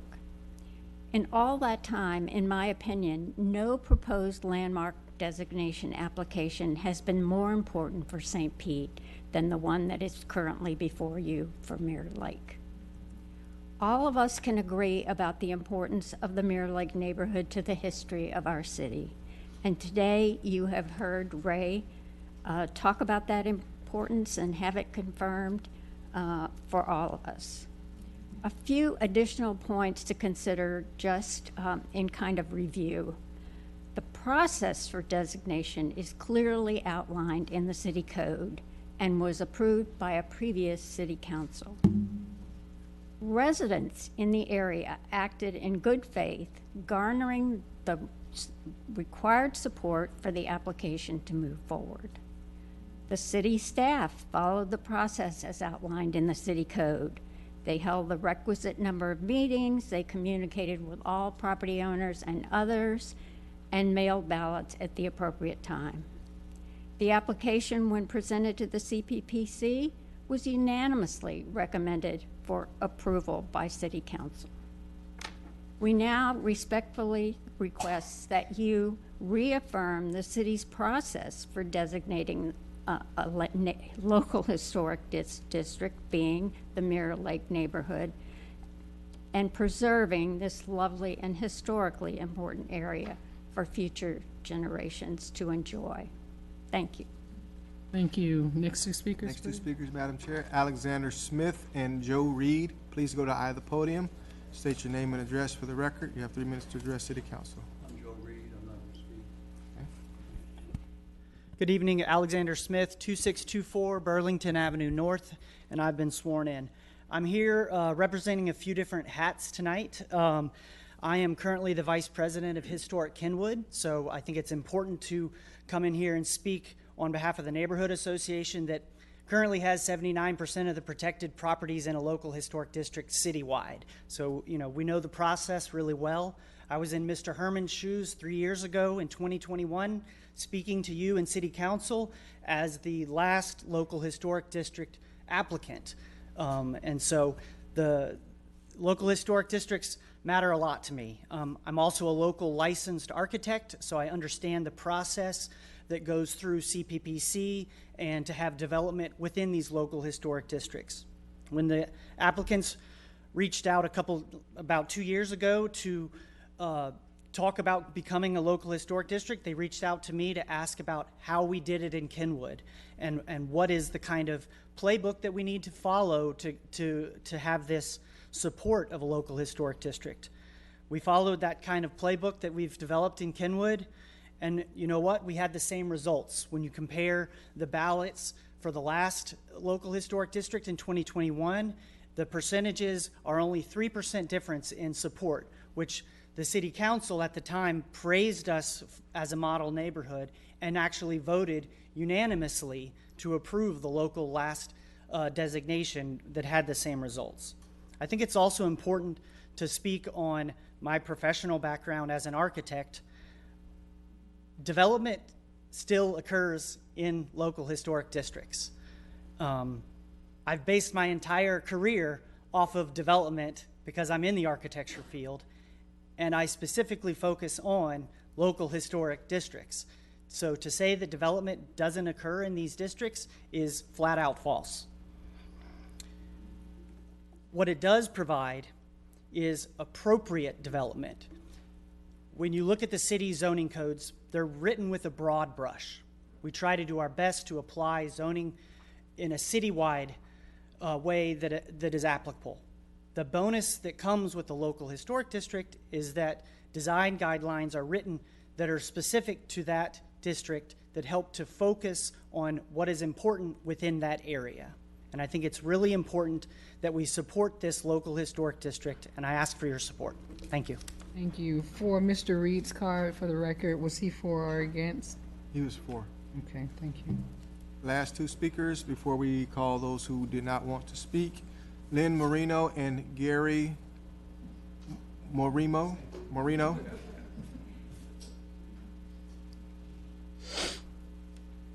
Please go to either podium, state your name and address for the record. You have 3 minutes to address City Council. My name is Lynn Mormino, 235 10th Avenue North. I get to go before my husband for once. I have had the opportunity to go to Mirror Lake on many, many occasions. And one of those was to take a group from the St. Pete Museum of History, a group of kids, and we were helping them build their model city. And that model city included coming here, meeting the mayor, walking around all over the city, but they kept coming back to Mirror Lake because as a kid, they saw it as a magical place, a place where, sure, they could go to shuffleboard, they could see these incredible little churches. The Carnegie Library was amazing to them. And just walking around the lake and seeing all the bird life, that was, you can call it a child's sense of place, but a lot of adults find it that too. You know, you give progress reports at the city. You talk about how the library is coming along. You talk about how the sewer treatment plants are being updated. You talk about those things.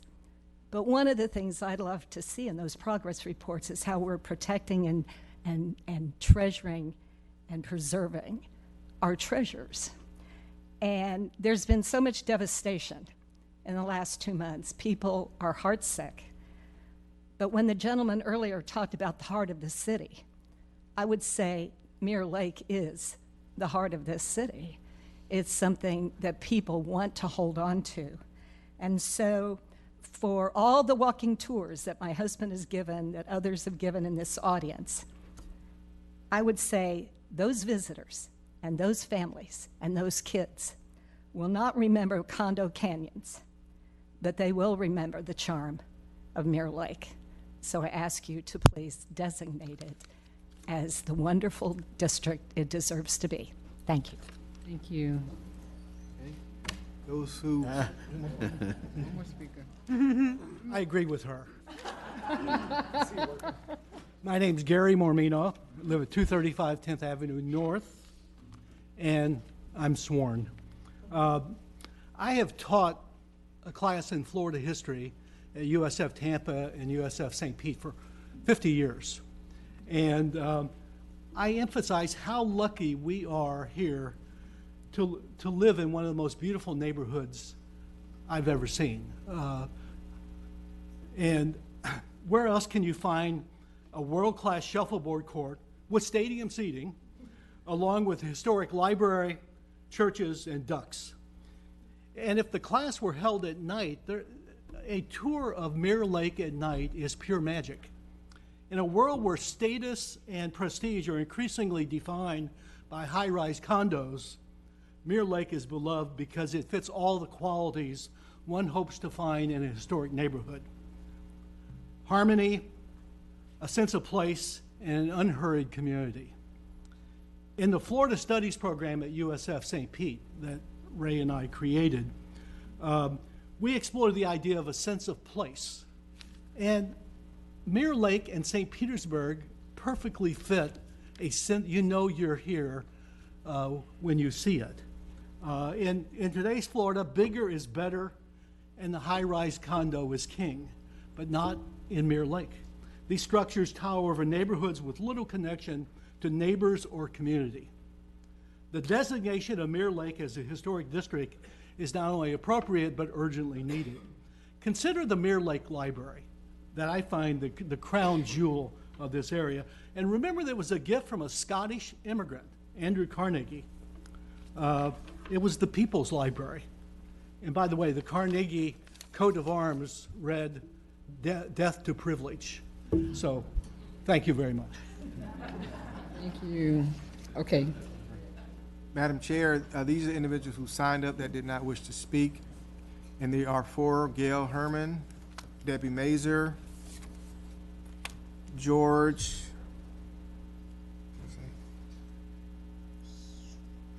it looks like ST, I can't see, Steinley, Maureen Goff, Charles Bross, Christine Kane, Gary Bates, Mary Petson, Peter Chan, Erica Schroger, Raquel Marcel, Adam Patesh. They're all for, Madam Chair. Okay, thank you. And no against? No more cards. Okay, very good. Okay, so staff? Would you like to cross-examine? No, staff, please. Okay. Our opponent, would you like to cross-examine? Thank you. Staff, if I may, I'll jump over here.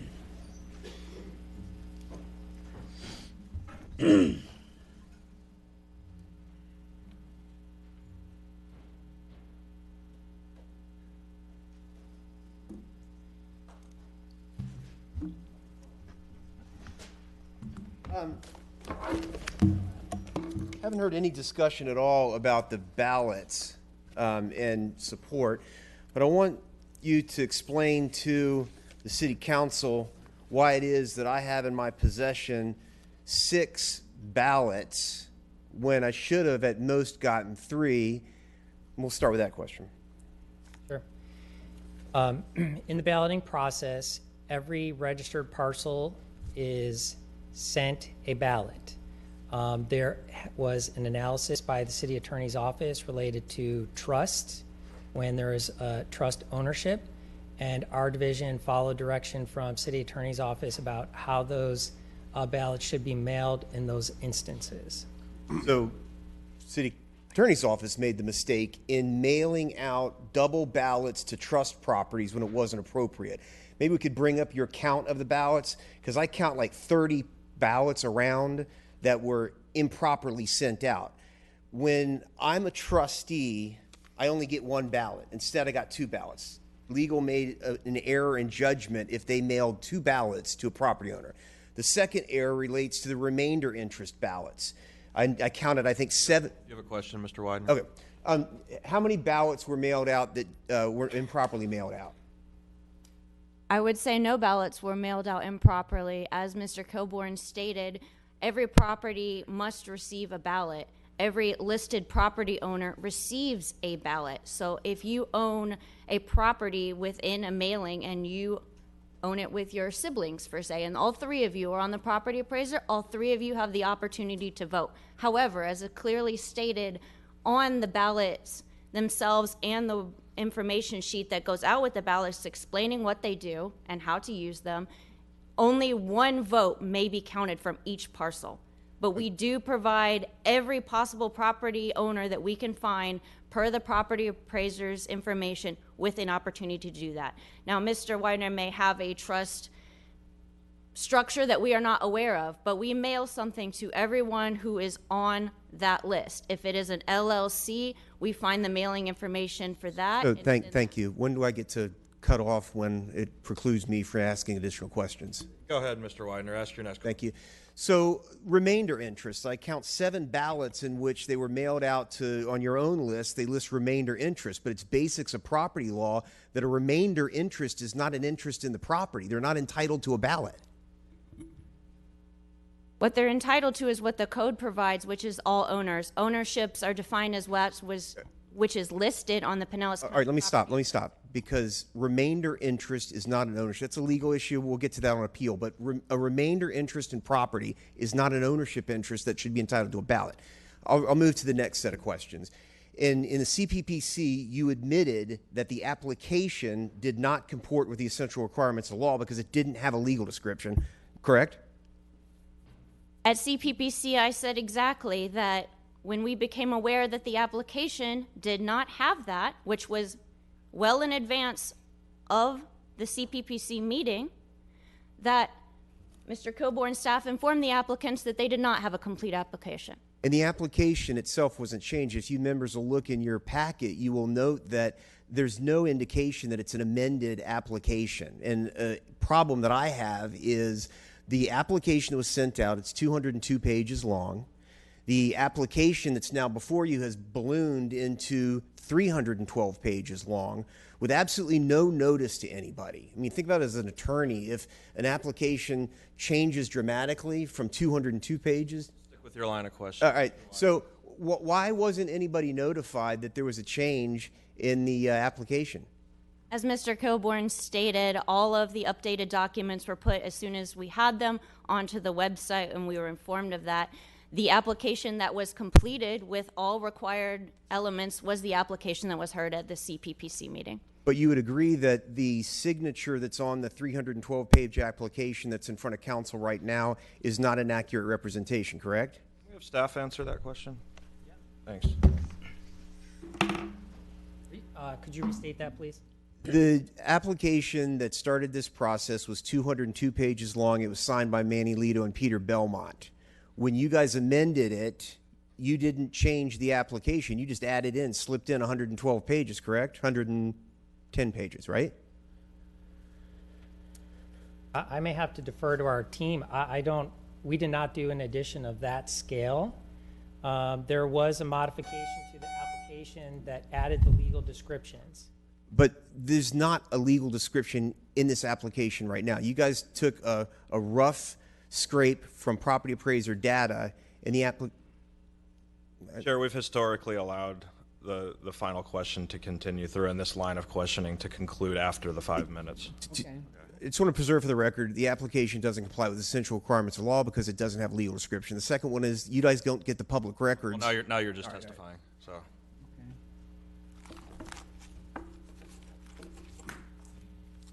I do believe Mr. Kilborn provided an answer for your last question. Okay. I consulted with the Historic Preservation team to see if they knew about the additional 112 pages that you're referring to. We're not aware of that type of modification to the package. There was the addition of the legal descriptions at the back of the package, but that did not take 112 pages. That was a much smaller subset of probably 8 to 10 pages, which are included as the appendix to the ordinance. I hope that council members will cross-examine me on this particular issue. It's important. Thank you. Thank you. Okay, would the applicant like to also cross-examine? Derek. Me or him?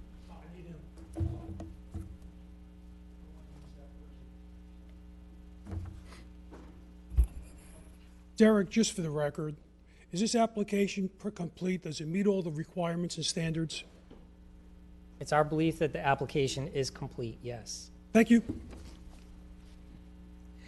Thank you. So now we'll move to rebuttal or closing remarks. Each party will have 5 minutes to provide closing arguments or rebuttal.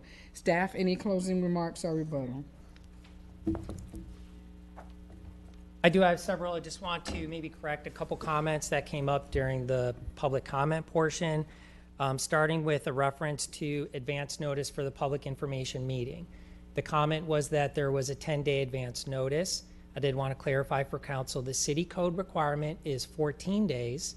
City staff mailed out our notices 28 days ahead of that first public information meeting. The second thing is there was a reference to 80% of the residents in the district support the application. I just want to be clear for the council, there is no way for city staff to verify that number. Obviously, we have the ballot count for what was remitted back to our office. There were 77 affirmative votes. There's a total of 148 parcels in the district. That is 52 parcels of the total remitted affirmative ballots. But that is not an indication of residents. We don't have a way to verify that. There was a reference to projects around Mirror Lake that may be jeopardized by a decision to designate. I want to clarify for City Council that those projects are approved and they are grandfathered in with that approval. So a designation today does not retroactively compromise approvals that have already been granted through the DRC. In fact, there was an application during this process that went to the DRC on August 23rd and involves property at 250 Mirror Lake.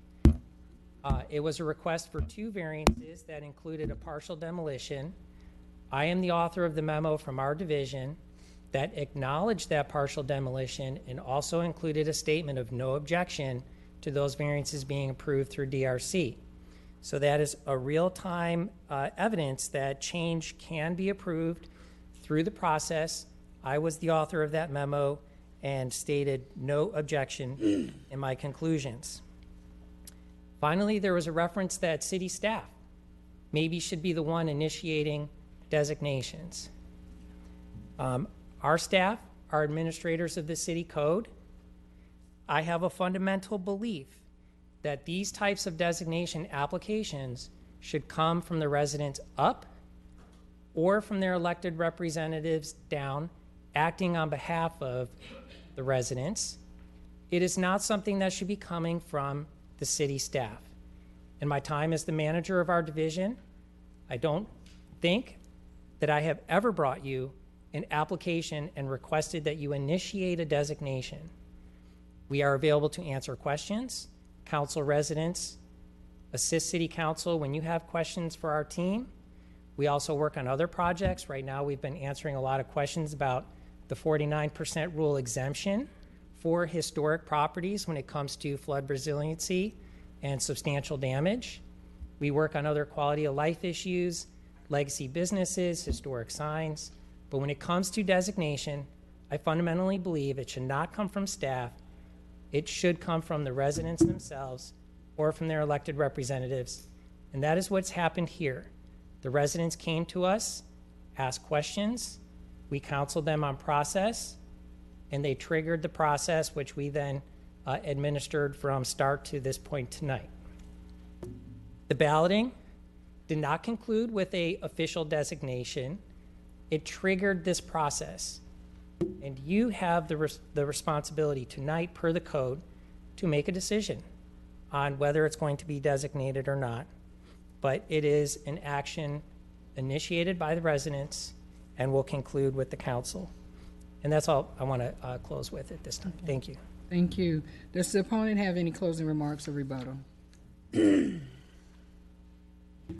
I find it bizarre and troubling that staff is urging you wholeheartedly to support this and completely ignoring the existence of 2 pending lawsuits targeting this very process. It's like you're in a vacuum here, right?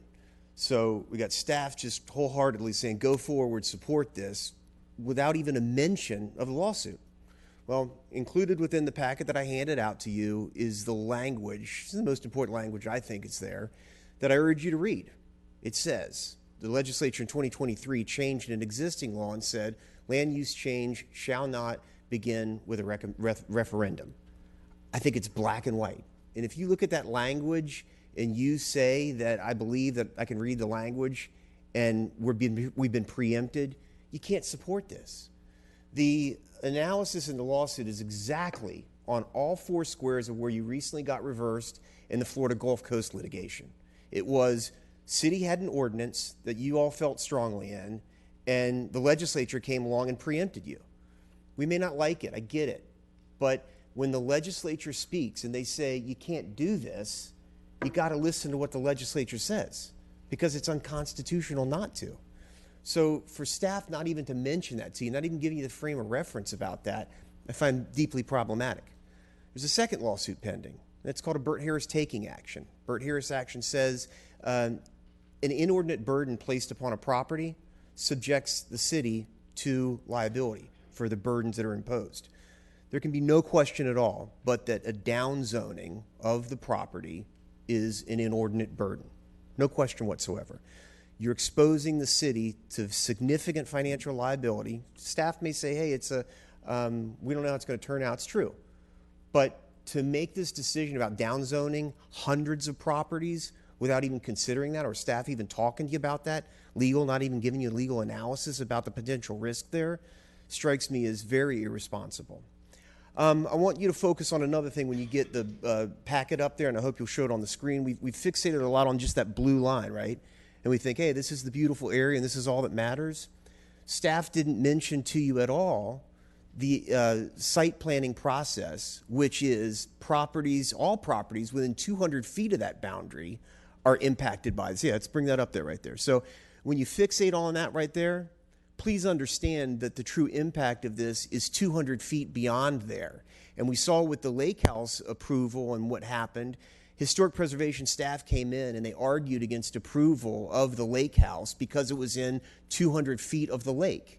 That's crazy. So again, I find it very problematic that you're being asked to vote on this stuff without being fully advised of the larger economic consequences. we've talked a lot about commentary from people, but I'm going to put for the record another objection to the fact that all of these public comments, for or against, are not part of your packets. This QR code situation, I don't think comports with the requirements for public record and comports with your requirements of deliberation, because that's not before this council. If we're being true about quasi-judicial, then you got hundreds of pages or hundreds and hundreds of pages worth of documents that CPPC considered, that staff considered, that are not before you right now. So I think that's another argument against the essential requirements of law. Finally, in that packet as well, I included the Driftwood order and opinion. And it's critical that you folks read that and pay attention to the fact that when Driftwood, it was a historic designation that applied a couple of years ago, it was reversed on circuit court for exactly the reasons that are before you tonight. And that is, in the opinion, it says that the spreadsheet that staff uses is not competent substantial evidence of the necessary 51% votes that would have brought this thing forward. I said, finally, I have just one other point, and that is, we got to understand what happened the last time this Mirror Lake thing got reversed, September 9th, 2021. I beg of one of you, ask staff to play that so that you can hear what happened. Councilmember Driscoll and I were standing right out there where the message came from the governor about the courthouse and said he will not fund the courthouse unless that historic designation thing is pulled back, and it was because of the drain on economic development. Councilmember Figgs Sanders, you had some questions immediately thereafter in which you said, we want an inclusive process where people are engaged in this. You directed staff, historic preservation staff, to do that. They didn't do that, and it happens over and over again. So this is dumped in your lap without engagement of community. Thank you. Thank you. Does the applicant have any closing remarks or rebuttal? Well, let me start by saying a big thank you. Thank you for taking the time and the effort to hear this. It's greatly appreciated. And most of all, no matter which way you vote tonight, I want to wish everybody the happiest of holidays. Enjoy them. Well, the opponent has mentioned his lawsuit. But you know something? I have great faith in the best law firm in St. Petersburg that doesn't have their name on the building, okay? And that's the city's legal staff. If there was significant credibility to those lawsuits, I'm kind of comfortable they would have told you up front and pulled this back somehow. They didn't. Because there's been discussion about the economic impact. We've had a place economic study, a professional, competent economic study by an international firm that says local historic districts benefit the city. It's part of what brings people to St. Petersburg. But the opponents and others seem to ignore that because it doesn't fit into their narrative. That said, there are three very valid reasons to approve this local historic district. The ballots are overwhelmingly in support. 80% agree. Getting 80% to agree on anything is a mandate. You have 327 messages. 327 people took the time to fill out a form or write an original email. 98% support this. The loudest voices you're hearing are speaking opposition outside the scope of your code-mandated review today. Any zoning change is going to have objectors. The code recognizes that, and it specifically states not everyone has to agree to this change, but we do have to meet the standards set forth in the code. Second reason to say yes is that it does meet the code standards. Staff said so. CPPC voted 5-0 and said that we met the standards. Neither the opponent nor anybody else that has spoken or written in has spoken to the standards within the code and told you how we don't meet them. We do suggest you look no further than the St. Pete 2050. That's the document that states that a key factor in growth is preserving the desirable aspect of the community's character. Third and final point is that approving this is just the right thing to do. Like the downtown waterfront, Mirror Lake deserves a more comprehensive set of rules than the rest of downtown. You know, about moved to St. Petersburg about 9 years ago, and I appeared here the first time about 8 years ago. When council or the DRC has ruled against the position I've taken, almost every time they say the same thing. You know, Bill, if that was a local historic district, we probably would have voted your way. So when I heard about this, I jumped in and I said, yeah, I want to be part of this. I want to support this because Mirror Lake is someplace special. Mirror Lake is one of the things we have to make sure we preserve in downtown St. Petersburg so that we keep the thing which brings people here alive and keeps on bringing them to us. And it's not the great big tall buildings, it's the unique architecture of downtown St. Petersburg as place economics confirmed. In conclusion, the special neighborhoods that make St. Petersburg unique, the thing that drives our development and our tourism and our economy, these special neighborhoods require work. They're not easy to keep. They require thought and they require good planning to remain someplace special. Mirror Lake is just such a neighborhood. 100 years ago, John Nolan identified Mirror Lake as a respite from the crazy hubbub of a booming 1920s St. Petersburg. And 100 years later, Lordy, it is still a special, unique place in downtown. We ask you to give staff, DRC, and indeed yourselves the tools that you need to guide future development around the lake by approving this local historic district, as recommended by staff and CPPC. We urge you to say yes to keeping Mirror Lake special by designating Mirror Lake as St. Petersburg's second downtown and 10th local historic district. Thank you. Thank you. City Council will now go into executive session. Councilmember Hanowitz.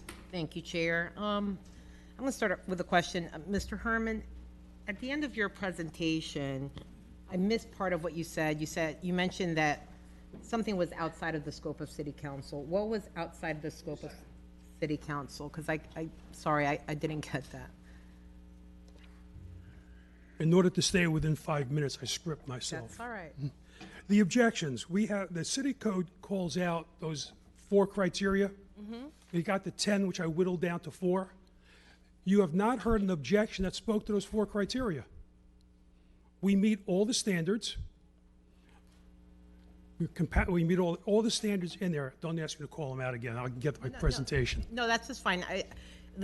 You had said it was outside of scope. My understanding is that is within our scope. We are the final arbiters at the end of the day. The CPPC has whatever opinion, and we hear evidence, but I just don't understand outside the scope. If you go back to the original presentation, it shows in you the Code of Ordinances, the 10 standards within the Code of Ordinances.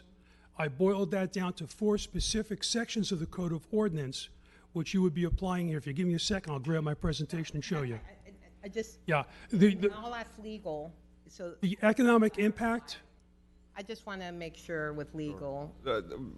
Mr. Herman's referring to really what I would describe as procedural requirements and the rules that govern how the procedure and what the effect of the CPPC's decision is on this board. Right. But that doesn't mean procedurally, obviously, it's before us, and we can agree with the PPC, deny, modify. That's correct. Okay, I got my clarification, thank you. I also have a question on the boundaries, and I'm going to want to hear both from staff and from Mr. Herman, probably from staff first. So there's 200 feet to notify neighbors. This was how the boundaries were determined, is my understanding. And in the staff report, it says the boundary justification is roughly 200 feet radius of Mirror Lake Park. The proposed district consists of intact lower density historic resources that help tell the story of the evolution of St. Petersburg as a winter tourist designation. I'm trying to understand why 200? And I understand that you said there's a notice requirement for other things, but I don't see the relationship between, and I want to hear it so you understand where I'm coming from. I don't understand the relationship of 200 feet to the criteria and the 2-part test that we're looking at. The last iteration of the local historic district, as I understand it, was failed for several reasons. One of them is that it was much larger. Right. So the goal was to get a reasonably sized local historic district, try to come up with a reasonable benchmark, and the 200-foot was grabbed because of the variance, and we did that on our initial pass-through. We did the initial pass-through with that 200 feet, then we looked at it, and was like, hey, this makes sense. And then we kept on going through it further and further, and if we did anything else, we could be accused of gerrymandering. So we tried to come up with an objective number. Does it make sense? Yes, it makes sense. Could you argue you should have made it bigger? Yeah, you can argue that the Carnegie Library should be in this. But now we get into this whole argument. You can argue 750 Burlington shouldn't be in this. I mean, I'm just looking at the boundaries. I'm having a hard time with the boundaries, frankly. And there are parts where it cuts off in half a street. And I'm trying to really reconcile this. It seems very arbitrary to me. And so this is really at the gist of everything. And frankly, it's balloting that triggers the process that we're here, right? So for instance, you take out 750 Burlington, right? People mention ballots. I understand that's just, it has nothing to do with our criteria. But for instance, if we're looking at boundaries, you take that out, the way I counted it, there are 36 votes that came from that. You had 77 votes in favor. You don't have that property, this application doesn't come forward to us. Am I wrong? That property does have a higher number of units in it, correct? But my point is, then the application would have not met, right, the criteria to come before us. Is that right or wrong? If we had that, you don't count those votes, and you needed 72 votes, you subtract 36, this isn't before us, right? That's correct. You have to get to the 71 plus 1, 72. And y'all, trust me, you'll have a chance to respond. So this is where I'm at. I'm having a hard time when I'm looking at this and saying, well, I mean, I look at Grove Street North, and by the way, I'm very familiar with this. I probably take all these streets at one point or the other leaving City Hall, depending on the day, outside how I get home. So I take all these streets. So I've gone through them. So you look at Grove Street, like, it stops there. It could, the other property, you could say, oh, it has historical value. It meets all these things. So please explain to me why.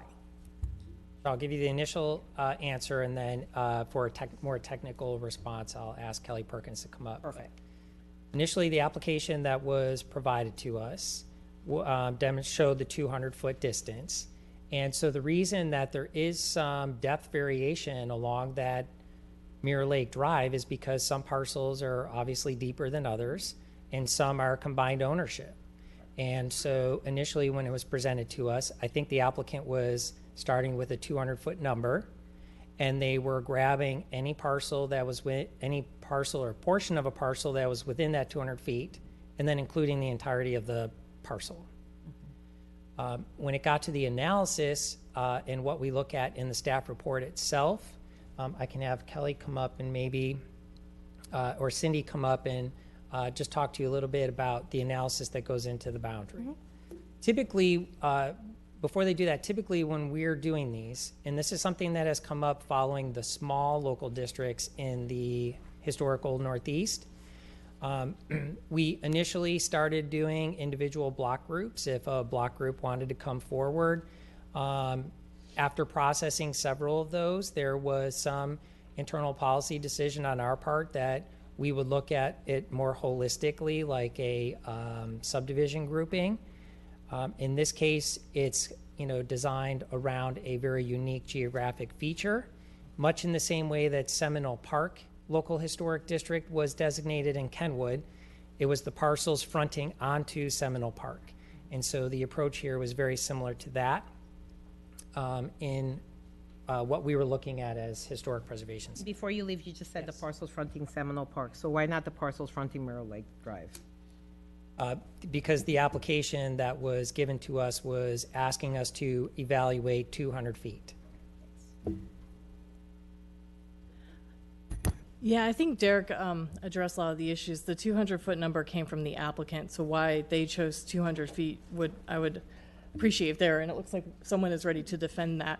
But for us, when it comes to boundaries, there's sort of a lot of ways that you can address, and one is sort of geographic or cultural features. So in this case, the lake is sort of the geographic feature to encompass properties that front the lake, but also significant properties around it that are also sort of cultural features of the area as well. Our advice to the applicant was to pick a consistent number and use that all the way around, though there were some decisions to cut out some vacant lots or lots that were not contributing, because that is also a recommendation by the National Park Service to cut out some lots that do not add to the historic significance, but you're not supposed to arbitrarily cut in some or cut out some. But we wanted, or they wanted it to be we wanted it to be a clearly consistent line around. And I think Emily's here too. And for the record, could you please state your name and title for the? Oh, I'm so sorry. I realize I haven't presented yet. I'm Kelly Perkins, Historic Preservationist with the City of St. Petersburg. Thank you. Thank you.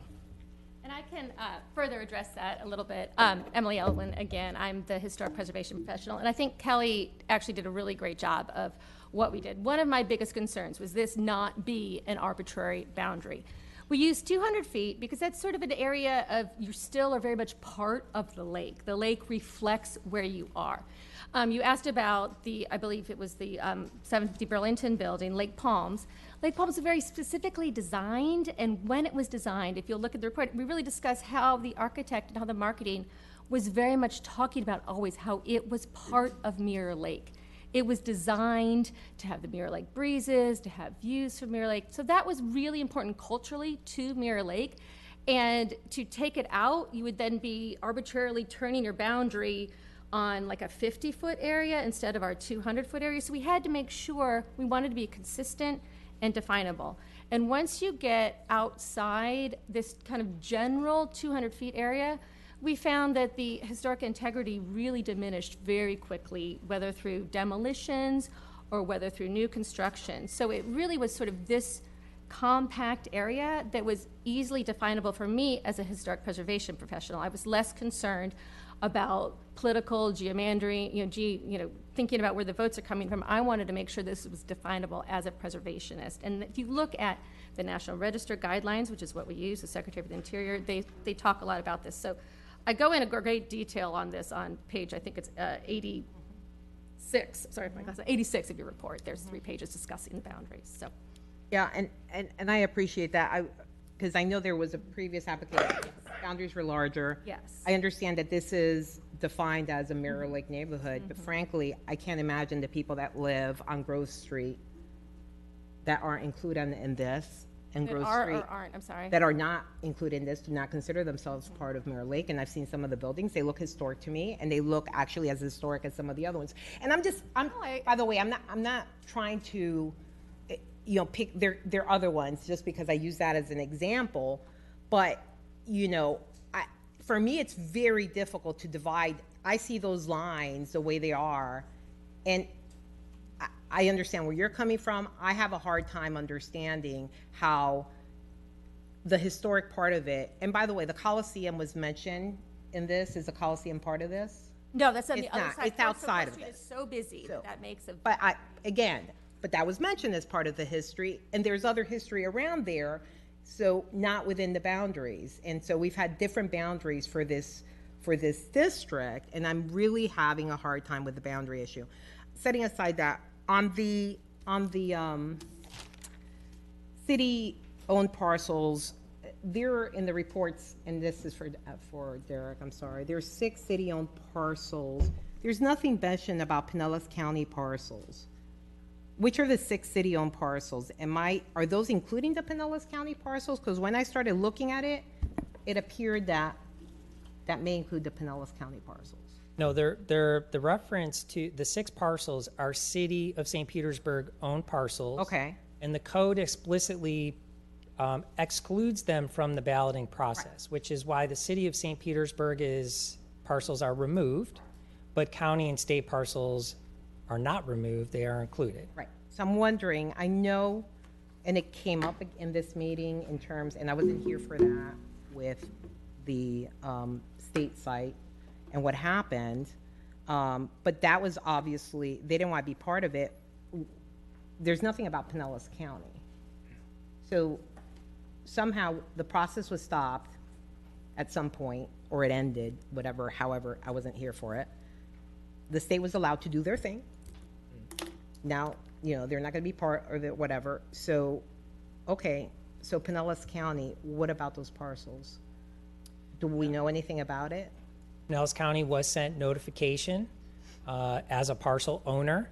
So at every step in the process, they were being sent notifications and they had opportunities to respond. We do not have any official correspondence to the record related to the case. So we don't have any formal response from them. Okay, I was just wondering, because I know that there was a lot of conversation about the state, so I was wondering if there was anything on the county side. Okay. Those are my questions for now. I may come back with some other questions. Oh, I know what.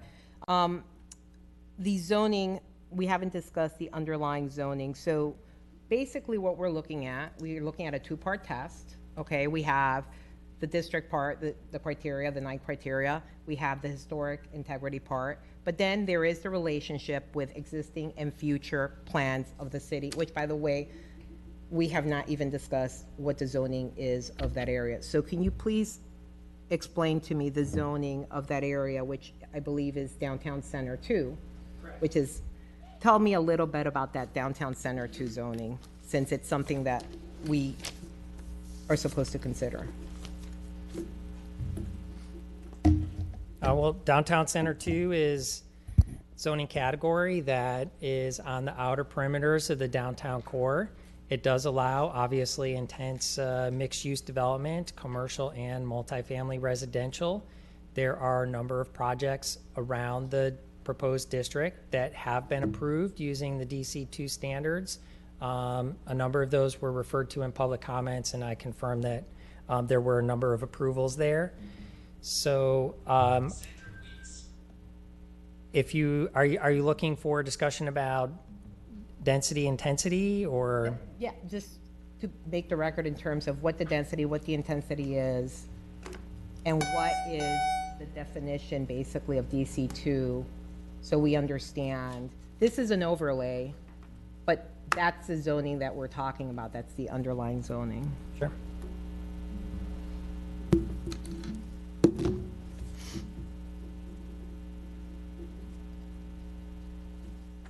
DC2's zoning has a base approval of 3.0 floor area ratio.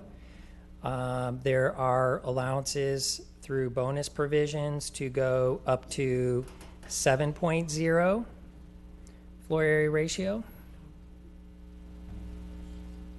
A number of those bonuses are historic preservation bonuses. So if you have a landmark building on the property, the square footage or floor area of that designated landmark is exempt from the floor area ratio calculation. There's also a transfer of development right option related to historic preservation that can help you move up those bonus provisions. So the code is acknowledging the importance of historic preservation by having that as a priority in the bonus system. And in terms of, I know it was touched upon, there are landmark already within the district, right? How many landmarks that are locally designated within this area? Mirror Lake Condos, Shuffleboard Club. So Mirror Lake Condos is which one? What's That's the the former St. Petersburg High School at the north edge of the lake. If you want to pull the map up, we can. That's 701 Mirror Lake? I believe it's 701, yeah, 701. That's going to be, that's this one right here. Okay, that's 701 Mirror Lake Drive. Yep. And it's Mirror Lake Condos. That's a former St. Pete. Shuffleboard Club. Mm-hmm. Carnegie Library. Pardon me? Lawn bowling. Yep. And, I'm sorry, and Lawn Bowling Club right here. Unitarian Church is not a individual local landmark.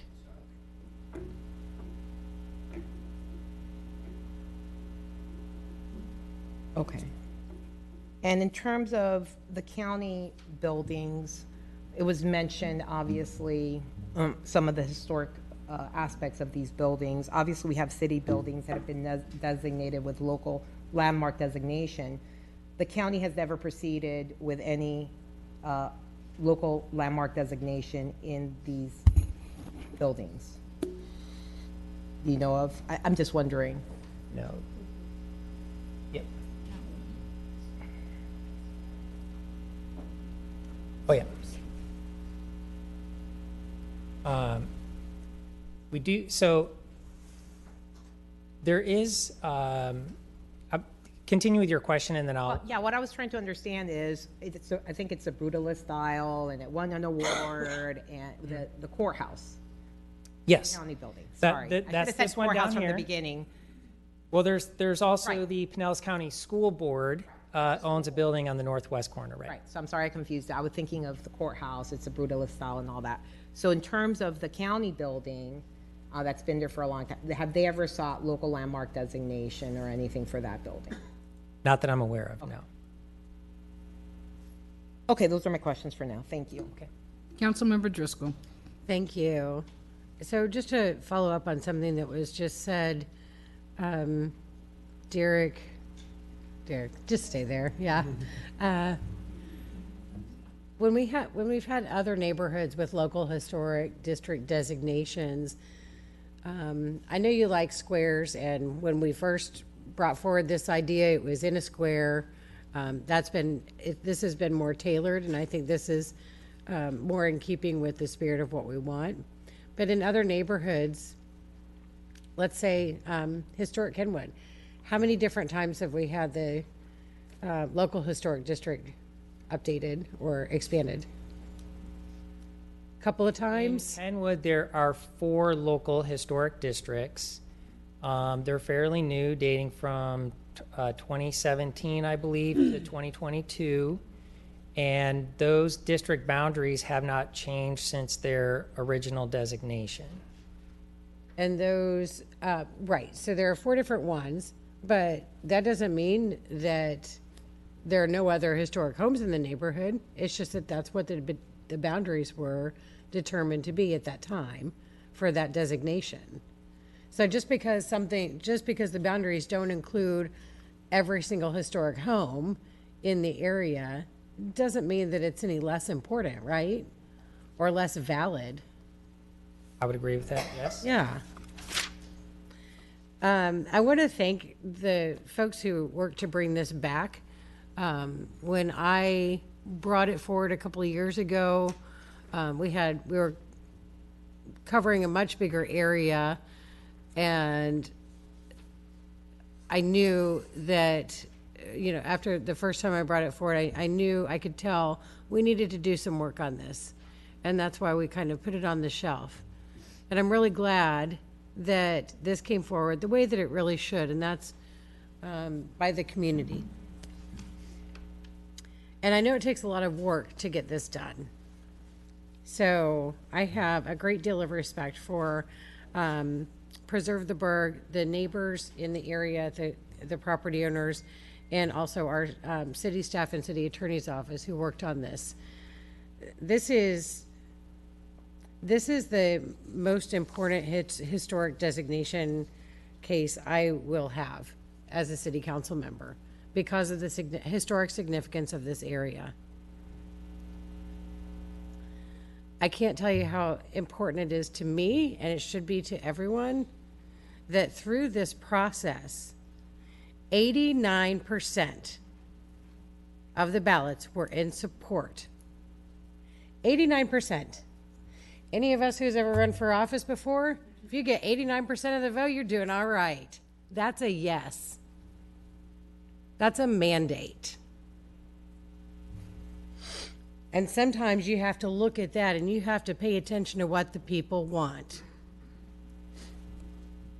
The fact that it was unanimous from CPPC, that says a lot. And I'm grateful to the members of CPPC who worked to study this, ask the right questions, listen to the information, and make an informed decision.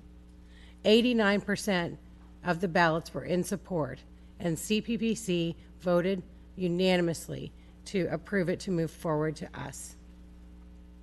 Now, a question came up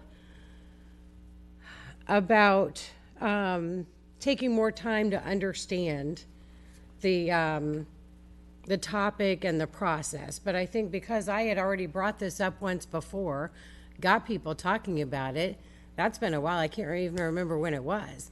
But then this has been going on for this entire year. I think city council members have had plenty of time. And if the members of the CPPC can get together and have an intelligent conversation, listen to everyone, and make their decision, then you better believe we can. Now, we've also heard a story that we've heard many times before.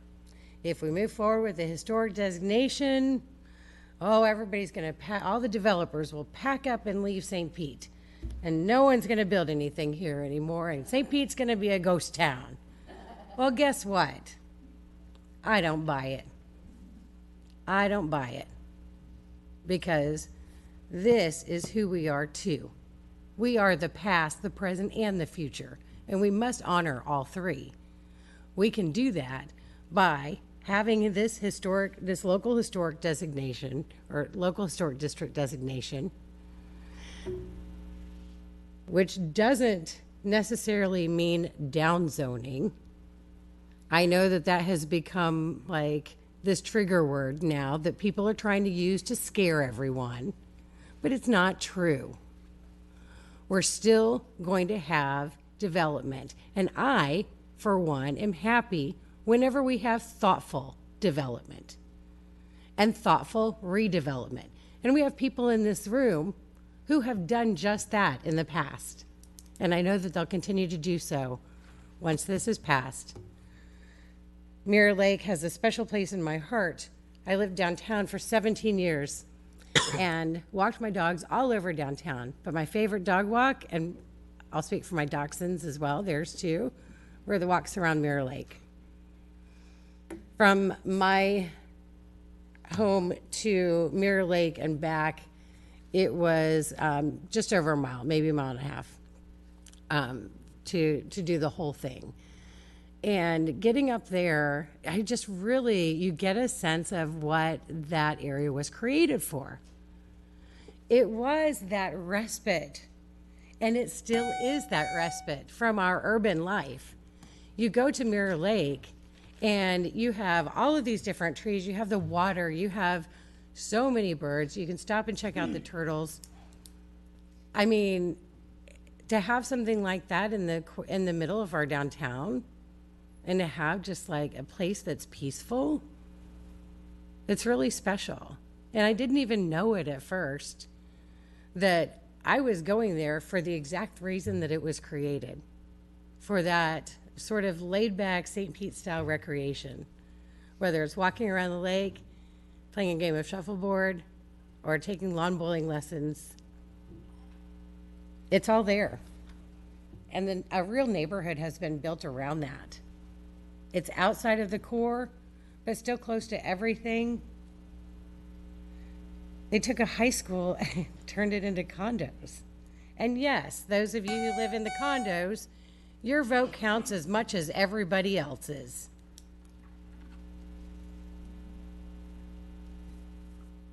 Right next to this area is a little tiny spot called Lang's Bungalow Court.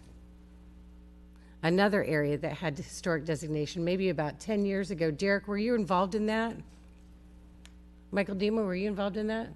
Yes. I was asking a question on the sidebar. Sure.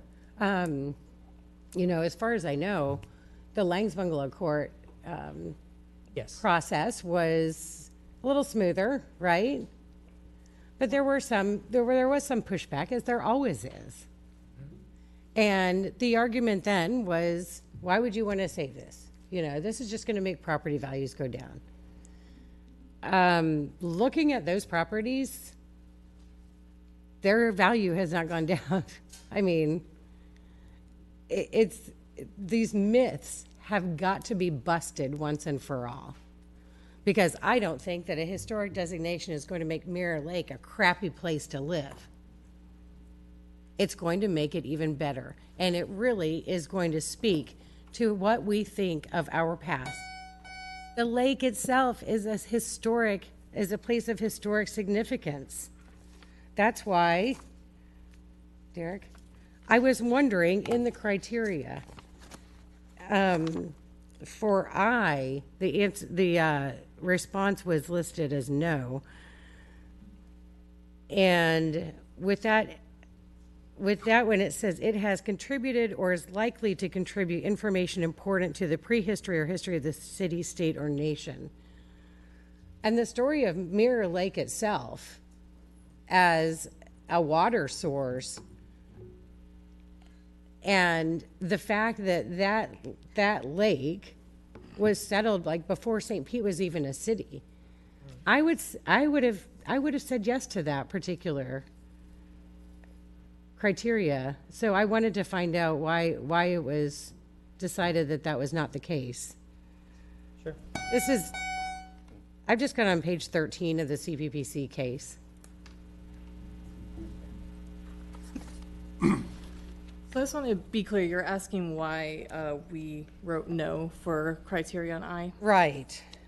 Generally, that criterion is related to archaeological sites that have been determined eligible for their archaeological significance, and this area at this point does not have that determination. Oh, okay. That's why.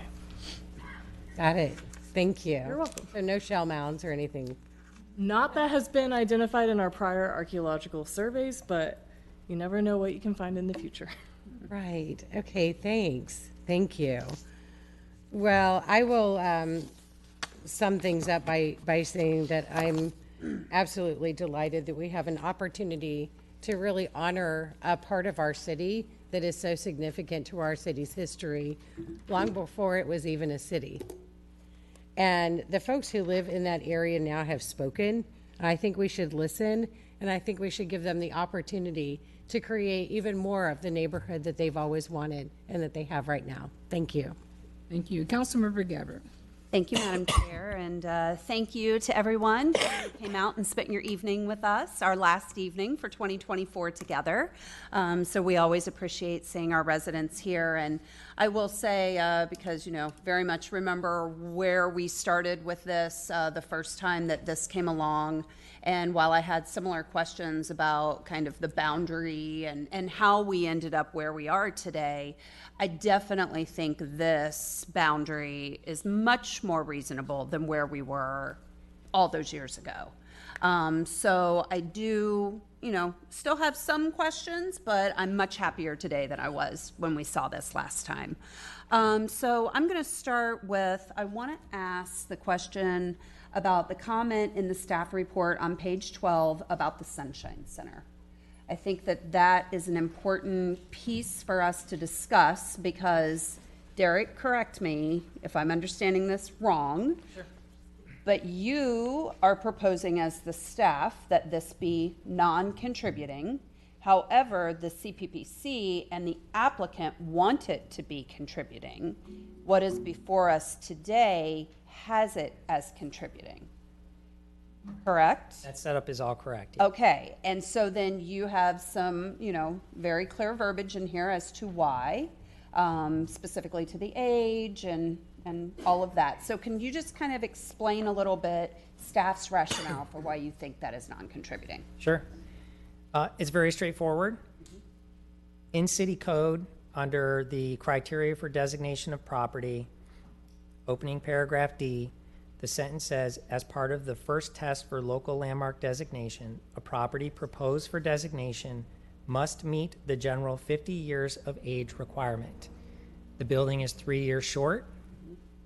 There is some merit for including the building, but on this point alone related to the 50-year age threshold, for us it was a very simple answer. It doesn't meet the 50-year first test. We would recommend it as non-contributing. And so if city council agreed with you, we would need, and we wanted to approve this, but we wanted to remove that legal, how would that process go? Could you repeat that? So if we agreed with staff, we wanted to approve the designation, but we wanted to remove the Sunshine Center or make the Sunshine Center non-contributing, how would we do that? You'd do that by motion.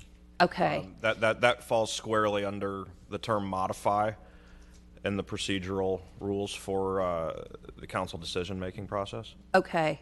And the reason that I'm honing in on the Sunshine Center is I'll just be incredibly transparent. City Council, we're very familiar with the Sunshine Center. Some of us actually served some time in the Sunshine Center whenever City Hall was under renovation. And those of us, I call it serving time because those were some rough days, let me tell you. And the reason being, I was just there again last week, and I was meeting with the staff. The Recreation Center supervisor is retiring. Actually, today was her retirement party. And they were talking about the future of the Sunshine Center. And they were talking about kind of their vision and what, the residents who enjoy that facility are looking for. And so as kind of the first thing on my list for budget priorities next year, I want us to have a conversation about the Sunshine Center and what it looks like to redevelop the Sunshine Center, because we could do so much more with that property for our seniors than just a recreation center. And so I'm concerned that if we add this as a contributing property against your recommendation, we could also potentially be kind of handicapping ourselves a little bit with what we could do with it. And maybe I'm off base here. Maybe it doesn't affect to the extent that I'm worried that it will. But I don't want to do any harm to our ability to make that a vibrant senior center into the future, which could even potentially have a housing opportunity at it. So can we talk about that? Can we talk about the misnomer of redevelopment may be harmed if we have these properties as contributing? So when it comes to historic district designation and landmark designation, any building within the defined boundary line will need to undergo review through the Certificate of Appropriateness process called COA. That will, when it comes to demolition, whether you're talking about a new construction or a historic building, that will need to go before the Community Planning and Preservation Commission. There is a demolition criteria for what can be proposed. Generally, you need to show that the building cannot be feasibly repaired or restored, and it will go before the commission. Staff will make a technical analysis. The applicant will have the ability to make their own case, and I can tell you that we have had properties go before the commission that staff recommended denial on demolition and the commission approved. So it is not just a set, if it's contributing, there's no way you could demo it in the future. And even if it's non-contributing, staff could still come to the conclusion to recommend against denial based on our criteria as written. Okay. But that is not the final determination. There'll be the commission review where all of the evidence can be taken in. And then even then there are further appeal process such as to this council. So what I'm hearing you say is that it could be demoed and redeveloped, but it isn't. The threshold for doing so is much harder. The process is much harder. Actually, the criteria for demolition is the same for contributing or non-contributing as currently written. Okay. All right. I'd like to hear what my colleagues think about that particular piece. I mean, even without, future forethought of what we could do with that particular piece, I still am always inclined to lean on your expertise because you are the experts in what we do here. I'm not a historic preservationist, so I have to lean on your advice. And the parking lot that has the exact same analysis, applicant and CPPC both say contributing, you say it's not. Is that specifically because it's a vacant parcel? Yeah, that's generally how our division has sort of approached it, that is currently used as a parking lot. I think the applicant's argument is that it's part of the park. It is a city-owned parcel. I don't know any future plans for that parcel. Yeah, okay. All right, well, I'd like to hear what my colleagues think about that. I'd like to put a clarification in on the record in terms of what the COA for demolition states. It does start off, but I believe that Ms. Perkins is saying that that's the same criteria for contributing or non-contributing, but the prefatory statement on the additional guidelines for demolition for a COA, the purpose and intent of these additional requirements is to determine that no other feasible alternative to demolition of the local landmark or contributing property can be found. So I do think that the code does differentiate between a contributing and non-contributing. I apologize for misspeaking on that. Thank you. No Thank you. worries. Because that's a very important distinction for the point that I'm making about the future of that property. I agree. That's why I interjected. Thank you. If Sharon. we were in a time machine 3 years into the future, I think it'd be a different conversation. But we're not, and it's my hopes that 3 years into the future, we're looking at a much better facility opportunity for our seniors in that area. So I'll sit with that for a minute. I want to ask legal some of these questions that we're getting about pending lawsuits, about state litigation or legislation, about Burt Harris, about Driftwood. So can you kind of, I guess let's start with the Senate Bill 718, I guess it is, that was passed in 2023. Can we start with that? Sure. And your analysis of that with what we're doing? Absolutely, absolutely. So, actually, in 2023, the legislature added on to include land development regulations as prohibited by referenda, but it already included comprehensive plan amendments and development orders and permits. So really what this does, it dates back to 2010, and I don't know if folks remember the hometown democracy amendment proposal that would have given local governments the ability to ask their electors, the voters of the city writ large, whether they should make a land development regulation change or to approve this development order for a specific project. That was rejected, and then part and parcel to that, the next year, 2011, is really when this broader prohibition on referenda for land use decisions was statutorily put in. And it speaks fundamentally to the fact that the council can't give away its power to make these decisions to the electors of the city. But it's about elections and those processes, those ballot initiatives, and those referenda that are governed by the supervisor of elections. I've gone back, I've looked at the legislative history for the 2011 bill. There's nothing in 2023. They were more worried about annexation changes, but back in 2011, it's very clear, and all the case law on this has to do with elections, not these more informal procedural, really, this is a procedural requirement to just bring an application before you. It has nothing to do with the decision-making process that this board is still entrusted with. And that's what I thought. And I just can't, I can't find anything that suggests the legislative intent or a plain reading of this was designed to reach this level of granularity of a local government's application process. I don't guarantee any outcome in a lawsuit. If I thought it was of such, and if our office thought if it was, and I'm not the only one who's looked at this in our office, if we thought it was so troublesome, then A, we wouldn't have amended the procedures years ago to allow for this, and we would have let you know heading into this. And to go even further, I mean, considering the fact that this is a process that we've used for other historic designations, that process would have been preempted all along.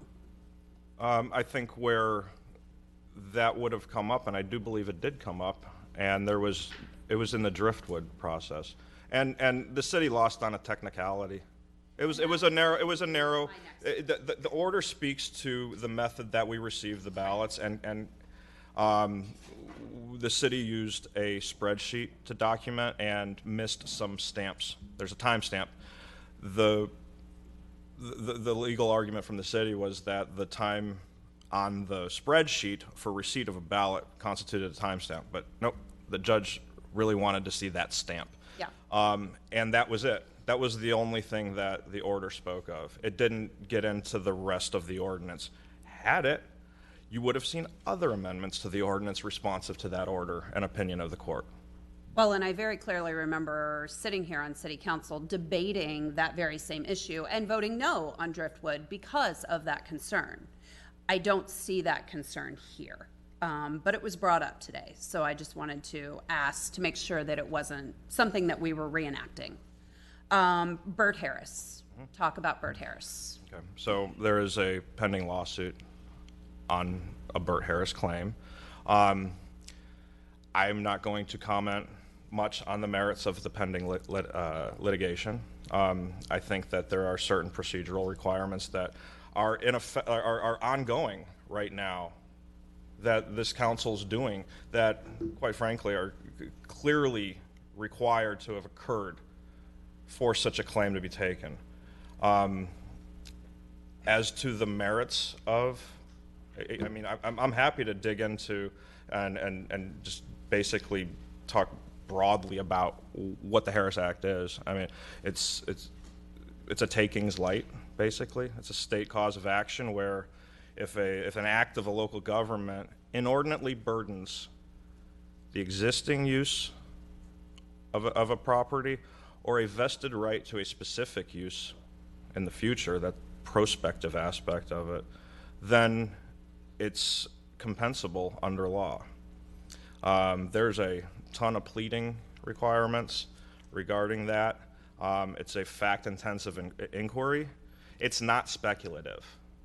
And what it doesn't do is compensate folks who ask for things from the city, get those requests, and then seek to be enriched on the back end of that. So there's properties in the district where the pendency or even just the mere discussion of a potential Mirror Lake district where folks have come in, sought site plan approvals or variances, received them, and it's the exact opposite of what a Bert Harris claim is available for. So without getting into the merits of any specific case, during the pendency of this action and even the discussion of historic designation, every single application that came through eventually was approved. There were no denials based on the pendency of this. Thank you. Thank you for clearing all of that up. I think it's very important when those things come up in public discussion and members of the public and property owners are concerned about these things. I think we should have those conversations and we should understand kind of the legalities of everything that we're doing and how past cases might relate to what we're doing today. So thank you for explaining all of that. And then the last thing that I'll say, and then I would love, like I said, to hear what my colleagues think about the Sunshine Center and whether or not that should be contributing or non-contributing. I just wanted to say, you know, originally when we kind of heard, you hear things, even though we don't talk to anybody about things, you hear things, you know things are coming. And there was kind of this idea that, you know, staff maybe was the one who was putting this forward. You kind of wait to see what's going to happen when you sit here today. And I just want to say to our staff, thank you. Because I'm very relieved, Derek, to hear what you said today, that your philosophical belief is that that is not your role. I agree with you wholeheartedly. Anybody that knows me knows that not only with the staff, but third-party designation, I do not believe in whatsoever. I do believe that citizens should be initiating these actions. And I'm just really glad that we cleared the air on that today, that we set the record straight on that, that this was a citizen-initiated action that then Preserve the Burg partnered with to help get you all over the finish line to this point. I just think it's really very important to clear the air about that. So I will leave my questions there for right now, but I do want to hear from my colleagues as you all speak, if you would, because I may potentially make a motion to see if the Sunshine Center could be non-conforming, but we'll leave it there for now. Thank you. Vice Chair Gerdes. Thank you, Madam Chair. Well, I'll start off right there. And I'm laughing at myself for a second, questioning what I'm about to say, but actually I really like my predecessor's idea about the Sunshine Center. And I was listening to that conversation, I think it was just about this time of year, 3 years ago, in one of his last meetings, about the possibility of redeveloping Sunshine Center and having it be a place for all at the bottom with the possibility of housing on top. I actually really, really like that idea. And so I'll just start with the end. I struggle with this whole process, to be honest with you. I try to think about it if I lived here and I was on CPPC for 4 years, I chaired it for 3. I would call the COA process stringent and extra. and I don't get me wrong, I enjoyed my time on CPPC. I had a blast doing it. I learned a ton, and I think it's very needed. But I think about somebody sticking that COA process on top of me. I struggle with that mightily. And and there's been lots of different sayings, right? Like designation doesn't prevent development, dezoning. Mr. Herman used, this is, I think, probably the most accurate one, a comprehensive set of rules. That's what the COA is. And it's, again, I would call it stringent. And I struggle to think if I were a property owner that somebody else gets to dictate what the process I go through in order to redevelop my property. Because, I mean, correct me if I'm wrong, if it's, and I'd like to hear the non-contributing, but on a contributing, essentially the building has to be falling down. I mean, there's no coming back from demolition. That's my kindergarten term. Yeah, that's more of a qualitative statement on what it is it is a set of criteria that have to be met, and what is literally said here is that no COA for demolition shall be issued by the commission until the applicant has demonstrated that there is no reasonable beneficial use of the property, or the applicant cannot receive a reasonable return on a commercial or income-producing property. Okay. That's your threshold standard right there. There's a few other things that speak to whatever evidentiary requirements for that, but that's the threshold question. While we're on it, can we talk about non-contributing and the threshold for non-contributing? I would like an assist from staff on that in terms of the administration of this portion on. So I don't know that it's completely exempt from the COA process for demolition. We had non-contributing properties in front of CPPC for demolition. Yeah. Yeah. So. I think I want to maybe take a step back and clarify how this discussion about the senior center would be applied through the staff report and how it might be addressed through a particular motion. So we're having some discussion about contributing or not contributing in the overall parcel itself. We know the overall parcel has the lawn bowling club. That's a contributing resource. So the parcel itself on the map would stay yellow, contributing.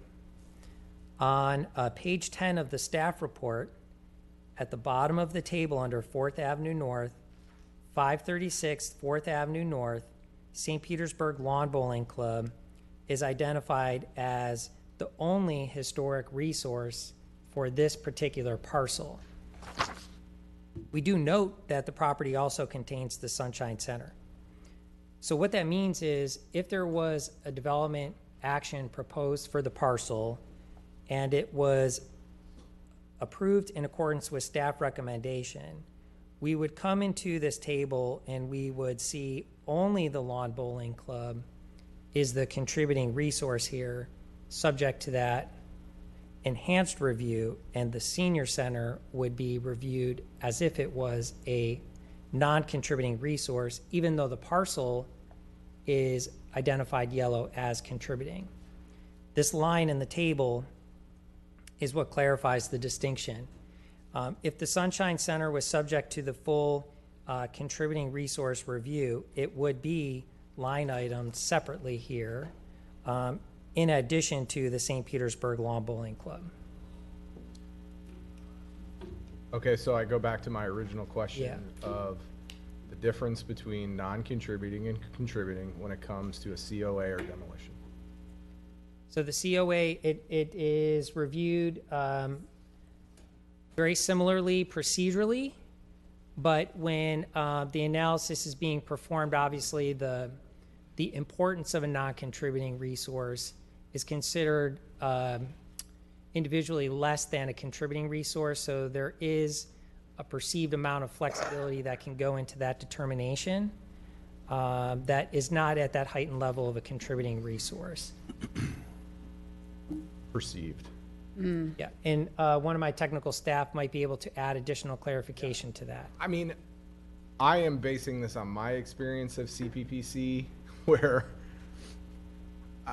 I tried to go back and look at some of the cases, and I couldn't find any like glaring differences between contributing and non-contributing, and that's, again, one of my struggles. I'll just add, while this slide is up, I don't think the parking lot should be contributing either. So, I mean, to put the city through these comprehensive set of rules, I don't think we should be doing that. Yeah, go ahead, Kelly. So just from the parking lot stand, that's not a structure. Generally, the list is related to structures.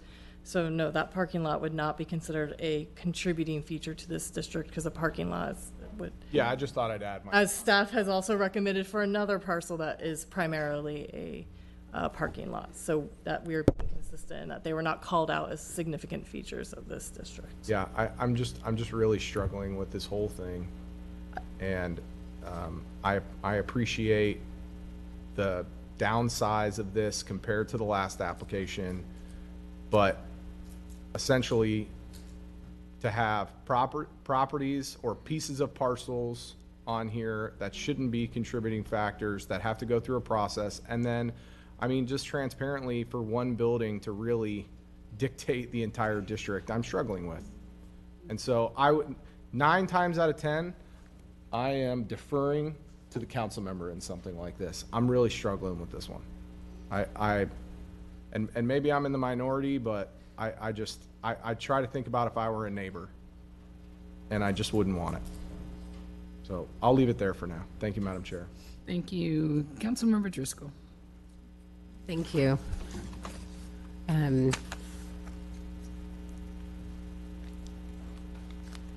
Thank you, Councilmember Gabbard, for bringing up the Sunshine Center and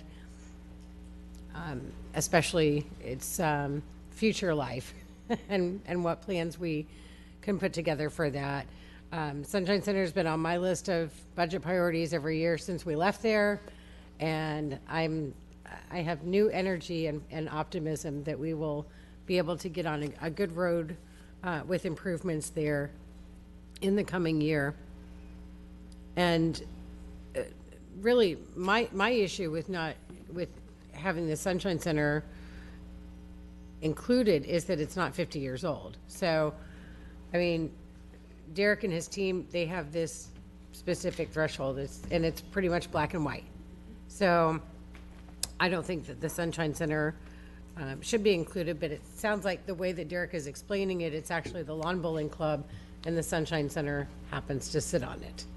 So I don't know how we need to change that. I mean, can you make the Sunshine Center non-contributing without, and still have the lawn bowling club be contributing? Do we have a legal or some measurement of just the Sunshine Center subpart? We've subparceled out portions in the past. Split it. So, and generally, this is a unique situation for a district designation. Mostly, you'll have a parcel that has one structure, one parcel, one use. But we do have situations, for example, in Kenwood, where a main residence may be a contributing structure, but they have a new garage, and that's not a non-contributing structure. Okay. And so we can do that generally, because we do have contributing and non-contributing and other things all on this one city-owned parcel. It's marked as contributing on the map because that's the highest level, and we can always work down from that, but we can't work up from it. So it's marked contributing. We can make a notation further in the ordinance to specifically call out that that decision by council was to leave that as that Sunshine Center itself is non-contributing, we can make that amendment. We just couldn't have created anything that was listed as non-contributing to contributing. Okay. So we still, if we want to make a motion to approve this, but designate the Sunshine Center and that one parking lot as non-contributing, then that doesn't do anything to hurt the lawn bowling club. No, ma'am. And as far as staff has, as what Ms. Perkins indicated, is that's already indicated in the staff report when we have the list of all the structures of contributing and non-contributing. That's already included. So if tomorrow this passed and an application came in for a COA review on the Sunshine Center, it would be reviewed as a non-contributing structure. If an application for a COA came in as for the lawn bowling club, it would be evaluated as a contributing structure. The parcel as a whole requires a COA because it is within the district. Right. So what you're saying is that we can just pass this without any changes, and it will not include the Sunshine Center or that parking lot as contributing properties? As of the staff review right now, they do not meet the criteria for a contributing property. Now, that was different from what the request from the applicant was, and they are entitled to have that reviewed by this body. If you would like it to be more specific in the ordinance, we could also do that.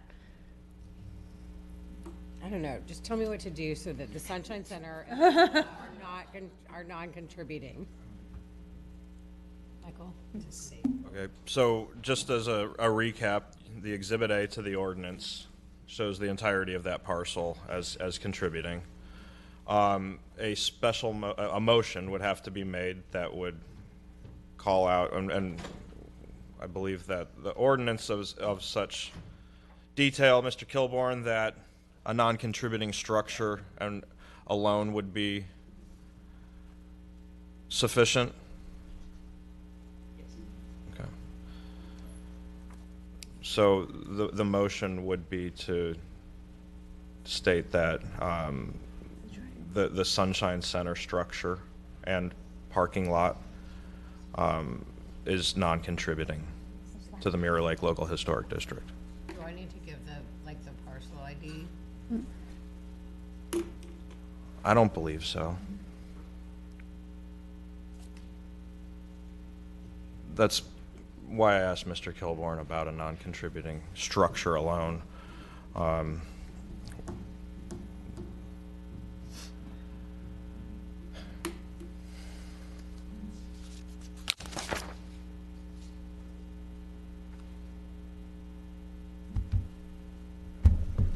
I'll hold. Listen to people. Thank you, Madam Chair. Okay, Councilmember Muhammad.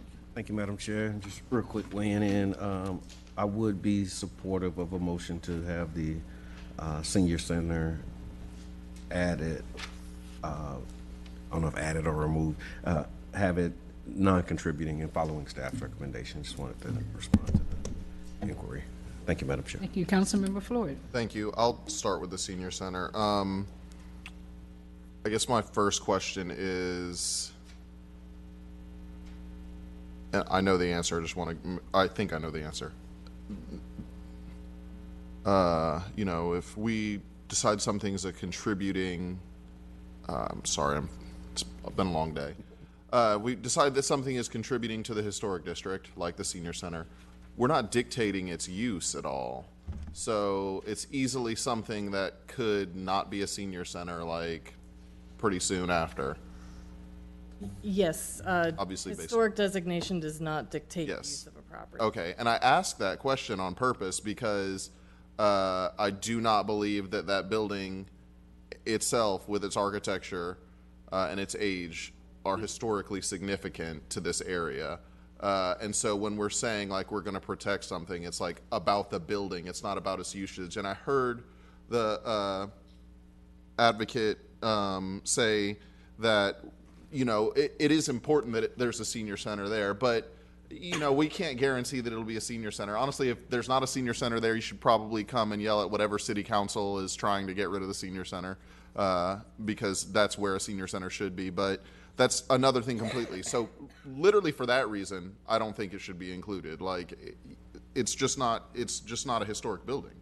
And yes, it's nice that it's a senior center, and that's a historic contribution to the area, but the building itself doesn't contribute. So that's how I'm interpreting it. And so I don't think it should be included for that reason.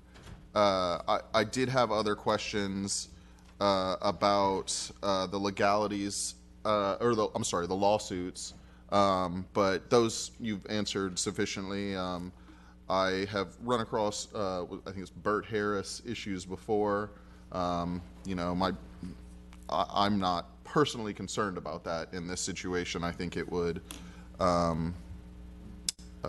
have much more broad-reaching impacts than just the interpretation that the opponent gave would have much more broad-reaching impacts than just this one right here. And I think I'm just not concerned right this second with it.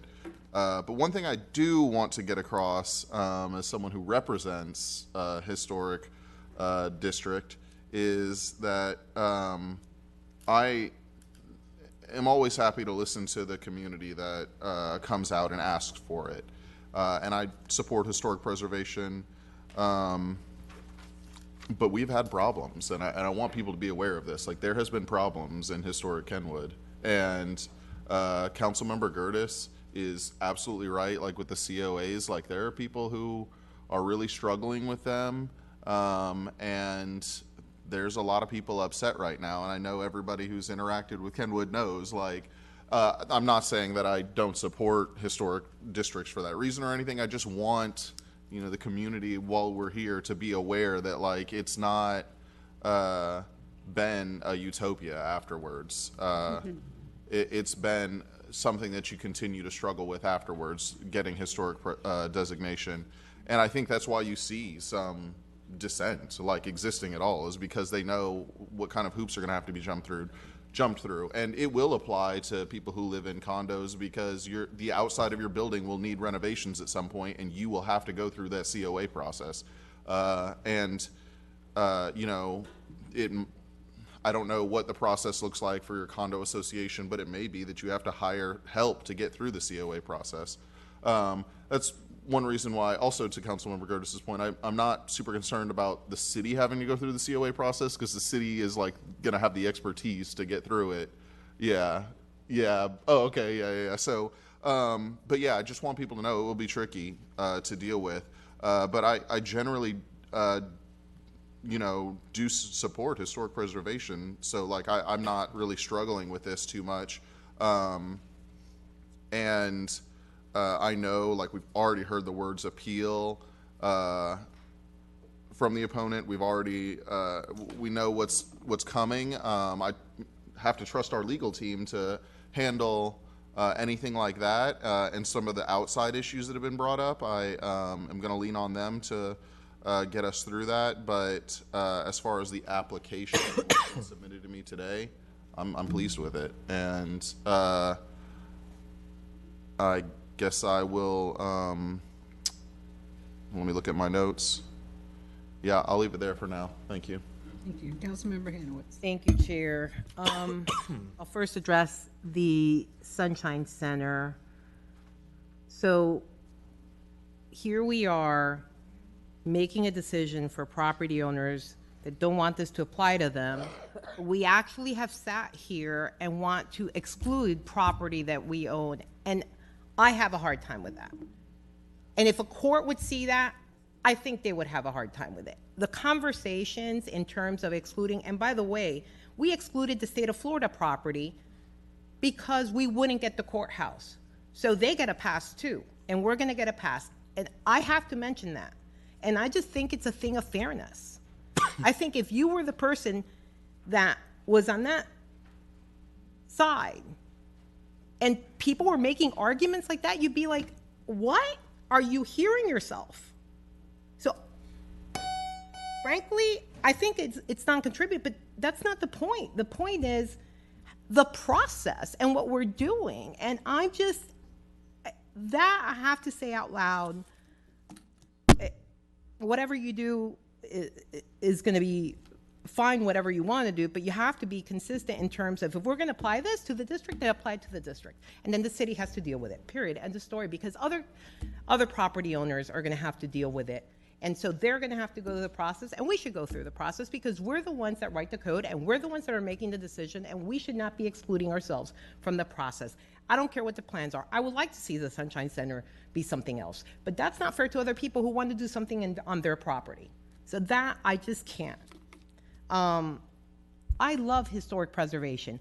I've written a local landmark designation for Huggins Stanglefield, did it myself, did all the research, came to city council, and did all the legwork, so I get where you're coming from.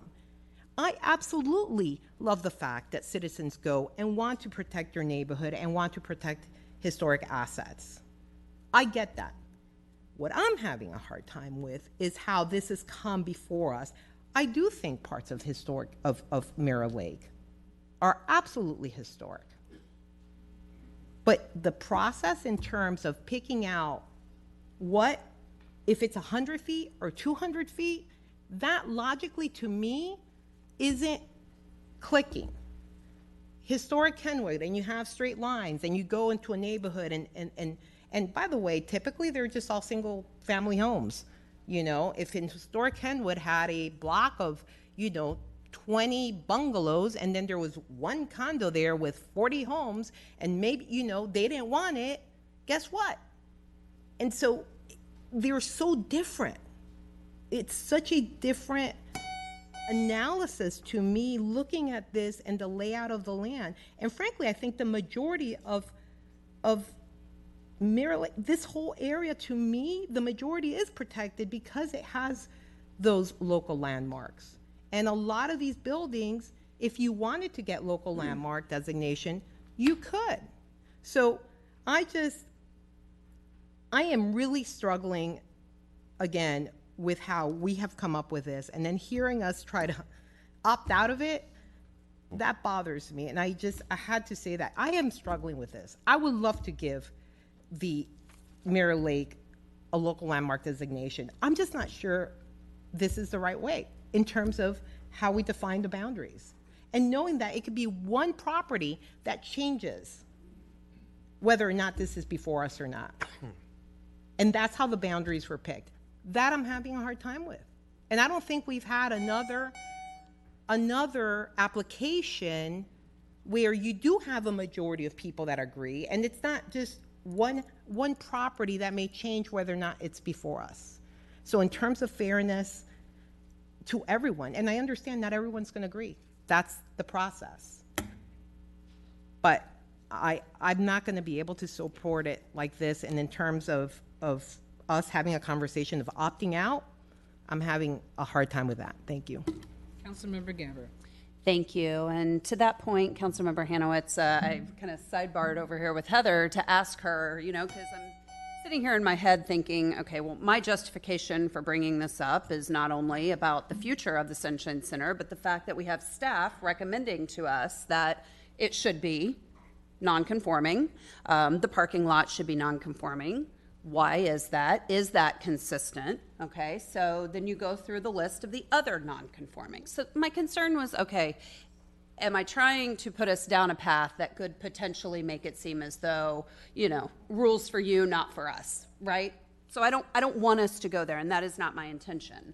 But very clearly, after speaking with Heather, and going back to my original point of it does not meet the 50 years that is in our code, then I go and I look here at the list of the other non-conforming properties. And the reasons that these properties are on this list are consistent with the same reason that staff is recommending these two parcels. And that consistency for me is very important. And I know that we have two property owners, I've heard here tonight, I think, who own a combined 8 parcels, I think I'm hearing, 7, 8 parcels that are against this. But as I understand it, those parcels are older than 50, the buildings are older than 50 years old, and the parcels are not vacant.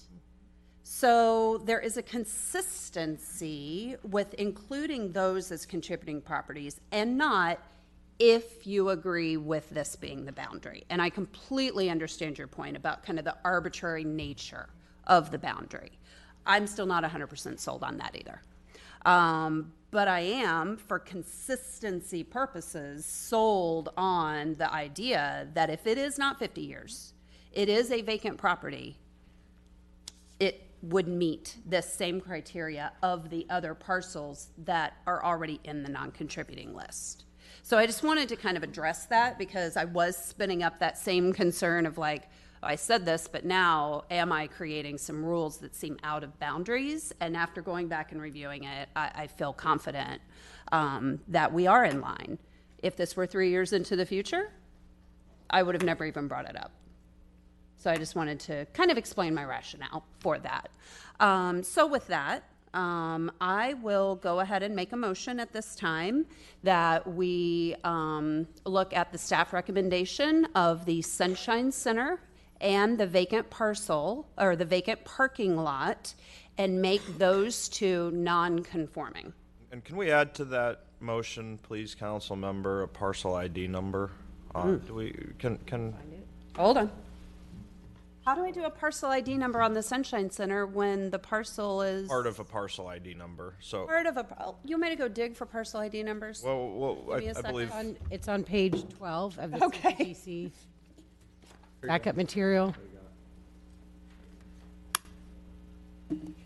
And as far as amendments to the ordinance, what you would see physically is if they're taking the staff recommendation, then the color for the Sunshine Center parcel, as it does contain contributing resources, will remain yellow, but that small parcel towards the south, that's, I don't know what shape that is, I'm sorry, would switch from the yellow to the non-contributing, because the entire parcel would include the non-contributing structure. I'm sorry. But it's not a structure, it's a parking lot.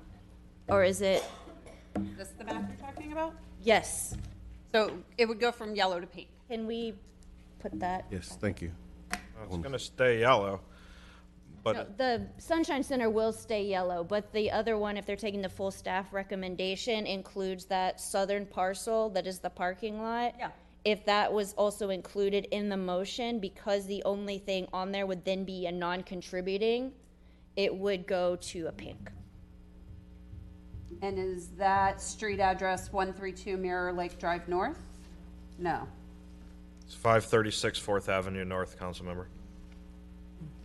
Got That's it. the Sunshine Center. No, that's the Sunshine. Oh, I'm sorry. I was asking about the vacant parking lot. Yeah, disregard, I'm sorry. Yeah, it's generally 0 Mirror Lake Drive North, but you would want to do the parcel ID number because it's specific to that parcel. Because any vacant lot often will have a 0 as the address. Okay. Which one is it? There's 3. So I'm going to need staff to give me the two parcel. I've been clear that my motion is the senior center and the parking lot. So if legal needs parcel ID numbers, then. Okay, I can get on the microphone, I can read to you the parcel ID number for that southern parking lot. Fantastic. Okay. Parcel ID number is on page 12 of your staff report. In the non-contributing properties table, the very first line, it says 0 Mirror Lake Drive North. The number is 19 31 17 00000 240 0100. And you'll see that right there on the first line. And then what would be the parcel ID number for the Sunshine Center? It's located on there. It's the second to the bottom on that same list. You see it says 536 4th Avenue North, specifically the Sunshine Center on the center east side and parking lot on the south side. Okay, so my motion is to make non-conforming parcel ID numbers 1931. Non-contributing, council member. Non-contributing, thank you. 193117 0000-240-0100 and 1-931-17-58213-001-0010. Second. You don't want to repeat it? Well, we need to change the clarification to just this portion. Just a clarification, council member, for Goodness. staff. When, for the Sunshine Center parcel 19-31-17-58213-001-0010, is that, would you like the entire parcel to be switched to non-contributing, or only the Sunshine Center on the east side portion of the parcel and southern parking lot? Only the Sunshine Center on the center east side portion of the parcel and the southern parking lot, yes. Thank you very much. And does the seconder agree? Yes. All right, thank you. Okay, seeing no other further requests to speak, generally the chair speaks last, which is really good because you get to hear what everybody else has to say. So I agree with a lot of things that my colleagues said. My number one thought, again, was the Sunshine Center, and that has also been on my budget priority list, so I needed to know, and glad to receive the clarification in regards to what the future of the Sunshine Center looks like. But I'm going to be super simple when it comes down to the boundaries. Whatever works at the request of the residents works for me, and I just want to see some grass. I just want to see some grass. I just want to see some nature. I just want to see something preserved in what is growing vastly around downtown. I mean, we're seeing buildings after buildings, and I support development, but I even once that land is gone, it's gone. It's no coming back from that. So I really do like the fact that the neighbors came together to pull this together. So with this being my last official vote as the chair of St. Petersburg City It'll Council. be at least your second to last Yeah, one, Chair, because yeah. this is just This a motion for, this is for, just for the- an Lord amendment. have mercy. Okay, well, this is my next to last. We've had a Apologize for the motion. interjection, I Chair. know, but that's okay. You got it right for the records because I was excited. I was excited. So we have it's been properly motioned and seconded. Can you open the machine for voting for J. Sunshine Center and Parking Lot? Seeing that all present council members have voted, can you please tally and announce the votes? Madam Chair, the motion for the Sunshine Center and the parking lot to go to non-contributing passes 6-1 with Councilmember Gertis voting no. Okay, thank you. And next, see, I don't have anything else listed, so, Make a motion to approve. okay. I need to say anything more than that? I don't have Subject any. to the amended. Subject to the amended. Yep. So that's you making the motion, Councilmember Gabbard? Yes, ma'am. Has it been seconded? Second. Okay, please open the machine for voting for J3 as amended. Council members, please cast your votes. Now that all present council members have voted, can you please tally and announce the votes? Madam Chair, the motion to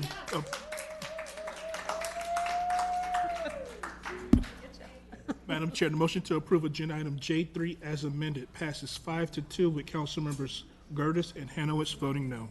Thank you. Thank you all for hanging out with us today.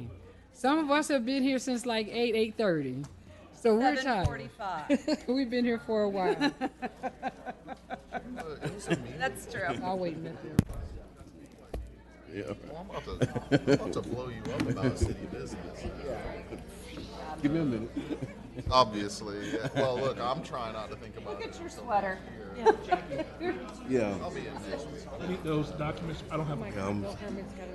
Please look at Bill Herman's sweater. Oh, listen, I saw him put it on and I turned the other way. Look at Bill Herman's sweater. I do avert my eyes. Not in the Christmas mood, you will be. Herman was wearing an ugly Christmas. I see it under there. Yeah, we need that. He took his jacket off. I saw it. What? Oh, yeah. Okay, council, I know we'll be here all night if we wait on everybody to leave. Can we go ahead and have open forum? Do we have any cards for open forum? Okay, do we have any announcements and, any excuse us, council member is still in session. Yes, we are. We are. That's okay. Be excited. I'm happy for you. Do we have any announcements, council members? Oh, Councilmember Hanowitz. Well, first I want to say it's Councilmember Mohammed's last city council meeting. No, January 2nd? I know, but The last time to vote. I know, but it's like the last time, right, that you're going to vote, right? Yes. I mean, this is. So to me, I just wanted to say, like, this is like the last official one. You'll be here on the 2nd, and then we'll. But it's your last official one, and in terms of voting, I just wanted to say, this year before the holidays, it's been so wonderful to work with you. I know that at the beginning, obviously, we have differences in terms of some of the issues that were brought up when you're appointed, but I said it when you were appointed, I've always thought that you were a great representative for the people in your community and the work that you do, and I've always known you do fantastic work in your community, and you continued that on city council. You represented your your constituents well. Thank you. You fought for the issues you believed in, and I really wanted to say that before the holidays. You're welcome. Thank you. Councilmember Muhammad. And I got like this whole flowery thing I want to say. So I'll just try and stick to it.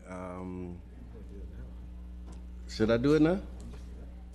Yeah. You'll be back. You'll be back on the 2nd. We got time to say something on it? Cindy said I'll be out there on the 2nd. No, not the beginning. At the beginning, you'll be up here. Beginning. You'll gavel in with us, Okay. and then. You'll have a whole opportunity. It's up to you. We take a recess, and Yeah. then you move. Thank you. So I'll Is say that it. all we're doing that day? No, it's a long day. Yeah, so I'll save it because I like. But on January 2nd, it's a short day. No, thank you everybody. And, But this is the last But if official you'd like vote. to say Have it something, on your calendar. oh, I got it. I'm not I going have to that talk you day. out of saying it because I don't want you to go home and say I should have said it. Go ahead and say what you're going to say, but you will have an opportunity to speak on. Okay, January 2nd. thank you, Madam Chair, if you insist. Knowing that it's been a long day, I'll try and be as brief as possible, but as I do prepare to step away from my role as a member of the St. Petersburg City Council, I'm filled with gratitude and reflection. Serving alongside each one of you has been an honor, and I want to take this opportunity to express my thanks and appreciation. And this wouldn't work on the 2nd because in that reflection, I looked at the date of 12/12. I heard it this morning that 12 and 12 is 24, and 2 24s is 48, and 8 and 4 gets you back to 12. So 12 years ago is when I started, as my first term of president of the Neighborhood Association, organizing and became a hub for the Stop the Violence movement and our STV 12, Increase the Peace moments. And it was during that time that I reconnected with a mother who had, I met her a few years prior to that, and she had lost her son to gun violence, and she became a community champion as a result of that, and her name was Lisa Willa Bowman. One day after a community meeting, she asked me if I was going to run. I said, run for what? And she said for council, and I gave her an emphatic no. And she said, well, if you're not going to do it, I'm going to run, and the rest is a history that we can share at another time. But in the years that would follow, I would continue to reiterate my disinterest and dismiss the thought of ever holding public office as an elected official.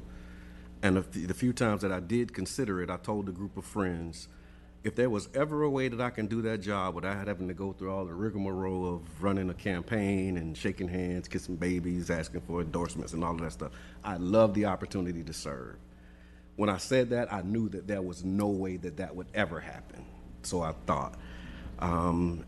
And then that thought left my mind, and I just continued to do the work in the community. And then during a meeting in the summer of 2012, the thought came back, and I tentatively decided to do it. One of the considerations that I had at the time was when was the actual election going to be held, because of the ballot initiative that was happening that year, and that would determine when the actual election would be. And so I thought I had some time. But true to form, God knows me better than I know myself, and so if he would have given me at that time, who knows what would have happened. But in September of that year, I asked my wife's permission, as I should have and did, and she gave me her blessing to pursue elected office. And I'm thinking, still, we have time, right? But then 13 days later, council member Wheeler Bowman resigned, and it expedited my timeline tremendously. So even then, I wasn't sure, so I asked God for a sign, and the sign came when the hurricane moved the application deadline back to October 7th, which is the birth date of the Honorable Elijah Muhammad. So for me, that was my green light to move forward and to submit the application. The prayer that I prayed about opening up a way for me to do it, here it is. And so during that process, the application put me in a spotlight that I did not expect, but I do thank God for everything that I experienced in that moment. And following the case that we made, a majority of you saw fit to appoint me to complete the term of the sister who confided in me that she was going to run. And I'm truly grateful for that. One of the other things as I began my work on council and still dealing with this was a lot of questions about what's it like on this side of the table. It's different on this side. And as I've been reflecting on that, it's been becoming abundantly clear to me that there is no this side or that side. It's one side, one team, but we're moving in different positions. And so while I look at, the sides and the roles that I'll play, it's not us against them or that side or this side. It's all of us on the same team because I believe for the most part that everyone wants what's best for the city. We have our ideas about how to make that happen, and that's what we debate, but we're all on the same team. After doing that soul search and prayer and all the things I do, my process, considering my strengths and what I bring to the table, I did decide not to seek election to the post and to make way for someone else, and then continue to commit myself to the work that we've been doing to represent the people in the district. And I continue that commitment, and I'm looking forward to serving the community. I'll skip past all of the individual thank yous, and we'll do that on the second. But while I do have a moment, I would like to thank JC, Cindy, Janie, like all the legislative aides, the legal department, clerk's office, Marcelin and the security team, the cleaning crew, shout out to Chanel and Mr. Johnny, the mayor, Tom, Rob, James, I'm calling names, and this is when you get in trouble. So I'll stop there, but so many others, and I'm really grateful for the opportunity to serve. Also a huge shout out to and a thank you to the community that has supported me through this journey. My wife, my children, my grandchildren, neighborhood leaders, business leaders. Christy, when she came in this morning, wasn't expecting that, but we've done work together again prior to council, and so I appreciate that acknowledgement. And those who have supported me in ways that I have no idea, and those who have been inspired by what we've been able to accomplish, I really appreciate that. And as I close this chapter, I am planning on taking a short break, so phone will probably be on Do Not Disturb for a week or so. But in conclusion, thank you again, Madam Chair, for creating the space. And when I reflected on this date and the meaning again, we did the day and the month, but also the year in our supreme mathematics code. 12 also embodies the principle of knowledge and wisdom that leads to understanding. And I've tried to demonstrate that and be guided by that in my work. And the need for that is also included in the repetition. So you got 12-12. So it's like, just in case you missed it the first time, knowledge and wisdom that leads to understanding is significant in this moment. And I'm excited about, what's ahead. So I think it should serve as a reminder for us to continue to be guided in our desire to build on positive realities, dismantle those that negatively impact us in our cities and our lives and those who we serve. So it's not a goodbye. I look forward to continuing to work with all of you in the future. I'm gonna say that again, all of you in the future, because we have a lot of work to do, and now I can talk to all of you in the future at some point. And so I'm really excited about that. And I just want to thank you for your camaraderie, your insights, and your commitment to this city. If there was ever any doubt about it, or if anyone has any doubt about the commitment that you have, I challenge that all the time. There are those in the community who have, bad things to say, and I'm like, wait. No, you're not going to do that, because we have developed a camaraderie, and I have an appreciation for your service and your sacrifice, and it's definitely been a privilege and an honor to serve alongside of you, so thank you. Thank you. You are appreciated. Councilmember Gabbard. Thank you, Madam Chair. I just want to say thank you to you and congratulations on a very successful year. It has been an incredibly challenging year. Sometimes when I reflect back on this year, it's hard to find the bright spots because there's been a lot of negative, unfortunately, but we're still here, and that is the bright spot. We are still a beautiful city, and we have been led beautifully by you this year. Thank you. So I just want to thank you from the bottom of my heart. I know not only is it difficult being a council member, it's difficult running for re-election, but it's difficult being chair, and you did all three. So I just want to thank you for your willingness to serve. Thank you, Vice Chair, for being her right hand and always keeping us going when she had to step out for a moment. I don't think you've missed a single council meeting, but every now and then you had to just step out. And Vice Chair Gertis, you did a great job filling in for her, so you guys were a great pair. I really want to thank you both. I also want to say thank you to Cindy Shepard. We'll give everybody all their flowers on the 2nd, but I don't even know if hopefully she's not still here. Hopefully she's at home, but if she's listening or she hears this tomorrow, I just want to thank her for everything. I want to thank the mayor and administration for navigating us through a challenging year. And Councilmember Mohammed, I'm going to save it for you on the 2nd, but I echo what you said. I look forward to being able to speak with you. We were friends before you came here. We will remain friends after you leave, but I'll get to actually talk to you again. So I am looking forward to that. But I just wanted to wish y'all very, very happy holidays. I hope you have wonderful time off, wonderful time with your friends and family. Thank you, legal. Thank you, clerk and security and everyone. We couldn't do what we do without everyone who makes it happen. So thank you all and happy holidays. Thank you, Councilmember. Okay, Vice Chair Gertis. Thank you, Madam Chair. I will save my comments, but just, big thank you for your service, Councilmember Mohammed, and I'll go into a little bit more depth in a few weeks. I'll echo Councilmember Gabbard.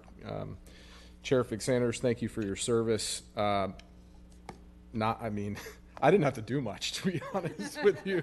And so, your dedication, Councilmember Gabbard hit it on the head. Hurricanes, raise, election, chair, the whole 9 yards. I think you handled it flawlessly. So thank you for your service, and big shoes to fill. I didn't make any comments earlier this morning, but I do want to thank my colleagues for their vote of confidence. I'm looking forward to next year. Frankly, I got a lot more nervous at about 11:30 this morning, but I'm willing to serve and happy to do it with all of you and our new council members. And I just want you to know it meant a lot from me. Lastly, there were I missed a birthday last week, which I'm not sure Janie will ever forgive me for. And so I'm going to blame it on a lost sticky note. But and then JC's birthday is tomorrow? No, it was a couple days ago. Yeah. It's been a long day. So we're going to sing happy birthday to Janie and JC. Happy birthday to you. Happy birthday to you. Happy birthday, dear Janie and JC. Happy birthday to you. Happy holidays, everybody. Thank you. Thank you, Madam Chair. Thank you. Administrative Gertis. Thank you so much, Chair. And Councilman Brother John, we'll see you in early January. So we'll talk then. I just real briefly wanted to thank council for all your service this year. Thank you all for all your hard work. And I want to thank Ms. Kovalarch and her team. They put in a lot of hours this year. So thank you, Jackie, for all your hard work. And Chair, on behalf of the mayor and all of us, I want to say thank you to you. You showed us a lot of courtesy and graciousness this year. There were some times where we screwed up the agenda or messed up the agenda. You were always there for us. You were always kind to us, and thank you so much for all you did this year. Oh, thank you so much. And before we adjourn, because I know we're going to get time on January 2nd, but each of you know how I feel about presentation, about our perspectives. That's why there were 8 of us, because we're not going to always get along, and I didn't expect it. And you guys have heard me say, I don't agree with my husband all the time, but he's not going anywhere. and so, you know, and he gets that side of me too, right? So this has been an honor. It's been a challenge. It was a challenge trying to navigate it. But one thing that I've learned, the calmness in the storm comes from within. You don't let people on the outside influence who you are. You take you everywhere you go. You don't have to look back. You don't have to repeat. You don't have to remember what you said. And as long as you're respectful, as long as you have that respect for others, but more important, that respect for yourself, the job you do will always be A1. It will always be, and that's what got me through a campaign. 16 months, y'all, 16 months. That's what got me through a campaign. That's what got me through being chair. And Mayor's office, thank you again, because there were a whole lot of phone calls and texts going back and forth. But I'm looking forward to 2025, because, see, I'm going to be able to sit back and watch chair and vice chair do what it is that that we do. Because, and we're not going to all agree.